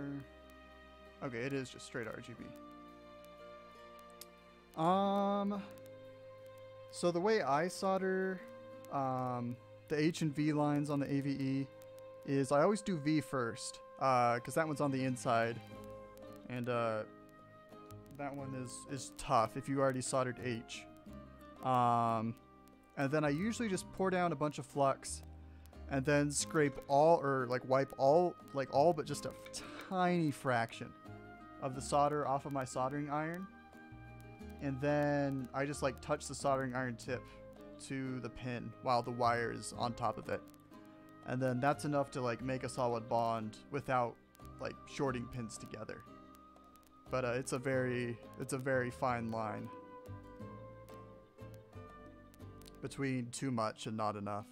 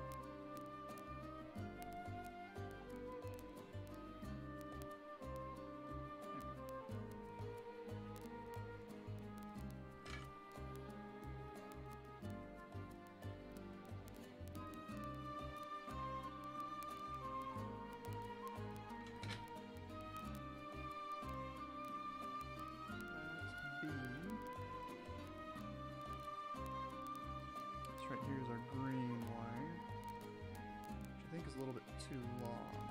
I gotta cut a bit of it off.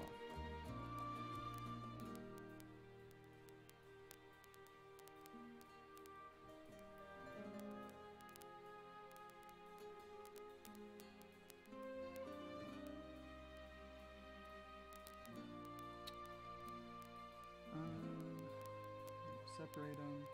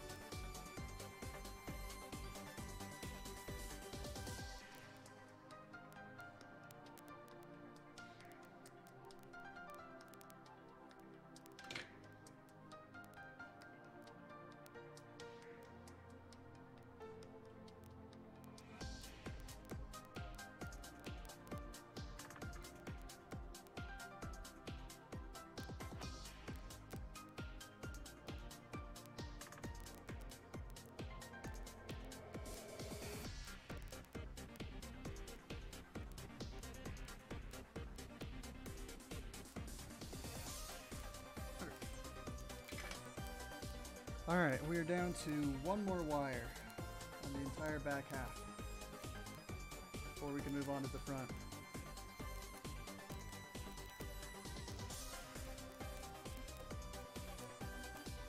Okay, I also need to figure out which head of this wire is ground and which one of these actually is. But we don't need to measure voltage right now.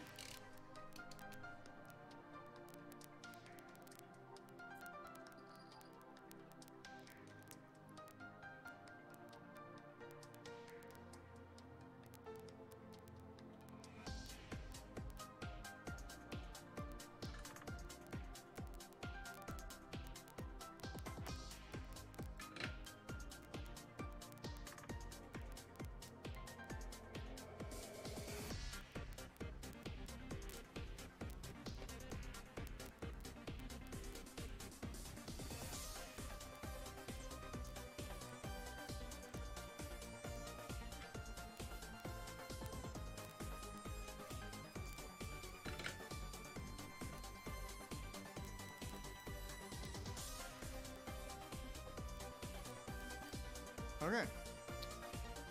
And this is the back half.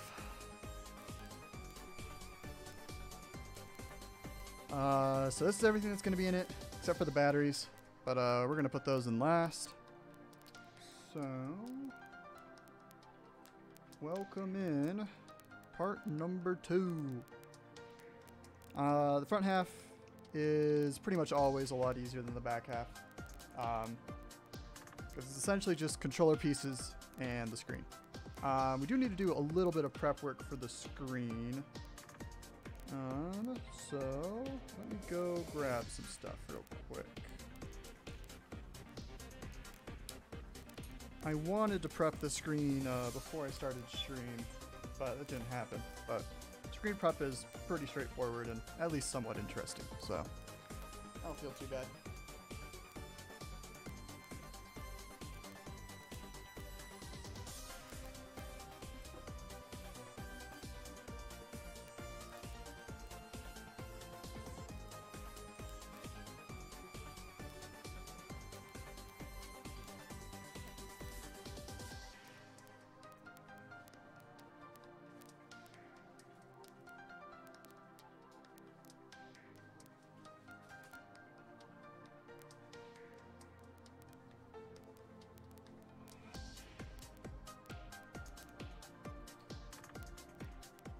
Okay. So this is the screen that we're using. It's a 3.5-inch screen, 480p. Probably the best looking screen I've ever used in a portable. The one problem with it is that this is the driver board for it. And it's got some very thick components, which we need to get rid of in order for this to actually fit in the portable. So we're pretty much removing anything that's taller than this, which is a lot of stuff on the board.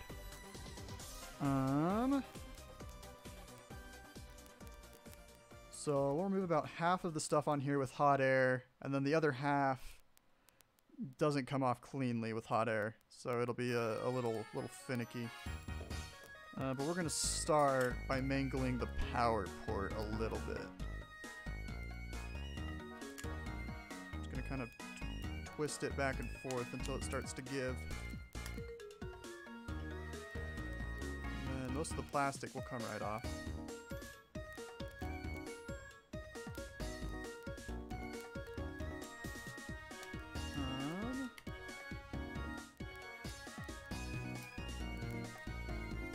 One little tab.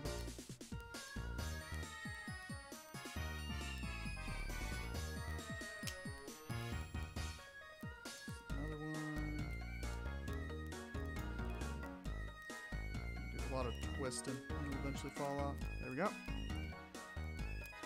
Now everything else will come off nice and easy. These white pin things are always just a pain. You can't hot air them off because the plastic just melts around them. So usually I'll just yank the white plasticky part off as much as I can, and then I just kind of have to desolder every single pin individually. I guess I could try to hot air them off, but I think I've tried that in the past, and they're usually just kind of like kinked up just enough that they don't really come out easily, so we might just do that the old-fashioned way.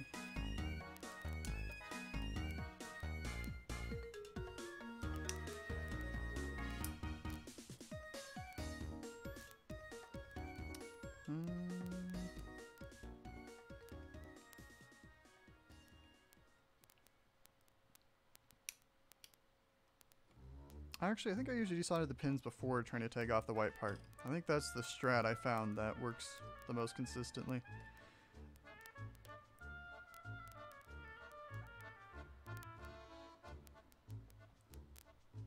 Okay. I'm gonna go re-wet my sponge real quick. I'll be back in just a minute.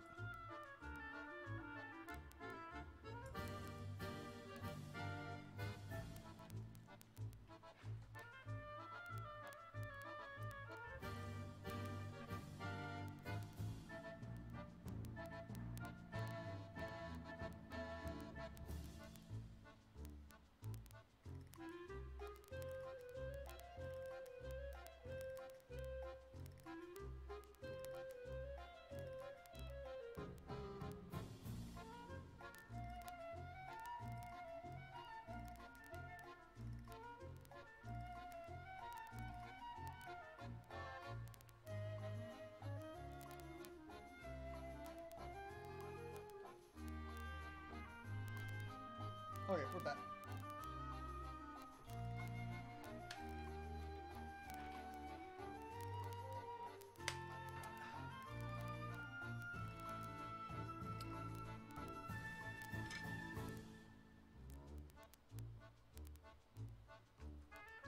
So essentially I just heat up every pin a lot and then just try and pull it out. And that works on most pins. But the ground pins are a little trickier sometimes.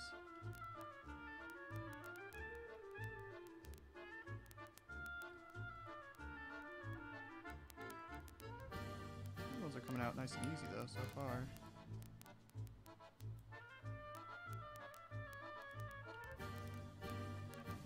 Okay, that's a ground pin. Which means we're gonna need to put some solder on there.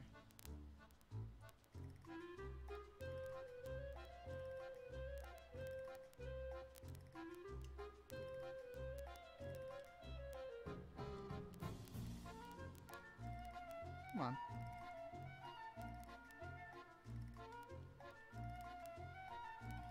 pull it out the other way, I guess. Sometimes that's easier. Okay. Try to pull out all the non-ground pins on this row.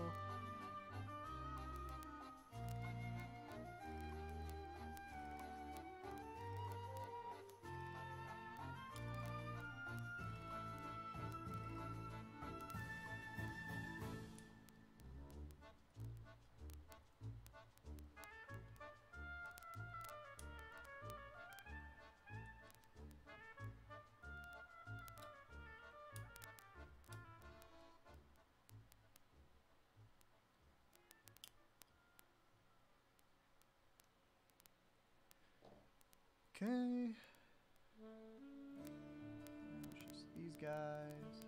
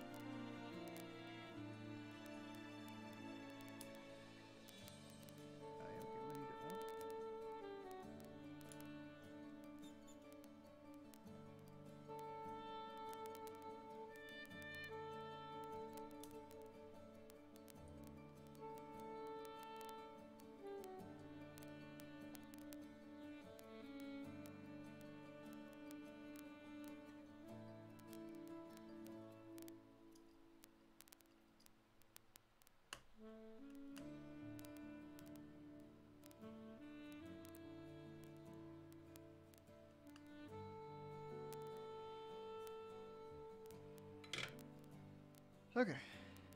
Flip it over. Then we should be able to pull the white stuff off now.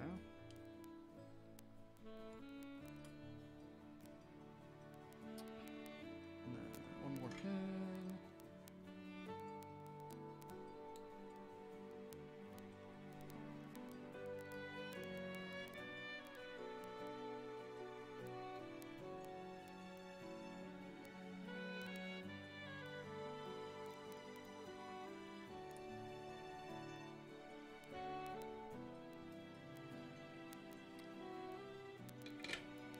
Okay, now these four.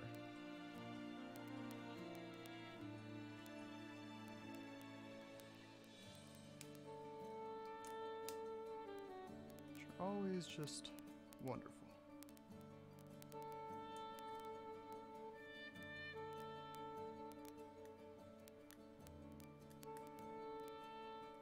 Alright.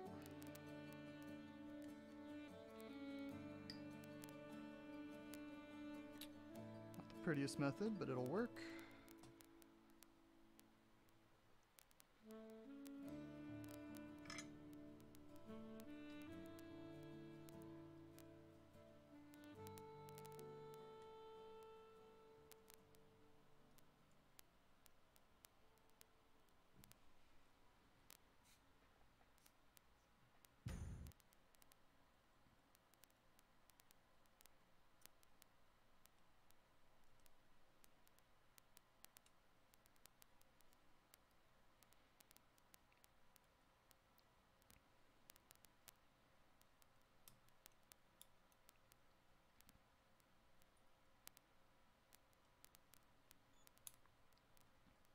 Okay, that's the tedious part. The rest of it is pretty easy. Or at least not quite as boring as pull pin out 17 times in a row. Okay.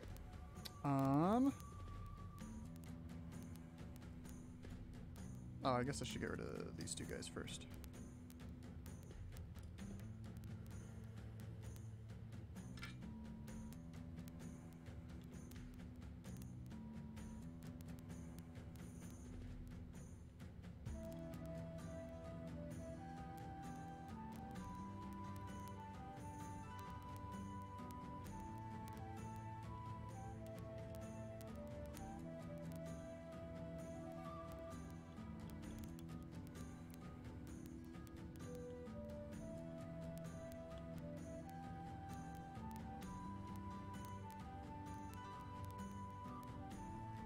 Ouch.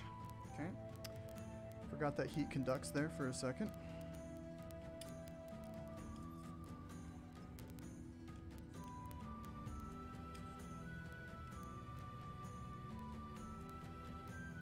Alright, I might just try to hot air that stuff off. Soldering it out is not working. Okay. So I shall now wave my magic hot air wand. And all of these will come loose.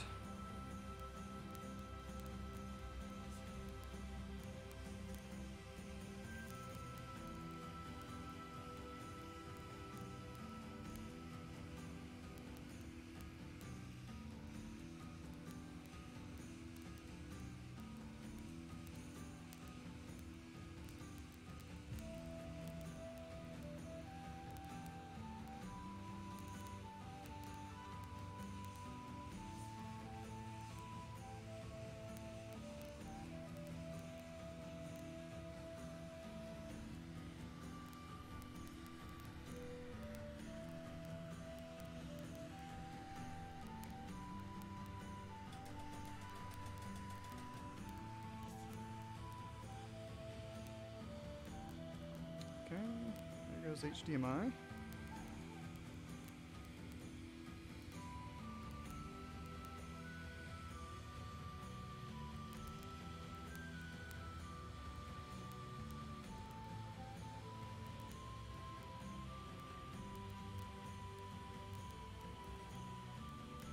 Alright, yeah, hot air was the play on these guys.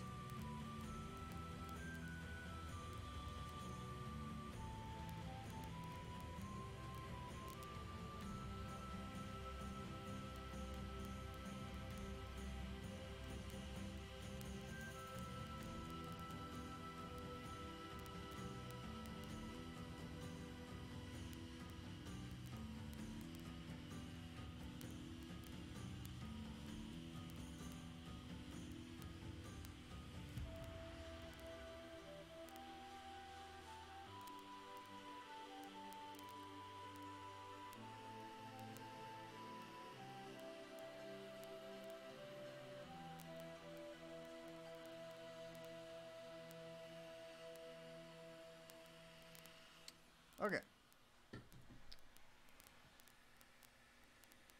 That's everything we need to pull off. A couple of the things I took off need to be replaced with another component. So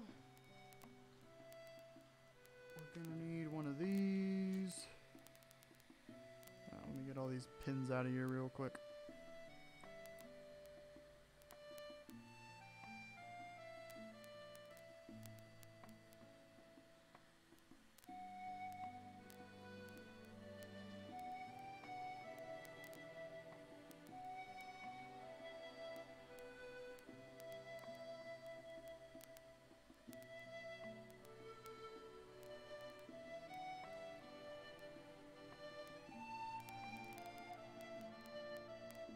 Okay.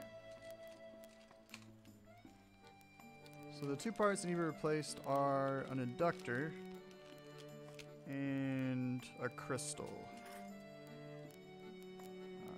So I have very small inductors, which will work as a replacement, and then a much thinner crystal.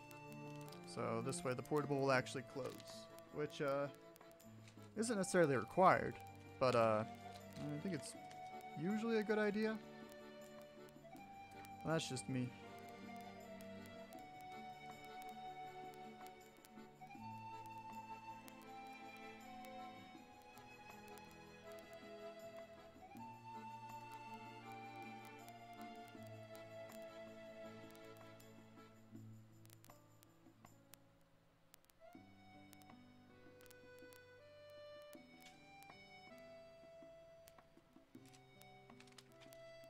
The board is still super hot though, so we are not gonna mess with it.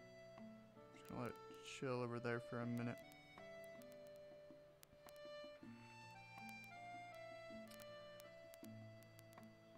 Shuttle these to the trash. Oh yeah, but this is the crystal. This is what's being replaced by this. And then this is an inductor. And so that's what we're replacing with the other little guy.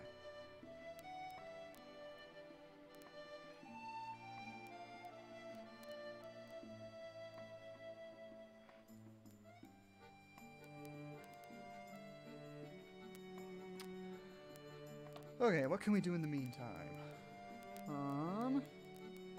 You can look at the front of the case. It's very pretty. I guess we can put the speaker in place real quick.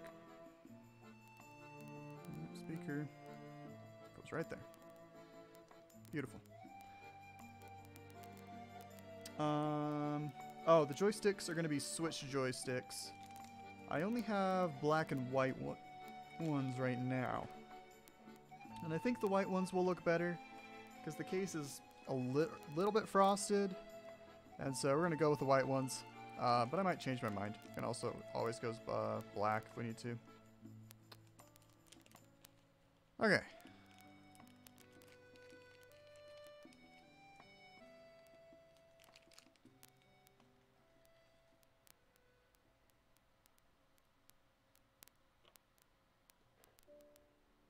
Let's see. Can I touch this now? Okay. It's cooled down enough to be usable. So we need to put the crystal back on. That goes right here. So I'm just gonna like flow one pad of it and then just kind of smush it on there. And then we'll flow solder up the other side of it. And it should have a good enough connection.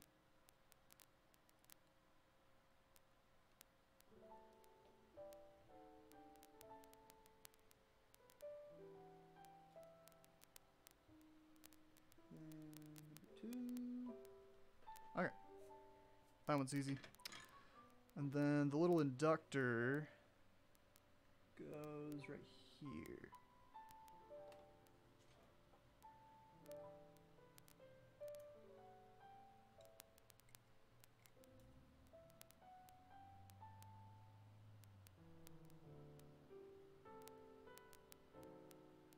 And it goes on in pretty much the same way.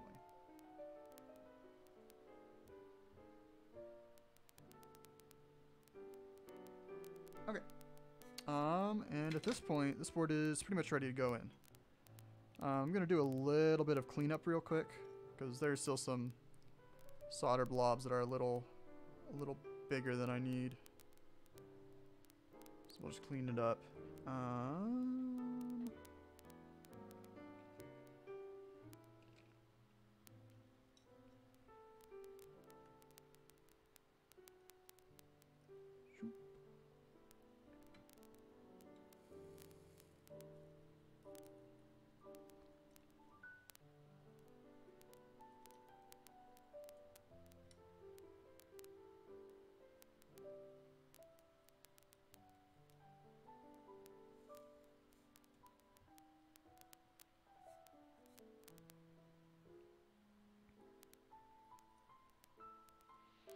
Just kind of dump flux everywhere and then smush it up.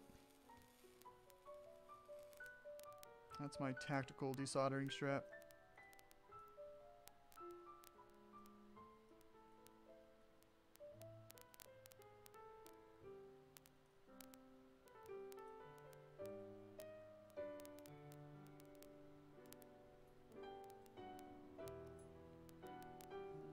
That should be good.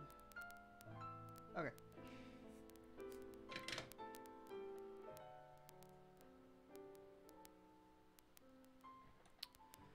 Now we'll wipe down the board with some alcohol real quick. And then we're going to apply some Captain tape to the back.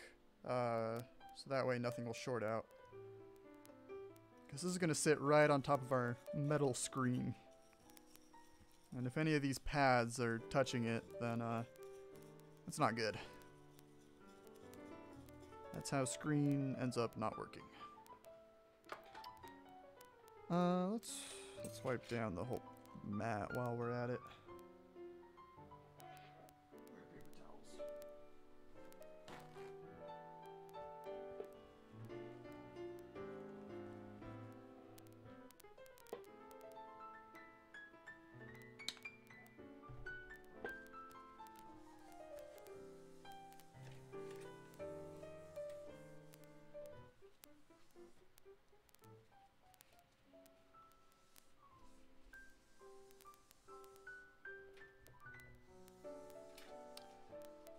Okay, that's better.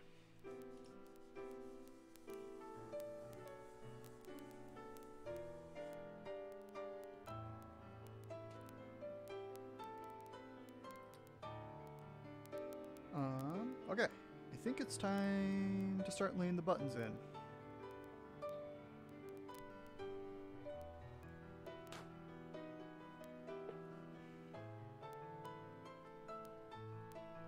Okay, so this is what we've got. And so the Wiiboy uses DS Lite buttons for the most part on the front. The only extra button is the start button, which is just a custom design one I did because there wasn't one in the right size that I wanted. That goes in. Okay, I think our D-pad is all cleaned up. That sits in there. That's the A button. That's the B button. I think this is Y. This one's X. Okay.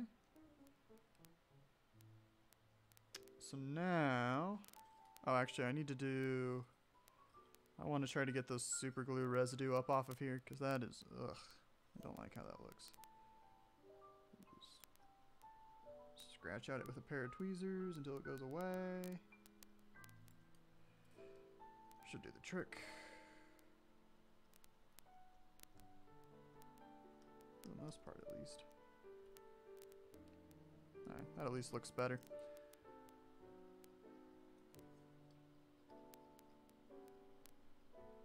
Probably should have just used less super glue, but you can never use enough super glue. Okay, the rest of it looks fine. So we're gonna drop it in.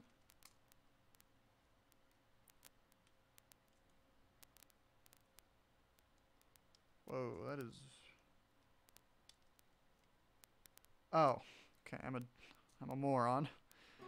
We can't put this on yet. Because we need the pads. Because, can't just have plastic touch, metal pads and, suddenly woohoo connection. Need a little bit of an intermediary in there somewhere. That's what these pads are for. I think I might have one that's already cut. One sec.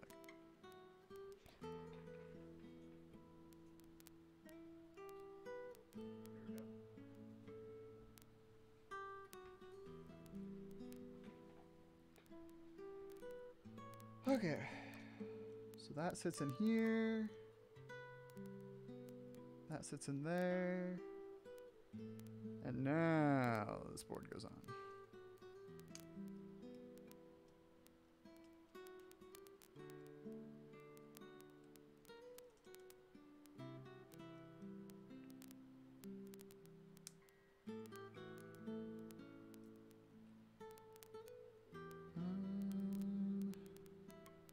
Something's not quite right. But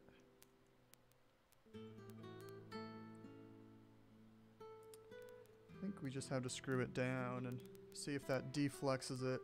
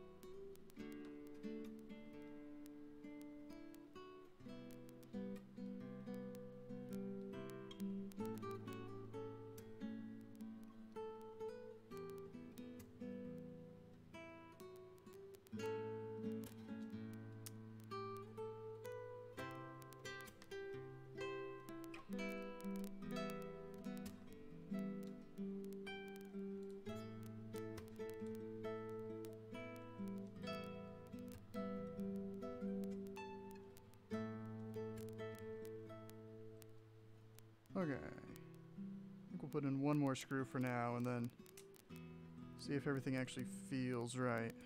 Because if it doesn't, then there's no point in putting in more screws. Until we figure out why that is.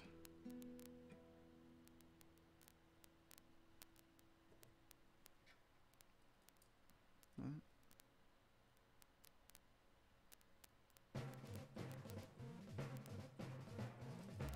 Come on, man.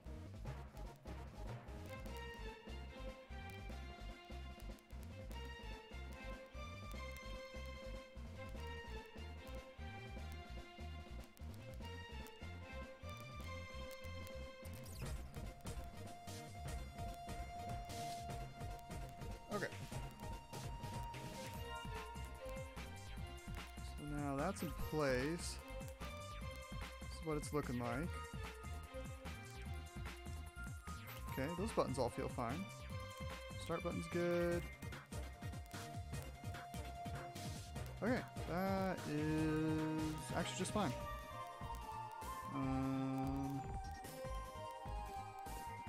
These ones are a little loose, but that's just because that screw isn't in yet. Because we can't put it in until later. But that's great. So now is when we can actually slot the screen into place. I need to move these wires out of the way for a little bit. Okay.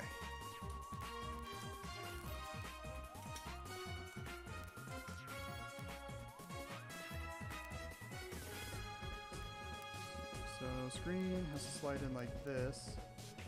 We need to make sure that the little green pulling tab is outside of it. It's outside the case, or else we're gonna have issues later. Okay, that's great. Oh, hold on, we have a wire stuck. There we go. That's how that looks. Looks pretty nice. Okay. So now we bring this guy back in, and we need to cover the back of it with tape, like I mentioned earlier. So that's pretty easy. Just cut this to the right length. Do I know where my scissors are now? I do.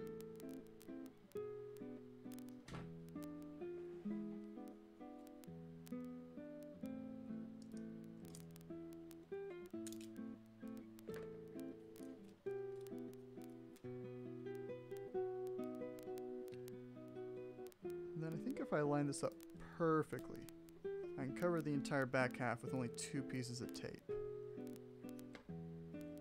But I might not be able to pull that off.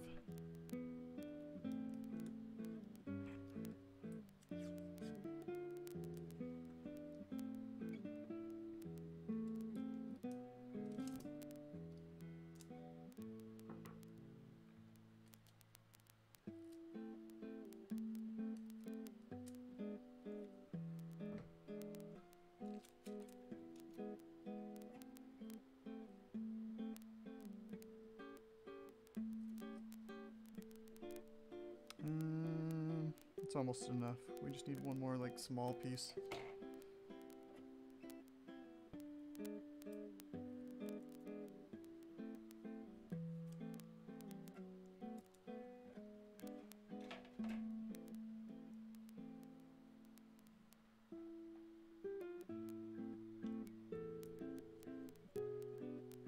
Okay. So now that we've got tape on there, we can slide this guy into place.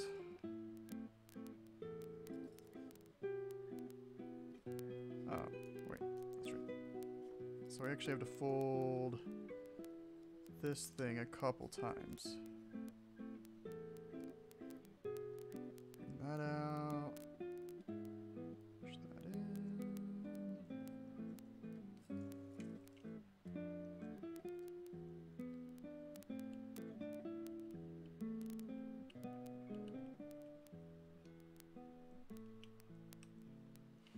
Okay.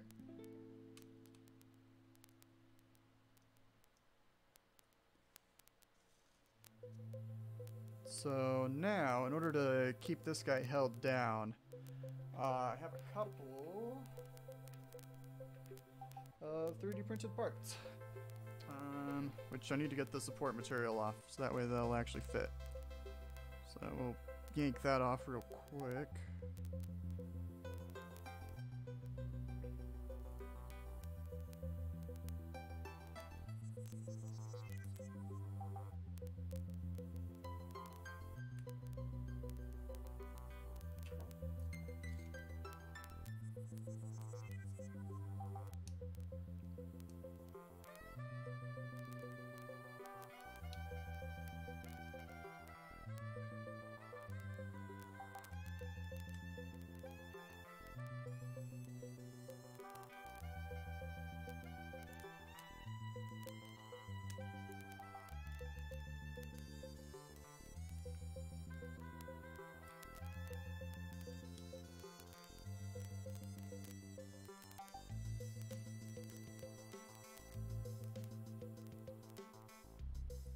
Okay. So this one goes right here.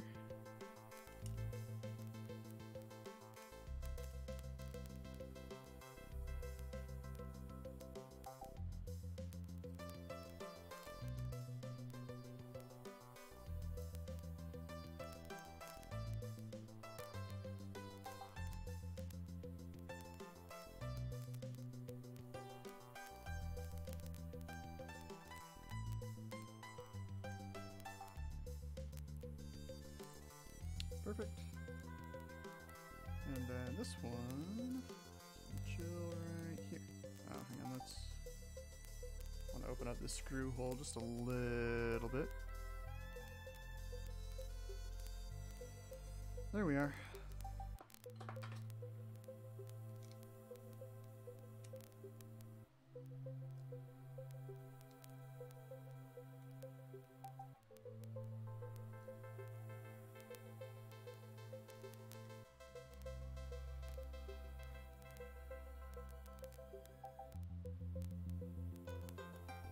Okay, now I need a 6mm screw. I think these ones might be 6.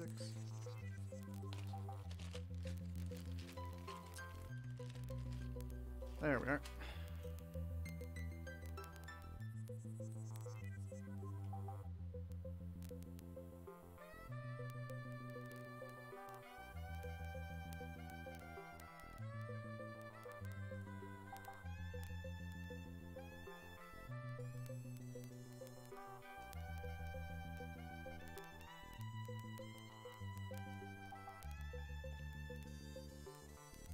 Oh, this one isn't screwed in properly.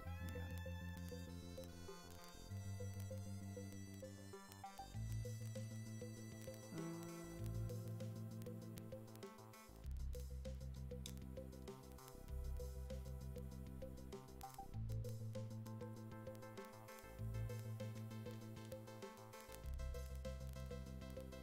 Let's try a longer screw on this one. It is a little loose for some reason.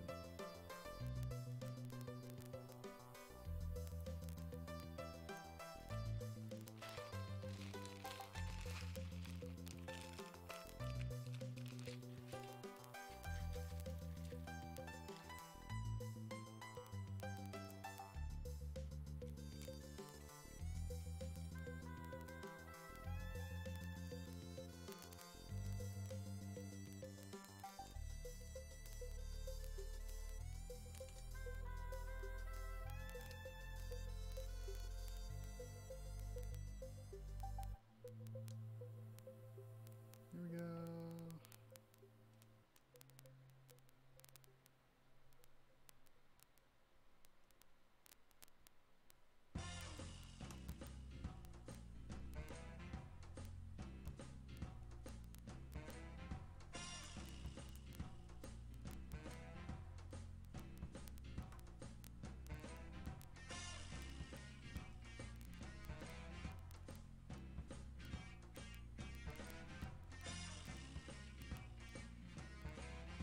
Okay. That is good enough.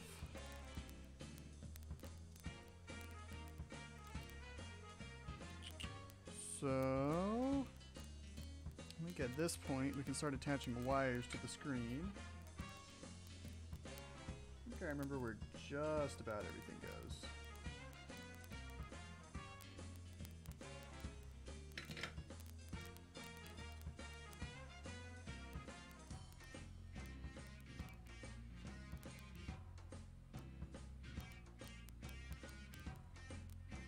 Let's see, this wire is 3.3 volts.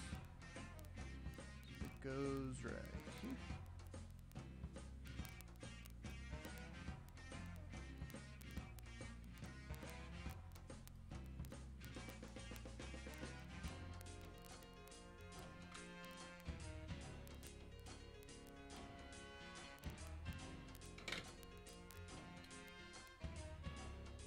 Those are all screen control wires. I'll have to look up what those ones are. I haven't used them in a long time. 1.8 volts.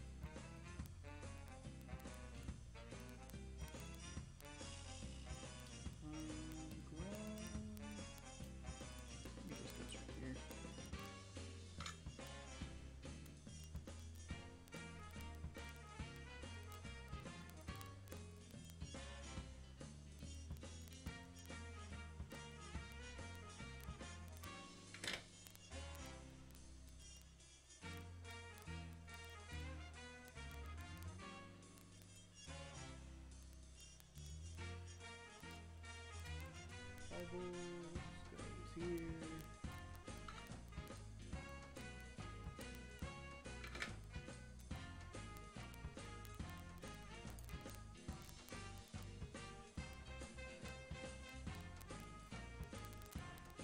Okay. We are very close. So, video wires.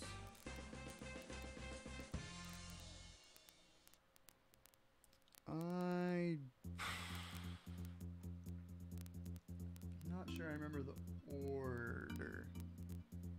Let me go grab a reference real quick.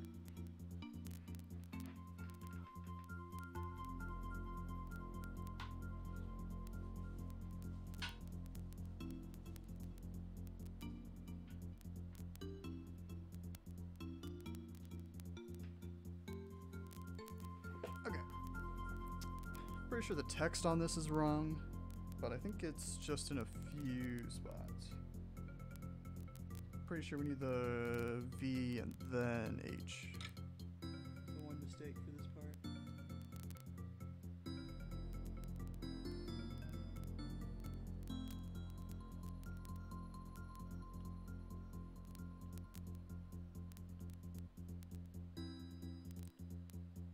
Like that.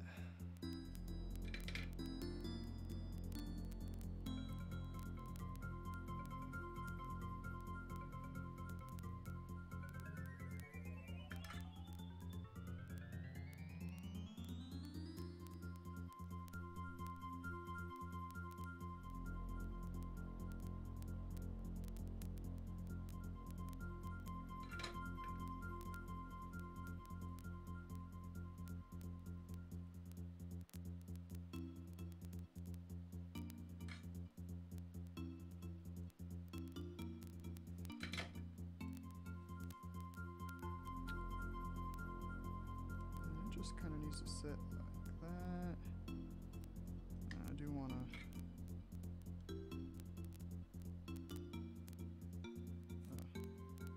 That's an ugly solder blob. Let's get rid of it.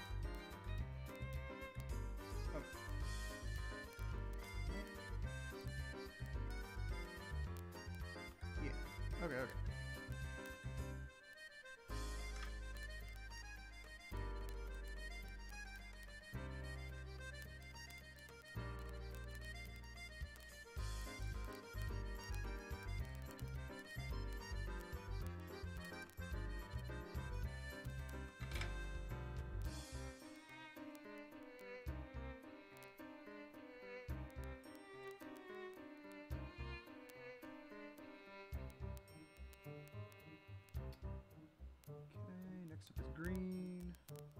This one's easy enough to identify.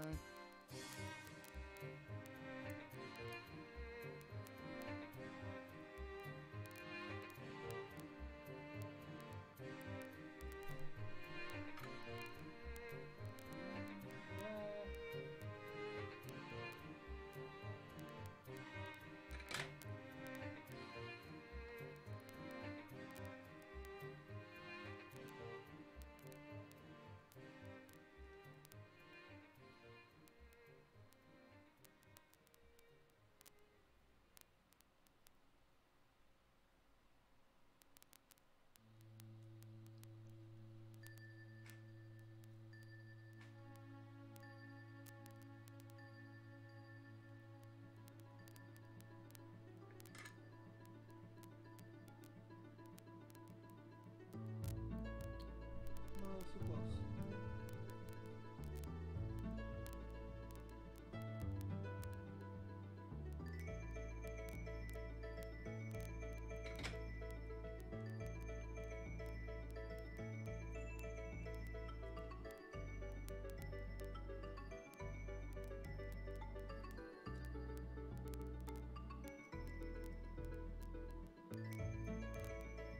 Okay, well, the last 3 wires are for the screen controls, and I got no clue which is which, because the text for that is all completely wrong. I do remember that.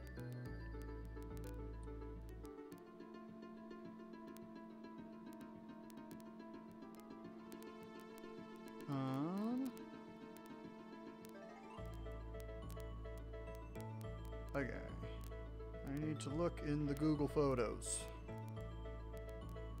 I'm pretty sure I have a picture of it in there somewhere.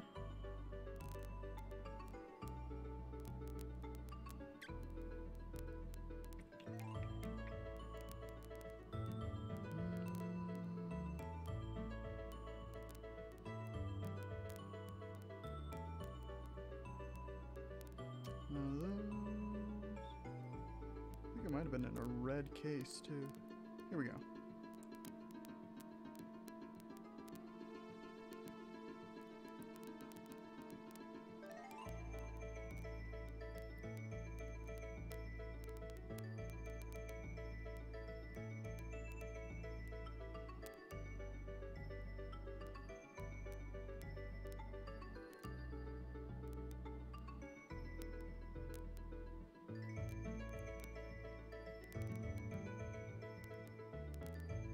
Okay, 4 down for menu, then red, yellow.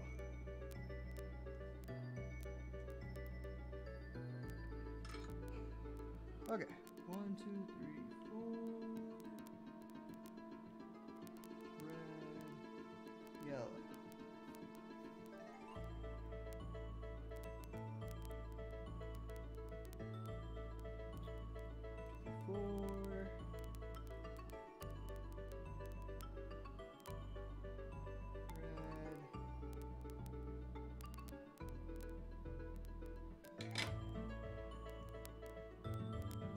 Yellow.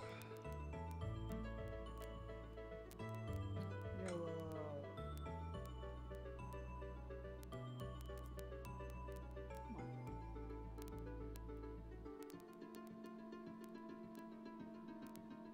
Okay. Oh, that didn't get soldered.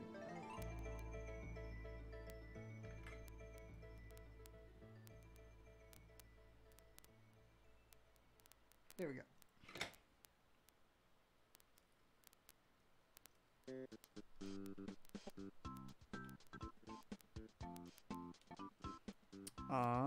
And that's the front half, except for the joysticks. We'll do those in a sec. So that's what we're looking at. Buttons are a little bit frosty, but that's okay. Everything feels fine. Buttons all work. Okay. I think we're gonna put the sticks in and then smash everything together. See if it works. All right. Where did I put the white joysticks? Here they are. Let's see. We'll bring the other half dead. So we're gonna need it soon. Zoom!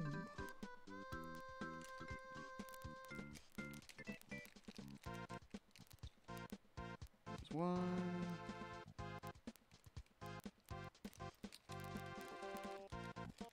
There's two.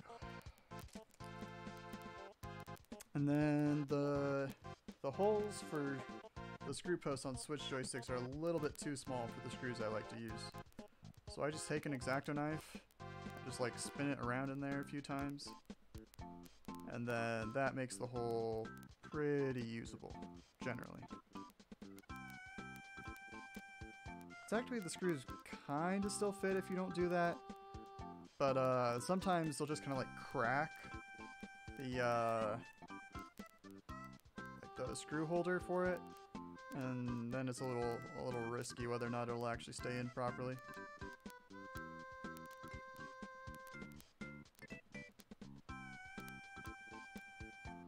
Okay, that's good.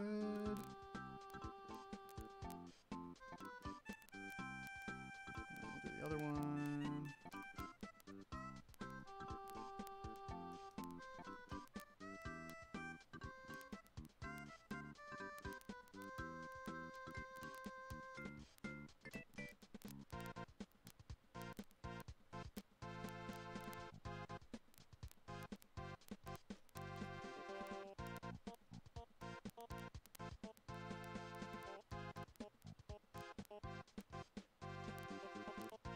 Okay.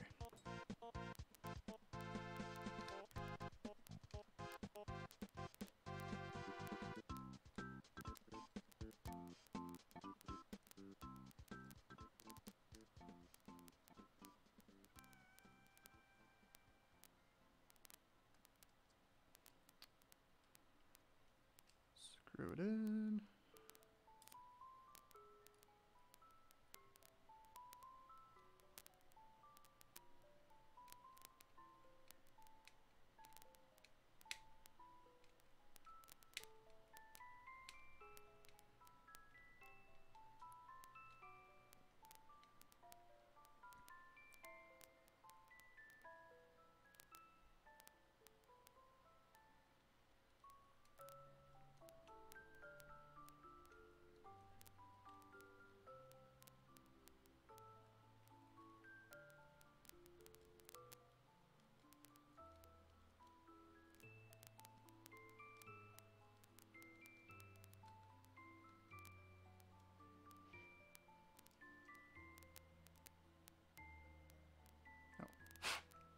That off there. Okay, that's one joystick. Oh, that looks pretty good. It'd be cool if the joysticks were frosty white, but that's...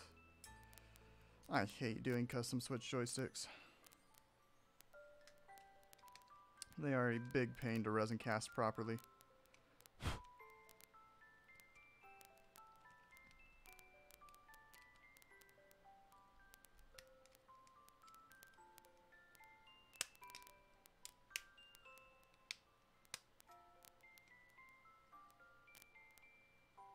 There we go.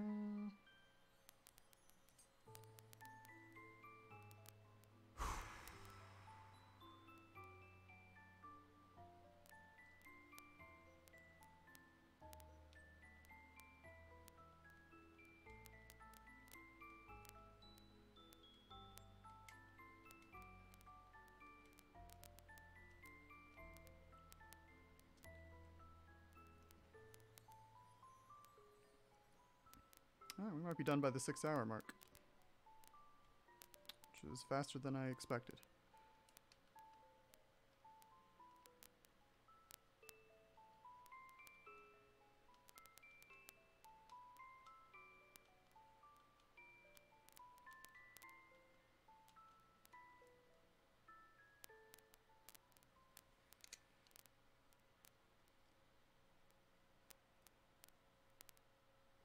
Okay, we'll put in the last couple screws real quick.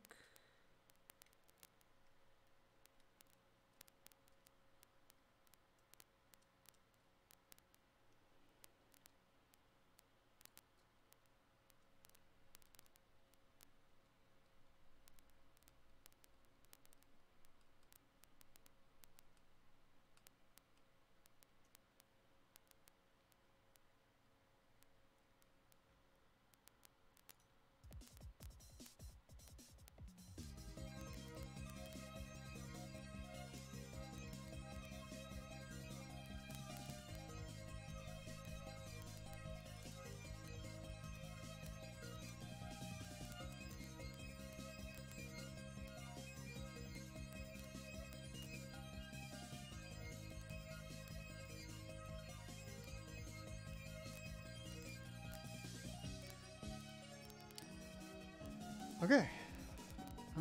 Let's put the sticks in their respective holders.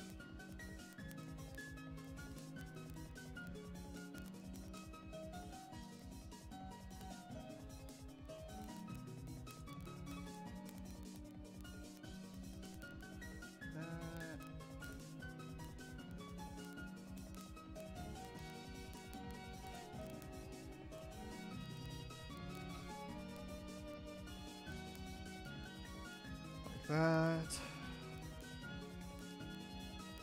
And the big one.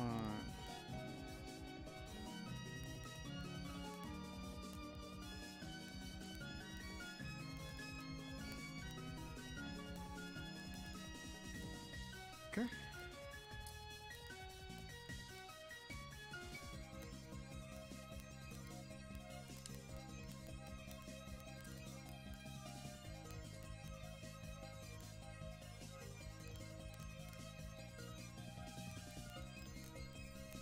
Alright, and then we'll finish screwing in the Wii, because we never actually did that for some reason.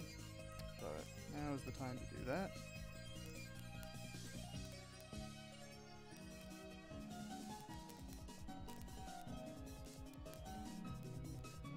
Oh, there's one more wire on the Wii side that needs to go in before it'll actually work.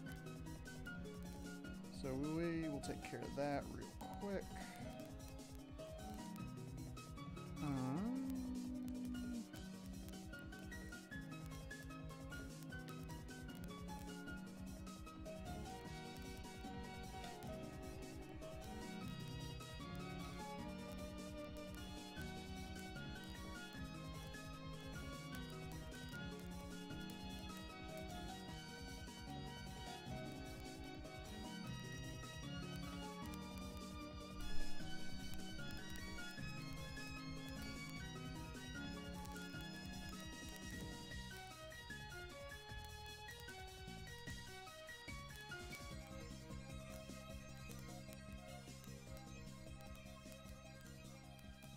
Okay.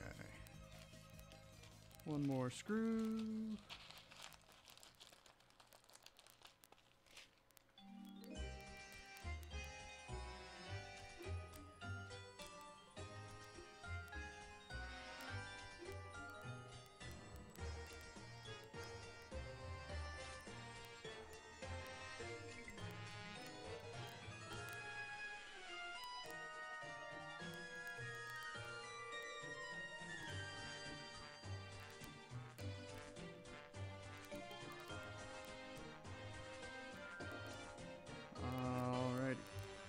So the one wire I forgot is the wire that tells the Wii to output 480p video rather than 480i video, which is the difference between composite and nice video. And we're going to need that if our screen is actually going to show video. So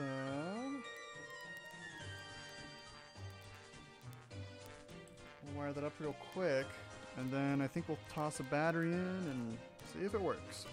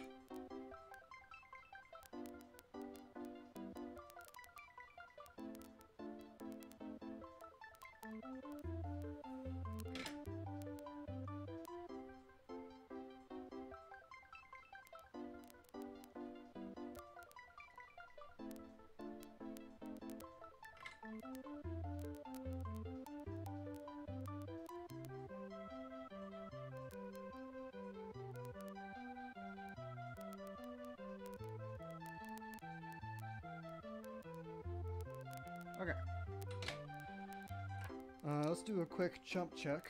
Make sure we don't have any shorts. That's fine. That's fine. Okay. Oh, I guess we can put the LED pipe in.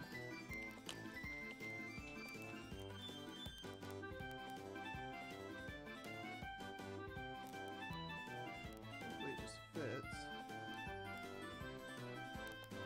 It does.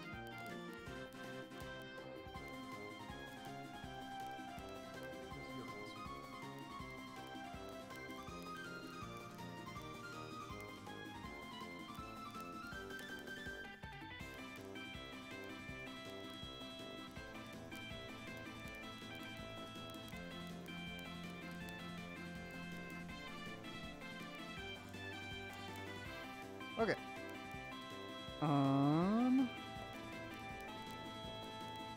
Let's see if it works.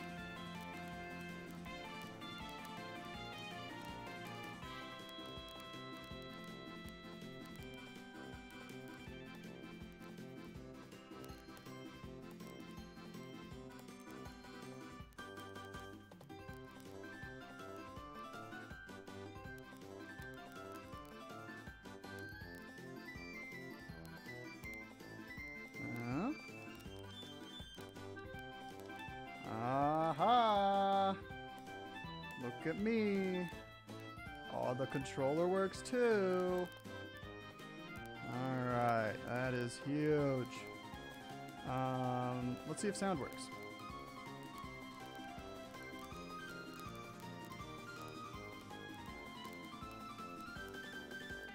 Yeah, I gotta set a setting to make that red screen not happen, but yeah, not support, not support.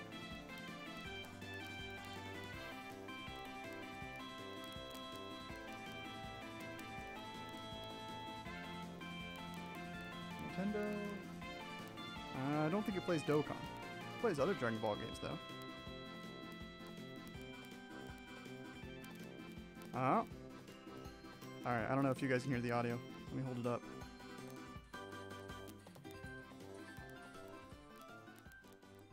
Maybe crank it a bit.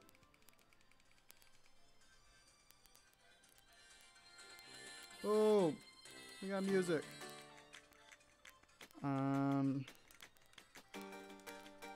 Okay, the screen settings buttons work.